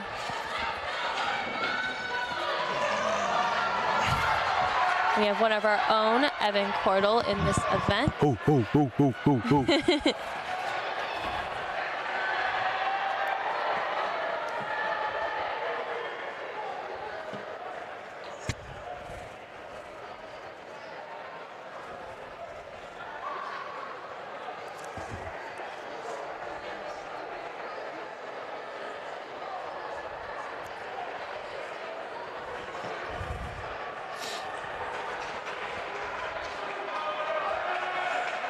Here we go into our final lap of this 800 meter.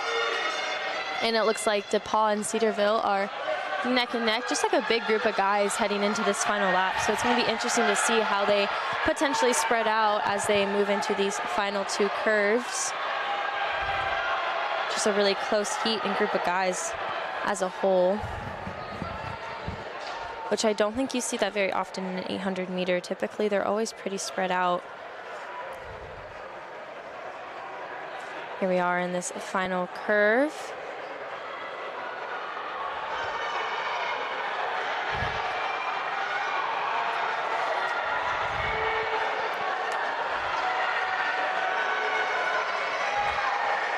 Looks like number 2, Michael Ozek from DePaul, is going to take that W.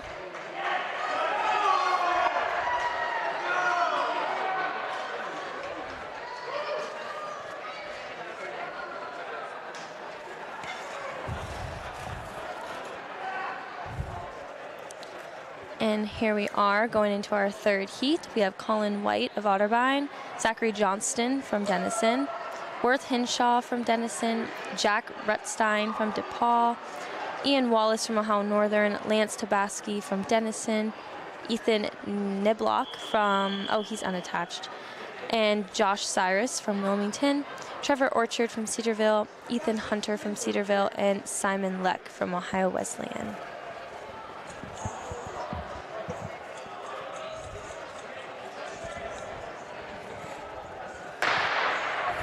And the gun has gone off.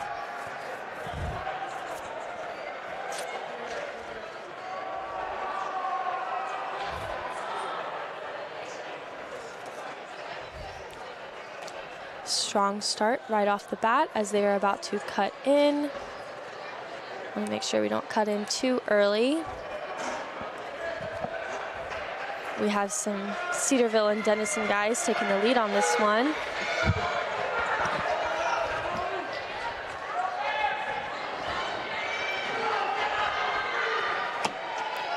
So, Sid, do you think it's better to run with tights or really short shorts? I have to ask. I would rather be in the short shorts. I feel like the tights would just bug me. Really? Yeah, how about you? I don't know. I like compression, but I like to feel like my legs are free too. Right. So I'd have to go with compressions though. I have to. I can understand that for like the shorter events for sure. Yeah. I feel like you don't want like extra stuff like bugging you when you're trying to go super speedy. So. Yeah. And we're going into our final lap of this 800. DePaul and Cedarville pretty much neck and neck. Wilmington hitting their stride though. They're fighting for second right now. They are. Wilmington is neck and neck. Ooh, he's takes second. passing Cedarville. He's hunting down for the #1 spot. Eyes on the prize. I feel like no matter what the event is, there's always like that one point where you just hit the wall too. And man, I'm seeing that as soon as they get to like the last stride, the last curve. It just really hits you. Yeah. And DePaul is going to take that W. That is Jack Rutstein, sophomore from DePaul. I love seeing their excitement once they finish. It's always so fun. Yeah, it's either excitement or puking. I know. Yeah. Some make their way back onto the field. Others make their way to the trash can. So. Yeah, see, with peace and love, please take the trash can outside. I get queasy.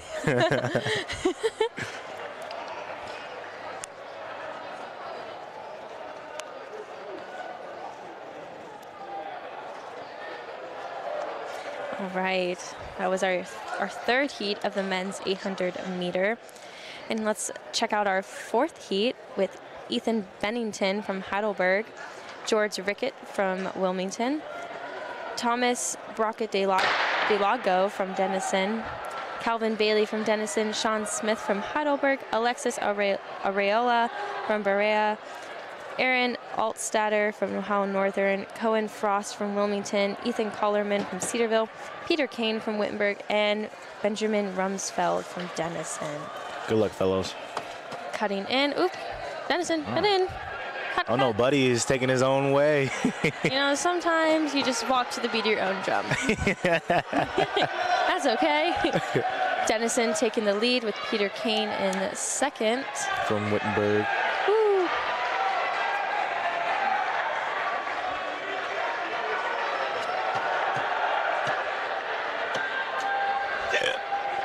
Excuse me, folks. Sorry, I have a bad case of the hiccups today. Well, I've actually had the hiccups every single day since You do. like sixth grade. I'm telling you, that's where all my problems have stemmed from. Middle school. Middle school. Middle school was the time. All right, we're about to go into our final lap. Heidelberg pretty much neck and neck, but it looks like Peter Kane of Wittenberg is going to take the lead going into this last lap.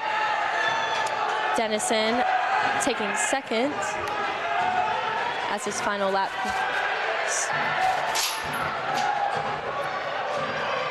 These are the last about 150 meters or so.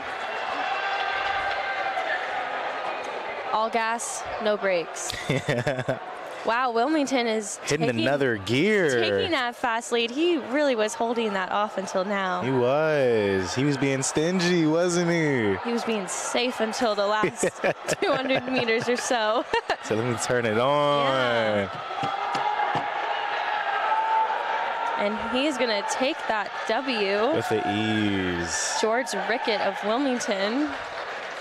Hats off to you, Rick.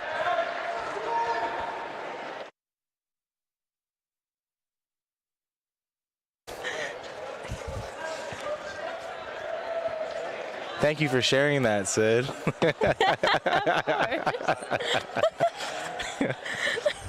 See, it's all worked out too, huh?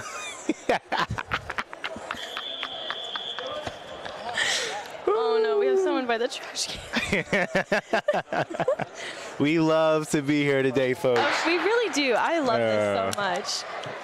Like I said before, I love the headset. Yeah. I already had me a cup of Frappuccino caramel. I'm hitting my second win, kids. All right, this is our final heat of the men's 800 with Luke Watkins from center, Blake Haynes from Wilmington, William Allen from Denison, Declan Toomey from Denison, Christian Smith from DePaul, John Steinleaf, oh, he's unattached, Nat Childs is unattached, Caden Black from Indianapolis, Dylan Burns from Otterbein, Brant Ains from Wilmington, and Avery Fair from Berea. So looks like a couple of our unattached runners have just taken it off. Really just trying to create some distance there. They really are right off the bat. And that's what you got to do in the 800 since it's such a fast race. You just got to get yourself out there. I'm pretty sure who's in blue right now? Who's that kid? It is either John Steinley or Nate Childs. Since they're Nate both Childs. I'm pretty sure he's the one that won a race earlier today as well, correct? I believe so. And he created a heavy amount of distance to where no other competitor was able to catch up. Looks like he's doing that again today. Yeah. Go on the little engine that is number 11, Avery Fair from Berea, actually. Yeah. With Wilmington in second.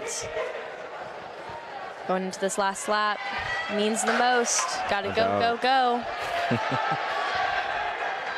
A little engine that could. I think I can. I think I can. Yes. And he's coming into his final turn. Already? He's gonna Wow. take that W. Yeah, I think Buddy might be making a sandwich still, even after while everyone is finishing their race, as much as distance he's created. Beautiful work. Good job, Avery. Wilmington coming in second. I believe that is Blake Haynes. Ooh, that was a very close finish from. He's. Yep, down for the count. Me too, though. Honestly, it's just like you fall like you don't have any bones in your body. I just have so much respect. So much respect. Them 800-meter runners, they're a different breed of people. I feel like falling down that hard though is like hurts even worse. Or does it feel? I feel like your legs are so shot that you just don't feel it. You don't care. And that concludes our 800-meter runs from both the men and the women. Once we get all those times situated from the 800, we will let you guys know our top 8 out of all those 5 heats. And next will be our women's 1,000-meter run. And as they get that set up, I will announce our runners for that. We have Taylor Hellerbrock from Ohio Northern, Lexi Neff from Ohio Northern, Abigail Halsey from Wright State, Olesa Mertz from Ohio Northern, Caitlin Malger from Heidelberg, Alyssa Mattis from Otterbein, Colby Chuskowski from Wilmington, and Abby Silotsky from Otterbein. And there's only one heat of the women's 1,000 meter. Good luck to you, ladies. Good luck. Live long and prosper. And we will be right back when that begins.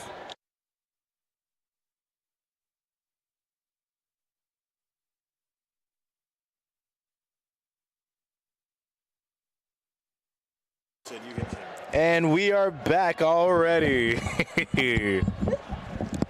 Thank you for the long break, Sydney. We appreciate you. So as Sydney just set up, we are now in the women's 1,000 meter. And this is the part of the day, Greg, where I need a nap. I will tell you right now, even though I had some coffee, I'm already starting to come down. That's how tired I am right now. So here we go.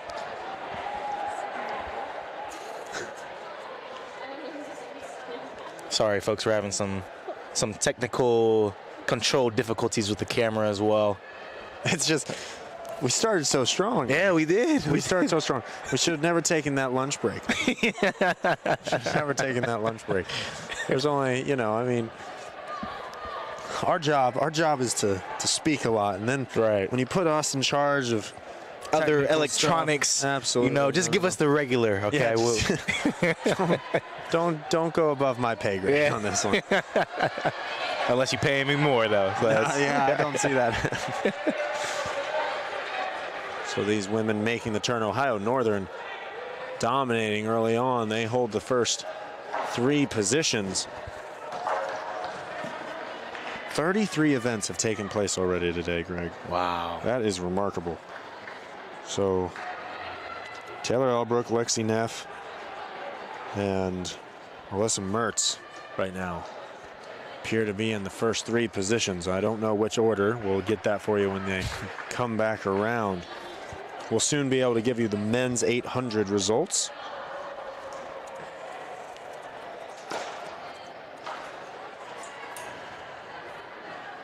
As these pole vaulters continue. I mean, I'll tell you what. He was high in the air, man. That's what I'm talking about. Like, he was as high as we are right now. Could have jumped in the box over here. So it is Taylor Ellerbrock in first place. Lexi Neff in second. Alyssa Mertz in third. And Caitlin Mauger. Oh, there's Heidelberg in fourth. There are a few Heidelbergers. Okay. Heidelbergers. So they're making the turn. Here we go, where it's team on team now. You know that I mean, bragging, I feel like you have to compete more with your team than you do the other teams, to be honest. I agree. I agree 100%. I mean, I can't imagine. I know how competitive you, Robbie, and Iz would be. I can't imagine if one of you beat the other one out. Listen, because you just get bragging rights. Absolutely. And who doesn't want bragging rights? Let alone between friends. Making the final turn. Trying to finish out strongly, and these two are sprinting out the final lap of this. Great job, though, from Taylor Ellerbrock, being able to finish that. Great finish also right there from Lexi Neff. And that is going to conclude with a 3 Ohio Northern top 3, with Alyssa Metz coming in that 3rd position.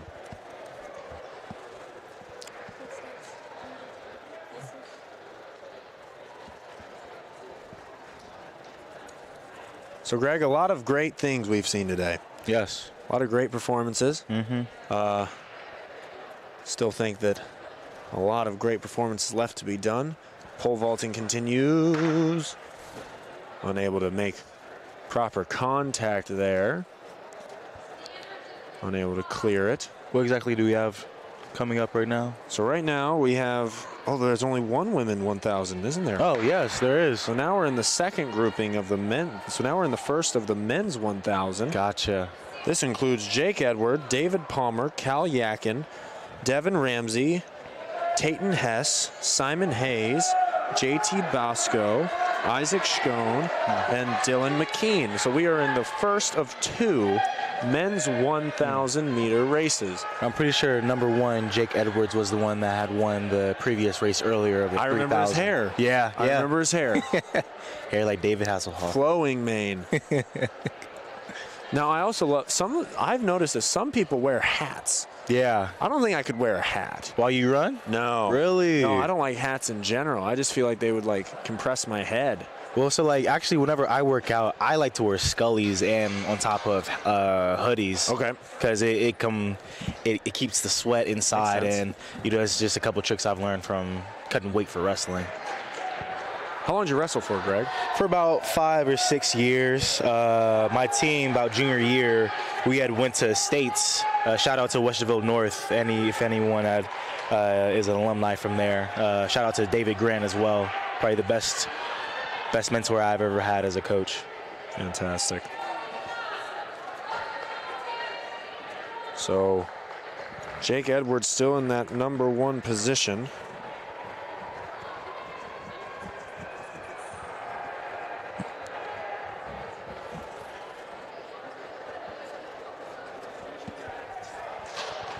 And they are about to enter, I believe, the final lap of play.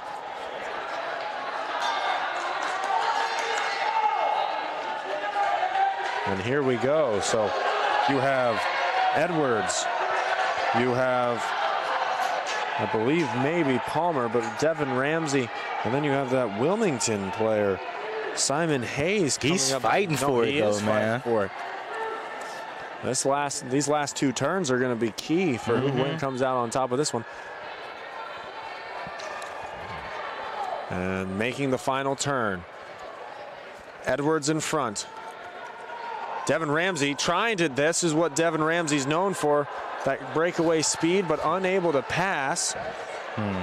And Edwards, then Cal Yunkin, and then Devin Ramsey. So those are your top 3 finishers. And what a tight race that was between, no doubt, those 3 competitors.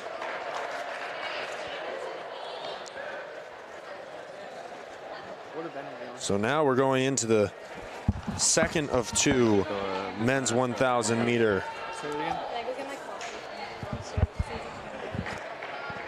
In this, you have the competitors Eric Reynolds, you got Trevor Hawkins, you got Mitch Lucan, Clay Bowden, Tyler Parks, Christopher Pinnock, Connor Lamison, and Noah Tobin.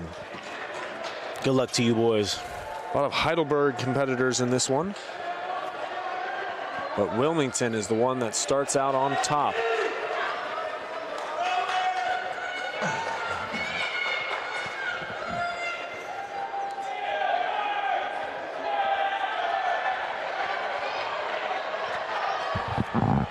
Makes the first turn. Wilmington still in the lead.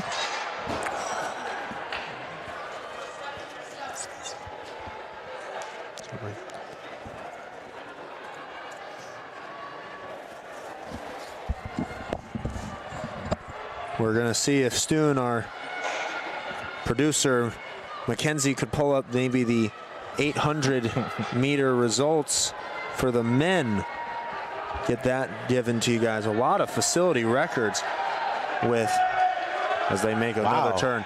Alex Knish, unattached with a time of 1:51.35. A new facility record was once held by Devin Ramsey at 1:57.06 back in 2020. Has now been broken by a total of 6 seconds. Very impressive run from Knish.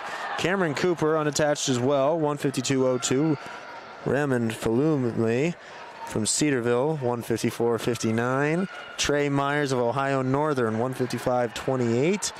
And Levi Killian from Ohio Wesleyan, 1:56.13. Rounds out your top 5. And now for the women's 1,000. We got Taylor Ellerbrock with a 3:10.04. Ohio Northern. Lexi Neff, Ohio Northern, 3:10.98. And Alyssa Mertz, 3:17.57. So there are your 3 Ohio Northern champions right there. They enter the final lap here on the second of 2 men's 1,000-meter runners.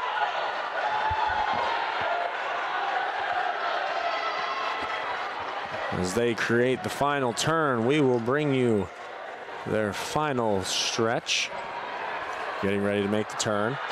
This is where, oh, he got him. He was able to pass. Wilmington back in front. Look at this closing speed. The ability to, you can see the coaches on the side getting really hyped, man. that was remarkable right there. From the person slated to finish first there, Eric Reynolds out in Wilmington. He came in with an ideal time of 2:40.06, and he was able to hold off these other competitors and take first. So we will see where those finish when we come back. Now we move on to the next event, which is the women 5,000 meter. Greg, long run. Let me just say a prayer for everybody that's about to run, because I'd be passed out. Let's get to meet all of the contestants during the, I'm sure during the time it would take for me to, I could probably give a full biography on all these people in the span it takes them to run, but we only have so much information to give. In the 1 spot, you have Catherine Rollman, an unattached. You got Megan Owens from center, Amy Plank, Cedarville, Becky Madsen, Cedarville, unattached Sarah Kittle. Another center, Nora Bailey. Indianapolis' own Hannah Stam. Unattached Gabby Wheeler, also from Indianapolis, Gabrielle Harrell. Center, Maddie Riley. Denison, Michaela Hassler. Wittenberg, Caroline Arndt. Wittenberg, Jenna Hallett. Jessie Strader from center. Julia Rudnitsky from Denison. Morgan Ellie from Wittenberg. Maya Newman from Denison, Roberta Fisher from Denison, Summer Boylon from Ohio Northern, Caitlin Rauch from Wilmington, and Kiki Cromer from Wittenberg. Good luck to you, ladies. How about that? How about we get a competitor, Morgan Ellie, to be running out there that came up to this booth. Yes. That is so interesting. Think about, like, no other sport can give you that. No doubt. Except maybe the, like, MLB All-Star game, an interview during their game. That's really impressive. I mean, that is what makes this sport special. No doubt. That's what we do here. Special things.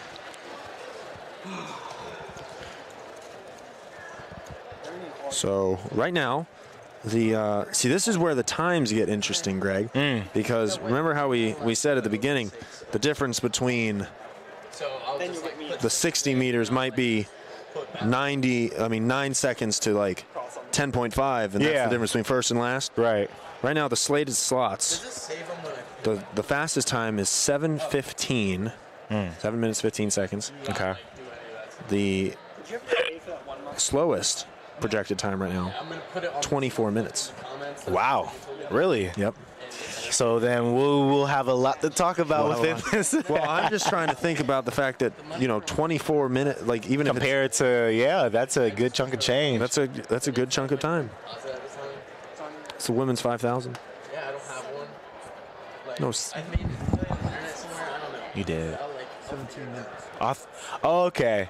All right. Well, for any of our listeners, I also thought that he said 7 minutes as well, but no, he said 17. Yeah, apologies, Okay. guys. 17 minutes. No. If someone is running the 5,000 Hey, they're not going to be here. Okay. Yeah. First off, no, they're going to be in a lab. They're getting tested immediately for all sorts of things. I would say it's more than likely they aren't from the planet. Right. No And doubt. then they'd be in the Olympics. They are actually the Flash. Man. Yes, I meant 17. I apologize if I said But 7. yeah, going back to what you were saying, that just shows the reflection of the range of players and competitors that we have today, and it should make it a very interesting race. Well, no, and it just shows you, how important each lap is. You know what I'm saying? You have to stay so consistent, No doubt. or else you just start falling behind, and there's not much you can do at that certain at a certain point. There was this thing that my track coach used to talk about, at least back in high school. It was called the 4 Ps, mainly whenever you're running just like an entire lap. Like the first 100 is push. The next one is press, I think. I forget the third one, but the last one was pray. That last stretch, you have to pray that you'll be able to get through it. So I always love that. It was pretty funny. So, Greg, what were your thoughts on the Super Bowl? Man. So listen, we had made like a huge spread at my house, right? Made buffalo chicken dip, chicken. Favorite pregame appetizer? What is it? Ooh. Buffalo, either boneless buffalo or bone-in honey barbecue. Okay. Yeah. Okay. That's not bad. Yeah. I'm a big my mom makes these jalapeno poppers. You're making me hungry again, Sam. We're going to take another break. I'm going to have to take a nap before I eat it. No, a big jalapeno popper guy. Love mott sticks. Okay. But also I'm Italian. Okay. So Italiano. So a lot of there's this thing called prosciutto. Okay. Okay. Is it bread, right? So no. Or is it cheese? So prosciutto, there's a different. There's bruschetta. Bruschetta. You're thinking of bruschetta, which is bread with some tomatoes on it. Okay. Okay. Prosciutto Okay. is a thinly sliced pig. Okay, it's pig meat. Okay. Okay, so what you do is you take the prosciutto. You take a piece of mozzarella cheese. You put it on bread. Okay. Okay. You then have some olive oil. You dip it in there. Forget about it. Forget about it. What are we running right now? Because there is no way it is the women's 5,000. They better not be running this fast in the 5,000. Maybe we had some in the finals. I think so. Maybe we're in yeah. the finals of the. I hope so. Yeah, I was about to say you guys are running.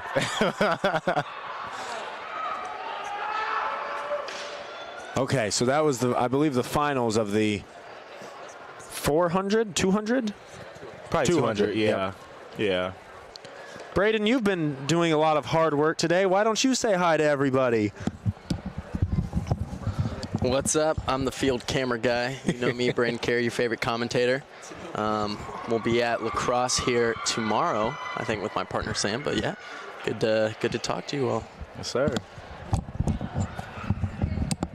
Braden is the future of Wittenberg broadcasting. God help us all. No, he's awesome.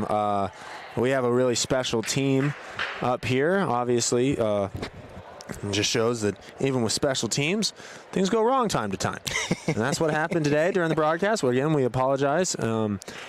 We've looked at the comments, Greg. What they say? Are they going buck wild? They got people were a little upset, and we completely understand that. We will get those fixed. So again, though, like from the bottom of the hearts, nothing we could really do about losing internet connection. Right. You know, as great as this campus of ours is. life is about adaptations. Absolutely. No, absolutely. And that's what we showed today. But again, we will do everything in our power to make sure next week at the NCAC tournament that does not happen. That is a no-no, yes. We want to give the greatest broadcast of all time next week. That's that was the mission we were delivered, and we will do that. So now we are off into the next batch of the 200 meter.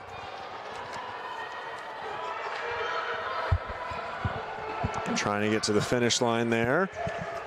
And, oh, she pulled up a little early. I think number 5. I think number 5 ended up sneaking in there.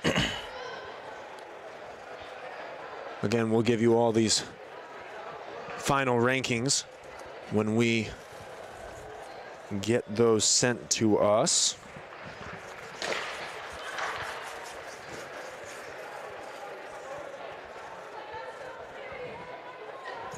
Turkey.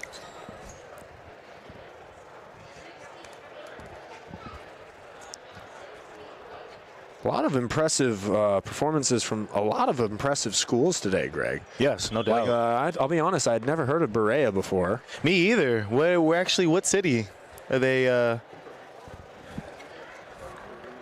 Berea? That's a city? School? Okay. In Georgia? Georgia. Oh, I was well, that's what I was asking, like the location, yeah, like not the name. Yeah. I was going through the comments and someone was like, "Go Berea," and I was like, "Yeah, you know what? That's actually really true. They've had a fantastic performance here today. No doubt. Ohio Northern's impressed a lot. Berea in Kentucky. Kentucky. Okay. Shout out to Berea. Great job today. Off for another 200. Can't help it, folks. See, like, you could even try to scare me, and I would still get the hiccups today. In 6 hours of live television, I think you're okay to have one hiccup, literal or figurative.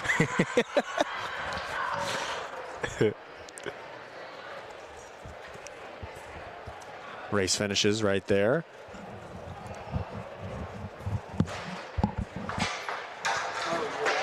Tried to get a look over to the pole vault. Unable to clear it. A lot of competitors of Wittenberg also at Worcester right now. So if you are interested in checking out those informations.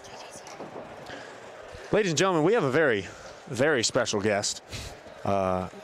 We have one Mr. J.J. Wittenberg. JJ, get on in here. How are you, buddy? I'm doing good, Sam. How are you? I am fantastic. JJ, what have you done today? Talk to us. I just did a high jump today. How was it? Today. How did it go? It wasn't the best day performance-wise, but it felt good to get out there and jump again. So me, Greg, and Sydney, right? You're talking to me, who's incredibly unathletic. You got Sydney, who's a great runner, but ate a pint of ice cream before every race. And then you have Greg, who's a thrower, right? So we know nothing about the athleticism that goes with jumping.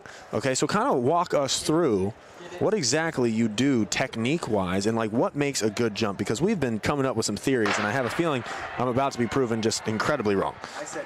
So high jump is very technical. It's a lot more technical. I only started it 2 years ago, and it was mind-blowing to really find out the little details that come with it. But a lot of what high jump is all in form, technique, and how flexible you can be.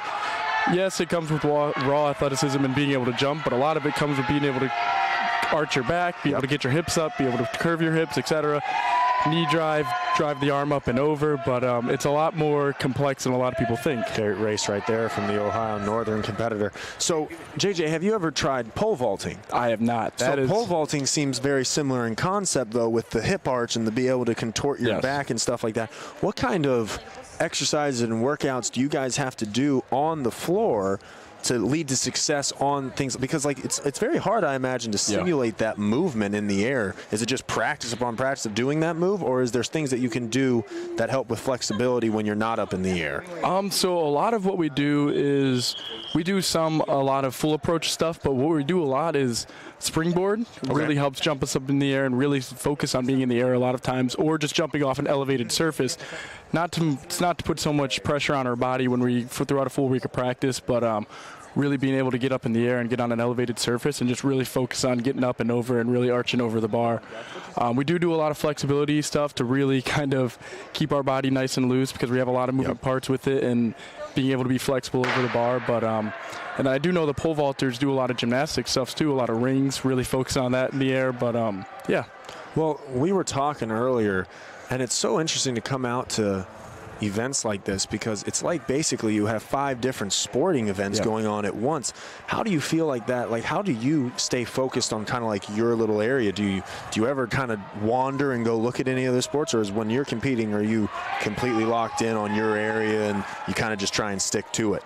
I think the meets do a really good job, too, of making sure the events are spread out to where not a lot of things are going on at once, especially when the smaller schools, you'll find a lot of multi-event athletes, whereas bigger schools, you'll find a lot of, they're focusing on one event. But with us, we all do multiple events, so it kind of gets difficult sometimes, but the meets do a very good job. They span a long time, so we start at 11 o'clock field event start at. So we have high jump right away that starts off right away, get done with that, and then we get a little bit of break, and then we don't really have to focus so much on a lot of the outside noise or other outside things going on. So obviously next week, this has been an awesome event, the Wittenberg Invitational.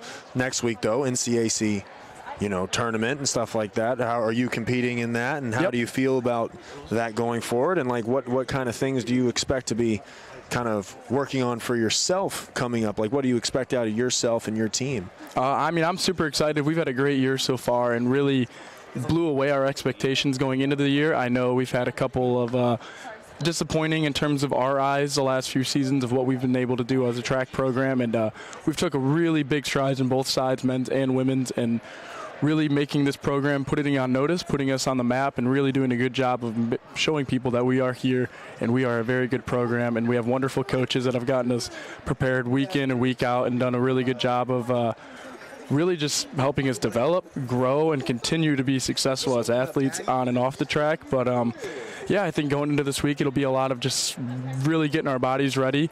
I think we've done a good job of preparing and getting our form and discipline stuff down. Now it's just a matter of getting healthy, getting rest, and getting ready to really go out there and compete next week. Awesome. Well, I don't really have any more questions. Do you have any questions for JJ?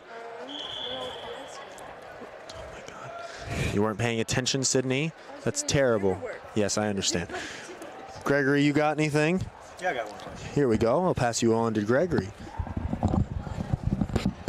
All right, so JJ, tell me, why do you like being an athlete, just overall?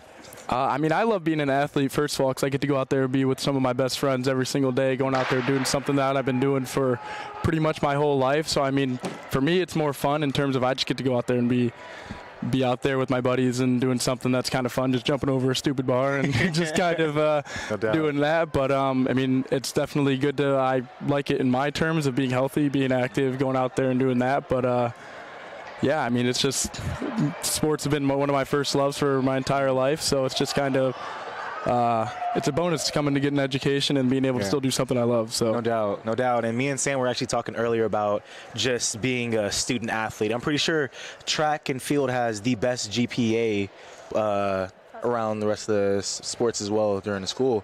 So how do you find the time to be able to manage being an athlete and, getting your work done in the classroom?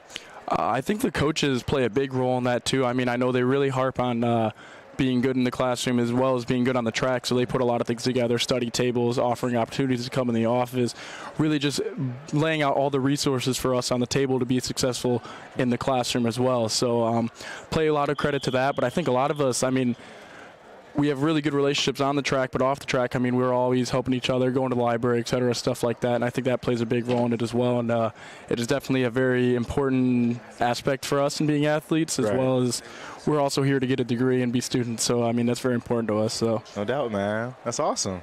Heck yeah. Well, yeah, that's all I really wanted to know. Do you have any questions or anything you want to talk about?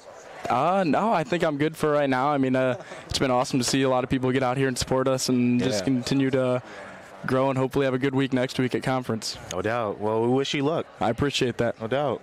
I have a question. Huh?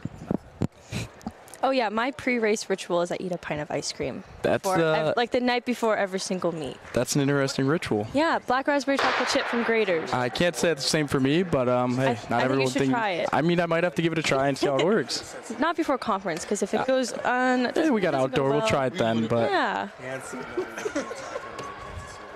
I think this is our last heat of the women's 200. I could never run that fast. No, thank you. Oh yeah. And then I believe looking at the guys, we had over 70 entries for the 200, so it'll be good and fun. But we're closing in on the end of the meet here, only a few more events. And then we have basketball. And then basketball, big game for the boys tonight. Yes. I'm excited. Please come and be rowdy. Makes things interesting. Did you do any running events when you ran, or did you just? So the original plan was I did come to be a sprinter and jumper, but because of injury, I kind of focused on the jumping aspect of it on indoor. So hopefully once we start transitioning to outdoor, I can start getting back into the running portion of it. But fun. Very fun. You love that. What's your favorite event? Favorite event's got to be long jump, I think. You like the sand? You like I the like beach? the sand. It gives me a beachy view. Yeah. But and I think the difference between long jump and high jump is long jump is a lot simpler. High jump is too much technicalities for me. But yeah, I think I'd also like to give a big shout out to Zach Geyer and Sam Callahan. how They're are at they conference doing? in Worcester. Not sure how they're doing yet, but I know they're in day one of their multis combined competition in Worcester. So big good luck to them. And I'm sure they're doing great. because what a lot of people don't know is those points actually do count towards us as a team. Yeah. So. And from what I recall, they did really well last year too. So hopefully they can continue that trend. We love Zach and Sam. It's the perfect size for me to flip. Full of sunshine, those boys are. They're full of something. This thing should be like this. Taut. That way if you hit it, it's like, you don't just. I think it's more like a Heat, one of many.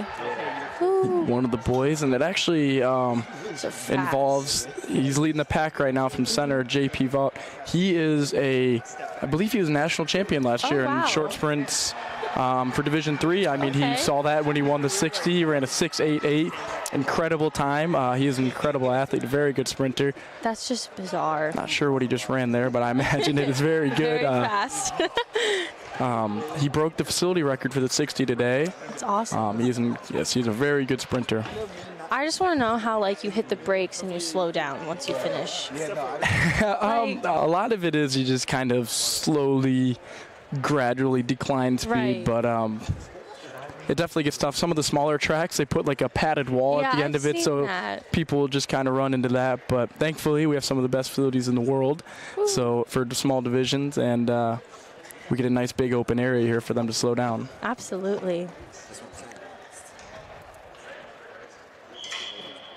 Do you listen to hype music or sad music before races?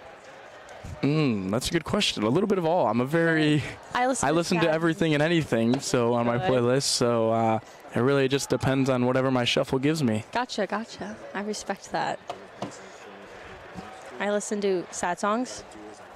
They make me run faster, I think. Plus, too, I mean, for me, I haven't really found it might be, everything differs for every person, but I haven't found music to be a big motivator for track and field, because you have especially with jumping, you have a lot of downtime in between jumps, so it's like you don't listen to music during then, so you kind of just focus in, and yeah.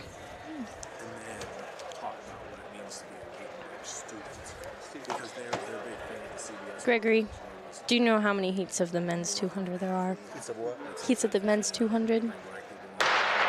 Okay. Yeah, I believe there were 75 entries. I mean, I imagine not every single one declared, but... Maybe 4 heats. Nine. Oh, not even close. Yeah. Wheels.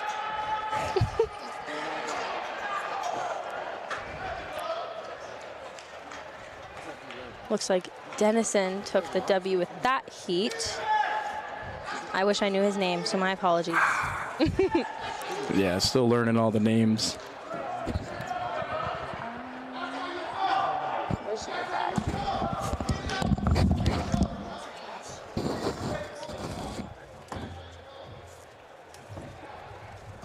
Mackenzie, is the box score for lacrosse on the website, or do we post it? I found it. Okay. Could have been a little bit more graceful about that.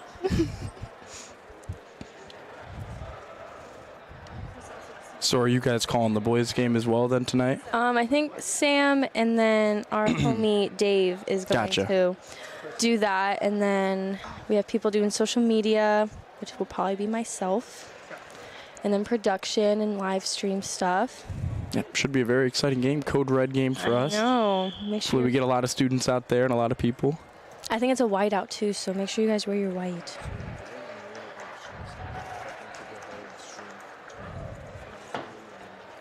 Currently pulling up finish timing so we can see who is running what. Oh boy. It looks like JP Vaught just broke the facility record again for the 200. Yes, he did. 21:48. That's incredible. That is very fast. Beautiful. I believe we're going into the fourth heat. Third heat. Yeah, so it's just numbers get I was hard just sometimes. testing you. Yes, I'm just making sure I'm paying attention. We're good. So in the third heat, we have Charlie Webb from Dennison, Cameron Bridgman from Berea, Vinny Sosa from Ohio Northern, Ismail Young from Capital, Daniel Heiser from Capital, and Grant Plotch from Dennison. And it looks like rounding the corner, both Capital boys are up there in 1-2. Should be a close finish. I think we should petition to change Wittenberg's colors to purple. To purple. To purple. Big purple fan? I just think it's different. There's just too much red in the NCAC conference. So.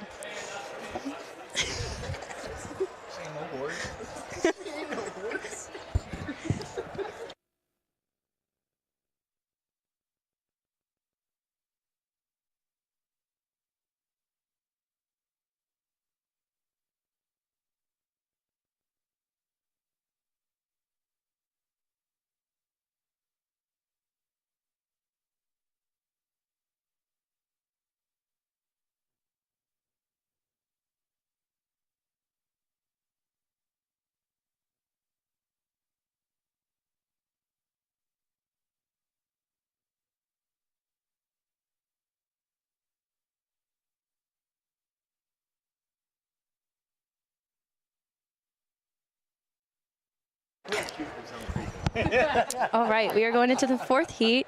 JJ, would you like to announce our heat 4 runners? Gave me the hard names, huh? I do that on purpose.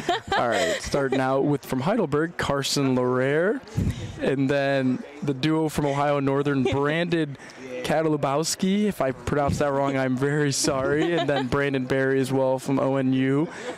And then from Ohio Wesleyan, Mason Myers. And then to round it off, Otterbein, James Lynch, and Ben Kingsinger from Cedarville. Yeah, Sam makes the speech every game. Every person's last name is like a beautiful snowflake, but it's very easily destroyed. So we always apologize for our mispronunciation. And with, as someone with a long last name, I understand the pain, so I'm very sorry if I do get it wrong. During soccer, it was always a problem with mispronouncing names. It can be tough. There's a lot of letters in some names. Yeah, and it's just not, it's hard. Letters aren't your strong suit? No, not really. My poor students. That's why we teach the younger grades, huh? Of course. And they're off. Wow. I just want to know what it feels like to run that fast. I don't know. Channel my inner Usain Bolt and run that fast. I think you should just stand there with the fan in your face and pretend you're running fast, and then just imagine it. It looks like we're going to have from Heidelberg, Carson Larare take home the win there in that heat 4. Good job, Carson. It's impressive because he has been the outside lane, and as you don't know, outside lanes and inside lanes are seen as kind of the disadvantage as the inside lanes, and it's very impressive there from Carson to take home the win in that heat. Absolutely. I also just feel like having to run on that curve would throw you off too if you're like on that outside or inside lane too. Yeah, thankfully, like I said before, we have some of the best facilities in the country. We have a bigger track. Most indoor tracks you'll see and find in small divisions are 200 meters. Wittenberg has a 300 meter, and that kind of makes the curves a little bit wider. But with some of the 200 meter tracks, you have a very sharp curve, and it kind of makes it difficult sometimes to not be used to curving that tight. Or some of them are tighter, some of them are kind of more gradual, but. Yeah, thankfully we do have very good facilities, and it is not as harsh on the body or on the curve. Thank you, West Bates. Thank you, West Bates, for sure. All right, we are on our 5th heat. In lane 1, we have Jacob Bauer from Ohio Wesleyan. Josh, do you know how to pronounce his last name? Finkelday? Finkelday. Fink, as we all call him. Yes. And then we have Azad Robinson, Nick Blakely. He's unattached. And then we have Caleb Collier-Smith from Berea, and then Darren McLaurin from DePaul. Speedy.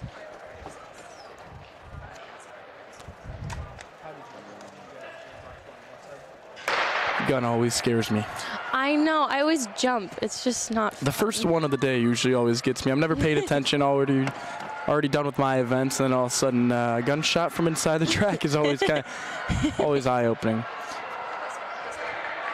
And it looks like around in the corner, Darren McLaurin again from the 6th lane is taking home the win. So, ooh. I honestly couldn't tell if that was Owu, Berea, or DePaul. They were all so close. Yeah, coming around the corner, it looked like Darren McLaurin had a very good lead there, but Caleb Collier-Smith had a very good close on him there. So, Greg asked me this earlier, but would you rather wear like loose shorts or like the compression, like spandex type things? I think it just depends. For jumps, we wear the tighter, the tight shorts, the speed shorts as we call them, just because sometimes, I mean, I know they're very light, but they can nick the bar. Yeah. So that's why we wear tighter, but I feel like for running, I like the loose. Right. Yeah, I like the loose. Plus, it's just more for comfortability, anything on running, but. I feel like running multiple laps in like spandex or something would get uncomfortable after a certain point. Would you like to read the next heat? Okay. I think I gave you easy names. That's all right. All right, heat 6, we're starting off with Ari Skolnick from Denison. And then we have Dylan Liggett from Ohio Wesleyan, Coleman Kegler from Ohio Wesleyan, Shamar Brittman from Otterbein, Travis Dunson from Denison, and then Jalen Smith from DePaul. Just threw me off because it updated and threw off the order. So make sure I got everyone.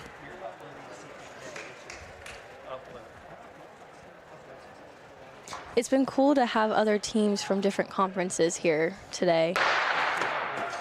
Keeps the competition interesting. Keeps things spicy. And it's definitely been very good, too, as last year a lot of people didn't get to compete against a lot of schools outside of conference because of COVID. So it's definitely nice to get a good variety of competition for our sake, for everyone else's sake. And it looks like we're going to have... Who is that? Coleman Kegler. I think he took the W. Maybe I saw wrong. Hard to see the board here from there. We need a camera on the scoreboard. I'm nosy with times.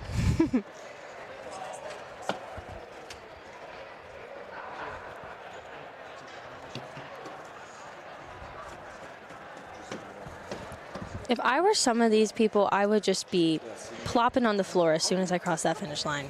And that is usually a very common reaction at the end of runs, especially distance. I could never do distance. Last year, really up close and personal with that floor. Yeah.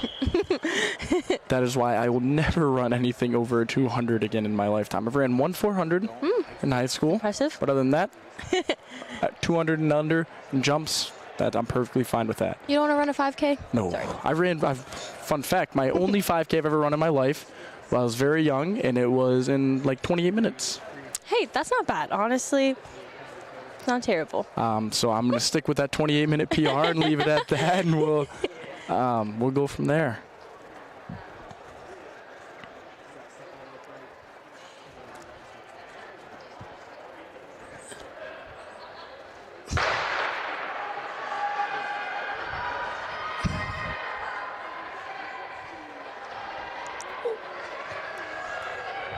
Is this Heat 7? I believe so. Heat 7. Take it away. All right, take it away. All right. Yes, As they're rounding the corner, we've got B.J. Lomax from DePaul, Alan Hatfield from Otterbein, Jonah Schneider from Heidelberg, Sam Fisher from Ohio Northern, and then Kristen Troupe from DePaul and Ayotunde Lale. I'm really sorry if I mispronounced that, from DePaul as well. I didn't see the finish there because I was reading, but I imagine it was a fun race, a good race. Oh, yes. Looks like we got some tired runners there. Get that Gatorade electrolytes. Or a pint of ice cream. I think that would cure a lot. Do not recommend the second one for post-race recovery, but water, Gatorade, very good. I don't know. Mark my words. It changes your life. I think it changes your life in a good way, but a bad way on athletes. Athletically, yes. I don't know. I would always PR when I did that in high school. Can't say it's ever worked for me, but I can't say I've ever tried it as well, so I can't knock it.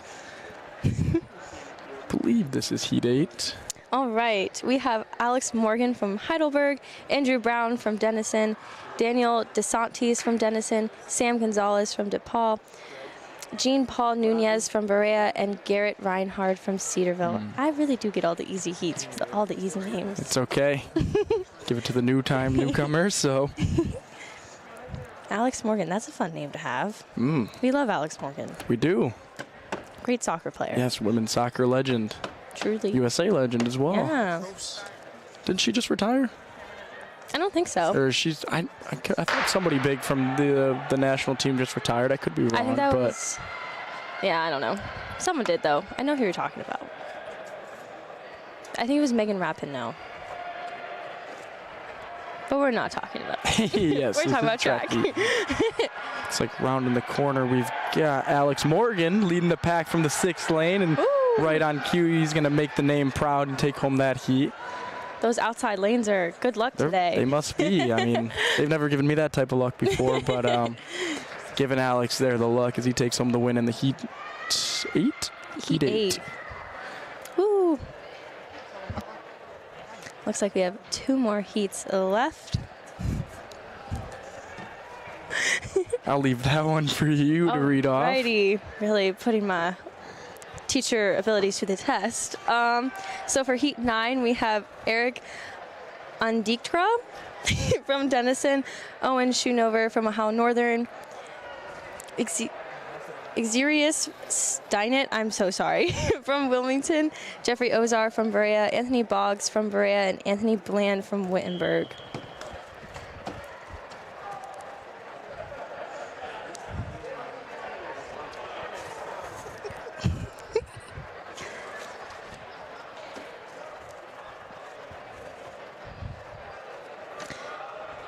I'm going to request that we get high chairs for the next meet.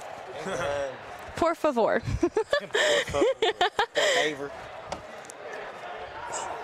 For those listening, we've been standing pretty much the whole entire day because we love track. So, but I would like a high chair with a cushioned seat.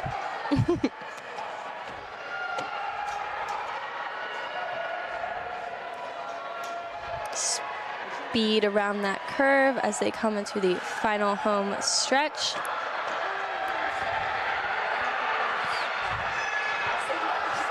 Looks like it's one of the runners from Berea there. He takes home the win in convincing fashion. And then Anthony Bland, Wittenberg's own, coming in 2nd there. Woo. Yay, Anthony.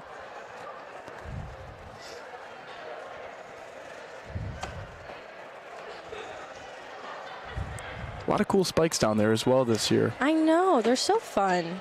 A lot more creativity than I feel like in high school there was really just black and white options, and now there's so many different colors and designs and patterns, and very cool. I was always told the brighter the shoe, the faster the runner. So I always had like the bright neon shoes in high school. Did it make you faster? No. That's what the ice cream did. The ice cream made The ice cream made you faster. That black raspberry chocolate Looks like chip. we only finished off with 9 heats. Oh wait. 10. Oh, it's a, 9. oh, I saw the girls lining up there behind and threw me off. Would you like to read the final 3? Okay.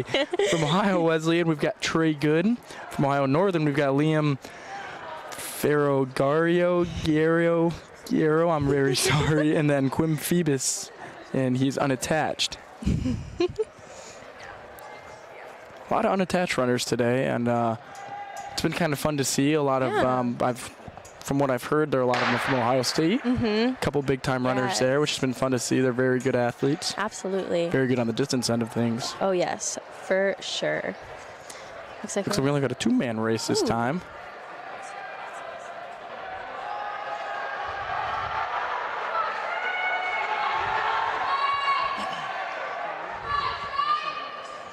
Whenever I watch the sprint races, I always think of the Cars movie with Lightning McQueen. His little positive affirmation, like, you know, I am speed. I feel like that's what I would definitely say before my race.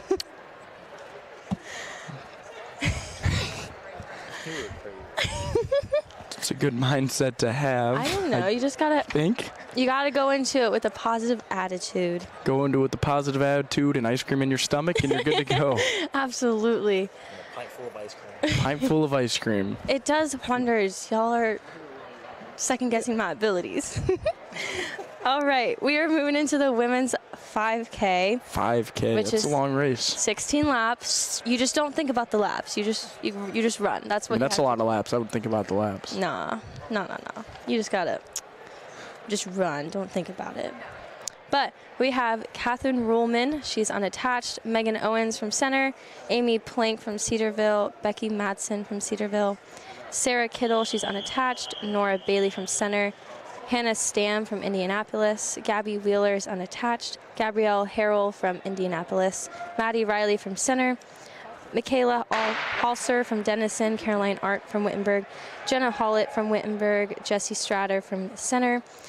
Julia Renetsky from Denison. Morgan Ely from Wittenberg. Denison. Maya Newman from Denison. Roberta Fisher from Denison. Summer Bullion from Ohio Northern, Caitlin Rauch from Wilmington, and Kiki Cromer from Wittenberg. Lots of Wittenberg gals today. Go distance. Yeah, big day, senior day for our seniors here. We love our seniors at the track program here. I was very interested to see how it would go because I've never seen a senior day or senior night for a track program. You know, you see it for the basketball, football, those type of sports, but I've never seen it for track and field. But we do love our seniors. They've been awesome for this program. They've done wonders. They awesome leaders, and we're sad to see them go, but excited to see where they go from here. On to new beginnings. We're not ready to graduate. Not going to bring up those words yet. You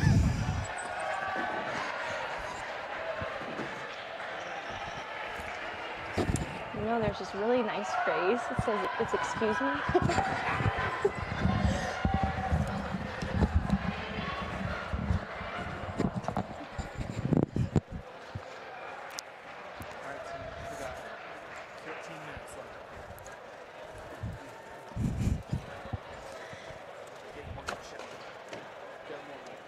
Go Morgan. She's one of our employees. She was killing it earlier on the broadcast. Ellis.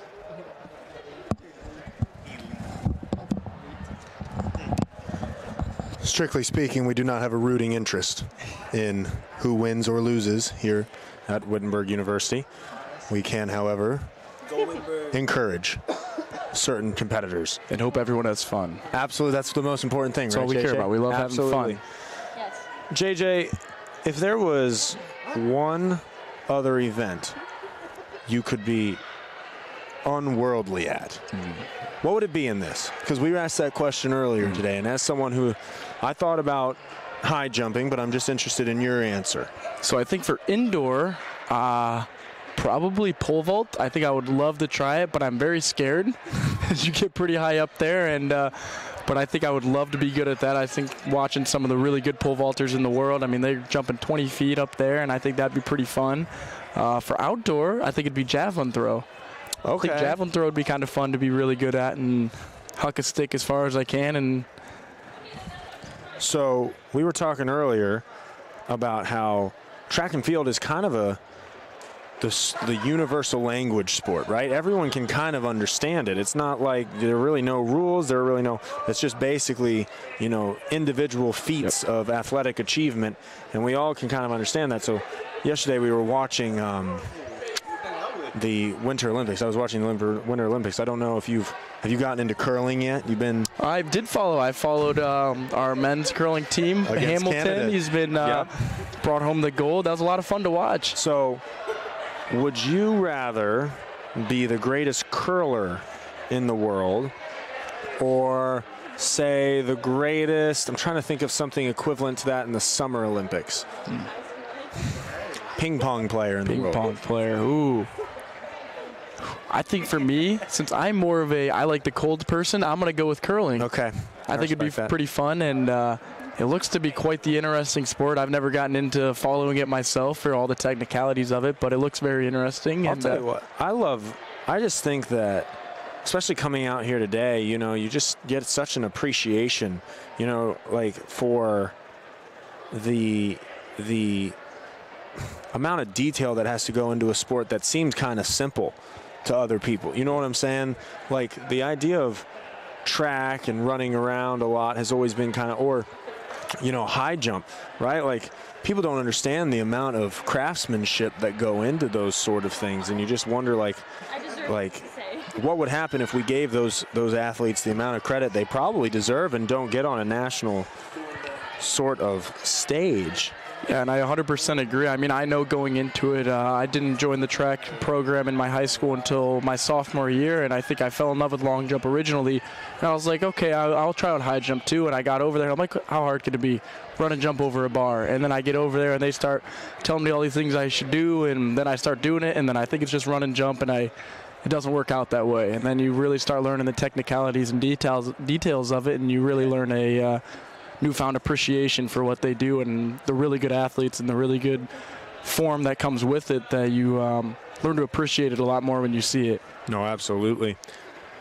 Now, JJ, you're only a sophomore, correct? Correct. So, as a sophomore in the track and field department, is there like an expectation as you grow through the program to try new athletic events, or is it more of an expectation to just master the one you're already in? I think a little bit of both. I mean, coming into it, I come from a very small school, so we come from, especially in Ohio, we're not allowed to do a lot of the outdoor events that college is able to do, such as javelin, etc.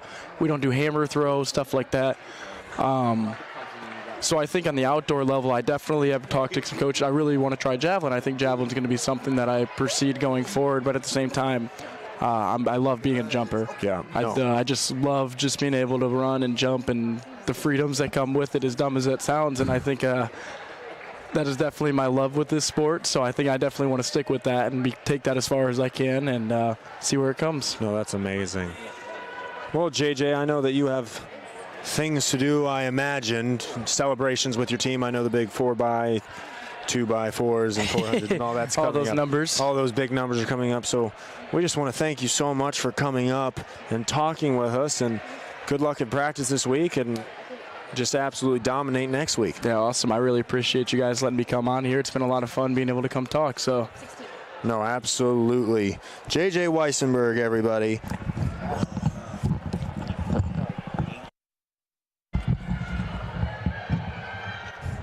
So thank you so much to JJ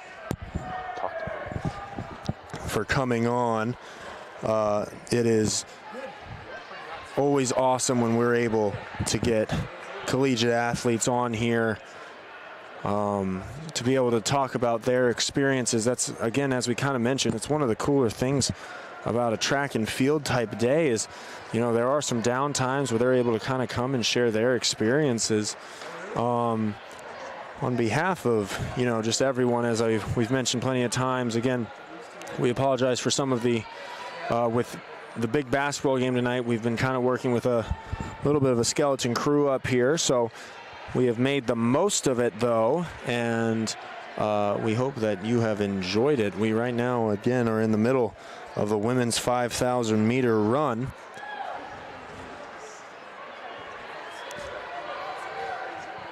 For everyone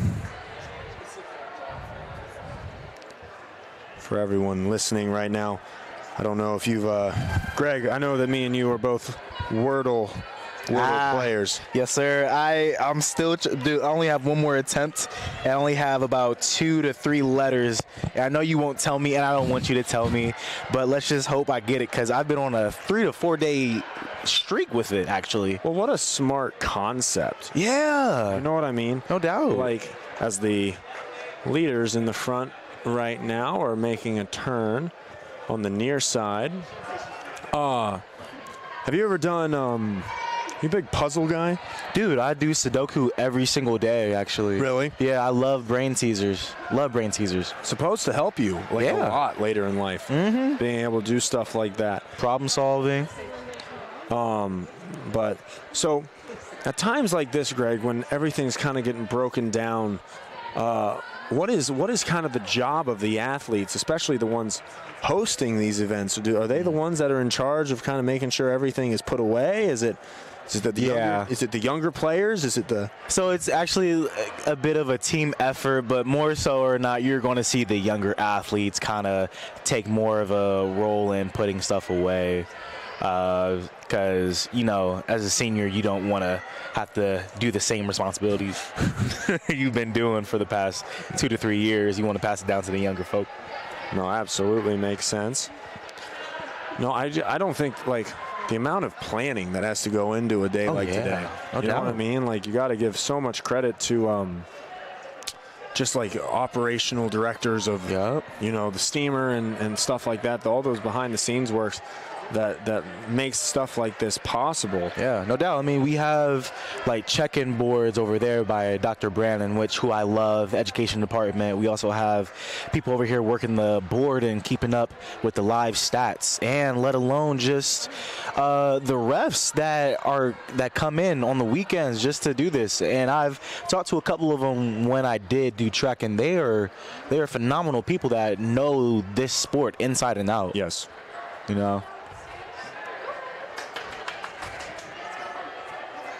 All right, I got a teaser for you, a brain teaser. All right, let me hear it, Greg. So, I am tall when I am young, but I am short when I am old. What am I? A human. Nope. I am tall when I am young, and I am short when I am old. Okay.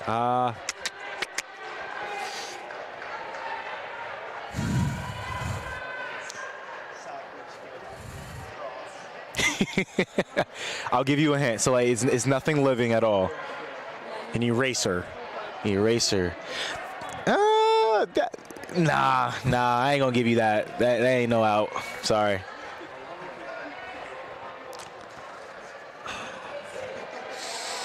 It's not living.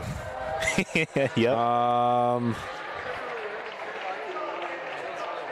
give you another hint. It smells good. It can smell good. A bar of soap? Is that what it is? No, sir. I do not know. It's almost the same concept as soap, though. Yeah, kind of, I guess. You want me to just tell you? Yeah. It's a candle. Yep. Dang it. Dang it. That makes so much sense. Right. Whenever I go to my my school that I have for my placement, I always give my kids a brain teaser, and they have about a week to find out exactly what the answer is. And by the time I get back, if they have it, then I'll do some type of physical punishment, whether it be 50 push-ups or 25. And they love that, you know. Competition, man. It's always important to kind of sow that in early. Not competition with, like, but like give them rewards. You know what I mean? Yeah. Okay, I got one. Okay. I travel around the world without moving at all. What am I? My time? No, that's a good one.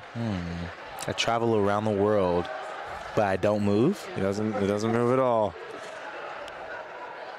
Travel around the world. The sun? No. That's a good one. That is a good one. That's a good one. Give me a hint. Give me a hint.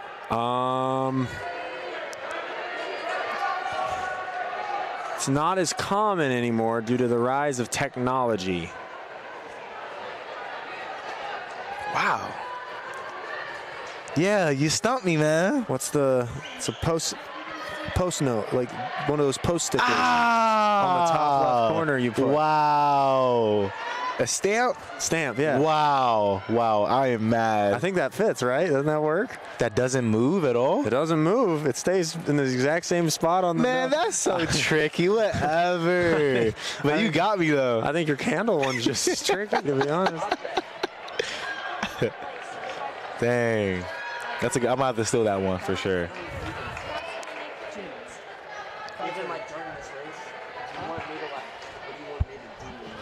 Well, Greg, we are just about finished here talking wise. Yes, we are. We have to start getting ready over in the gym. We just want to thank everyone so much for listening here today and sticking with us through some technical difficulties. I hope you enjoyed the broadcast, though. This was our first time ever trying something like this with track and field. Yes, sir. We will continue to get better, but what a great, but honestly, I mean, I am happy with how today's show went.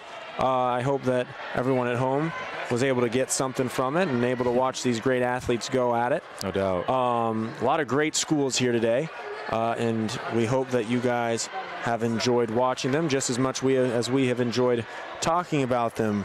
For Greg Sheehy and Sydney Shannon and everyone else that has made the Tiger Sports Network what it is, this is Sam Monachino signing off here from Springfield, Ohio.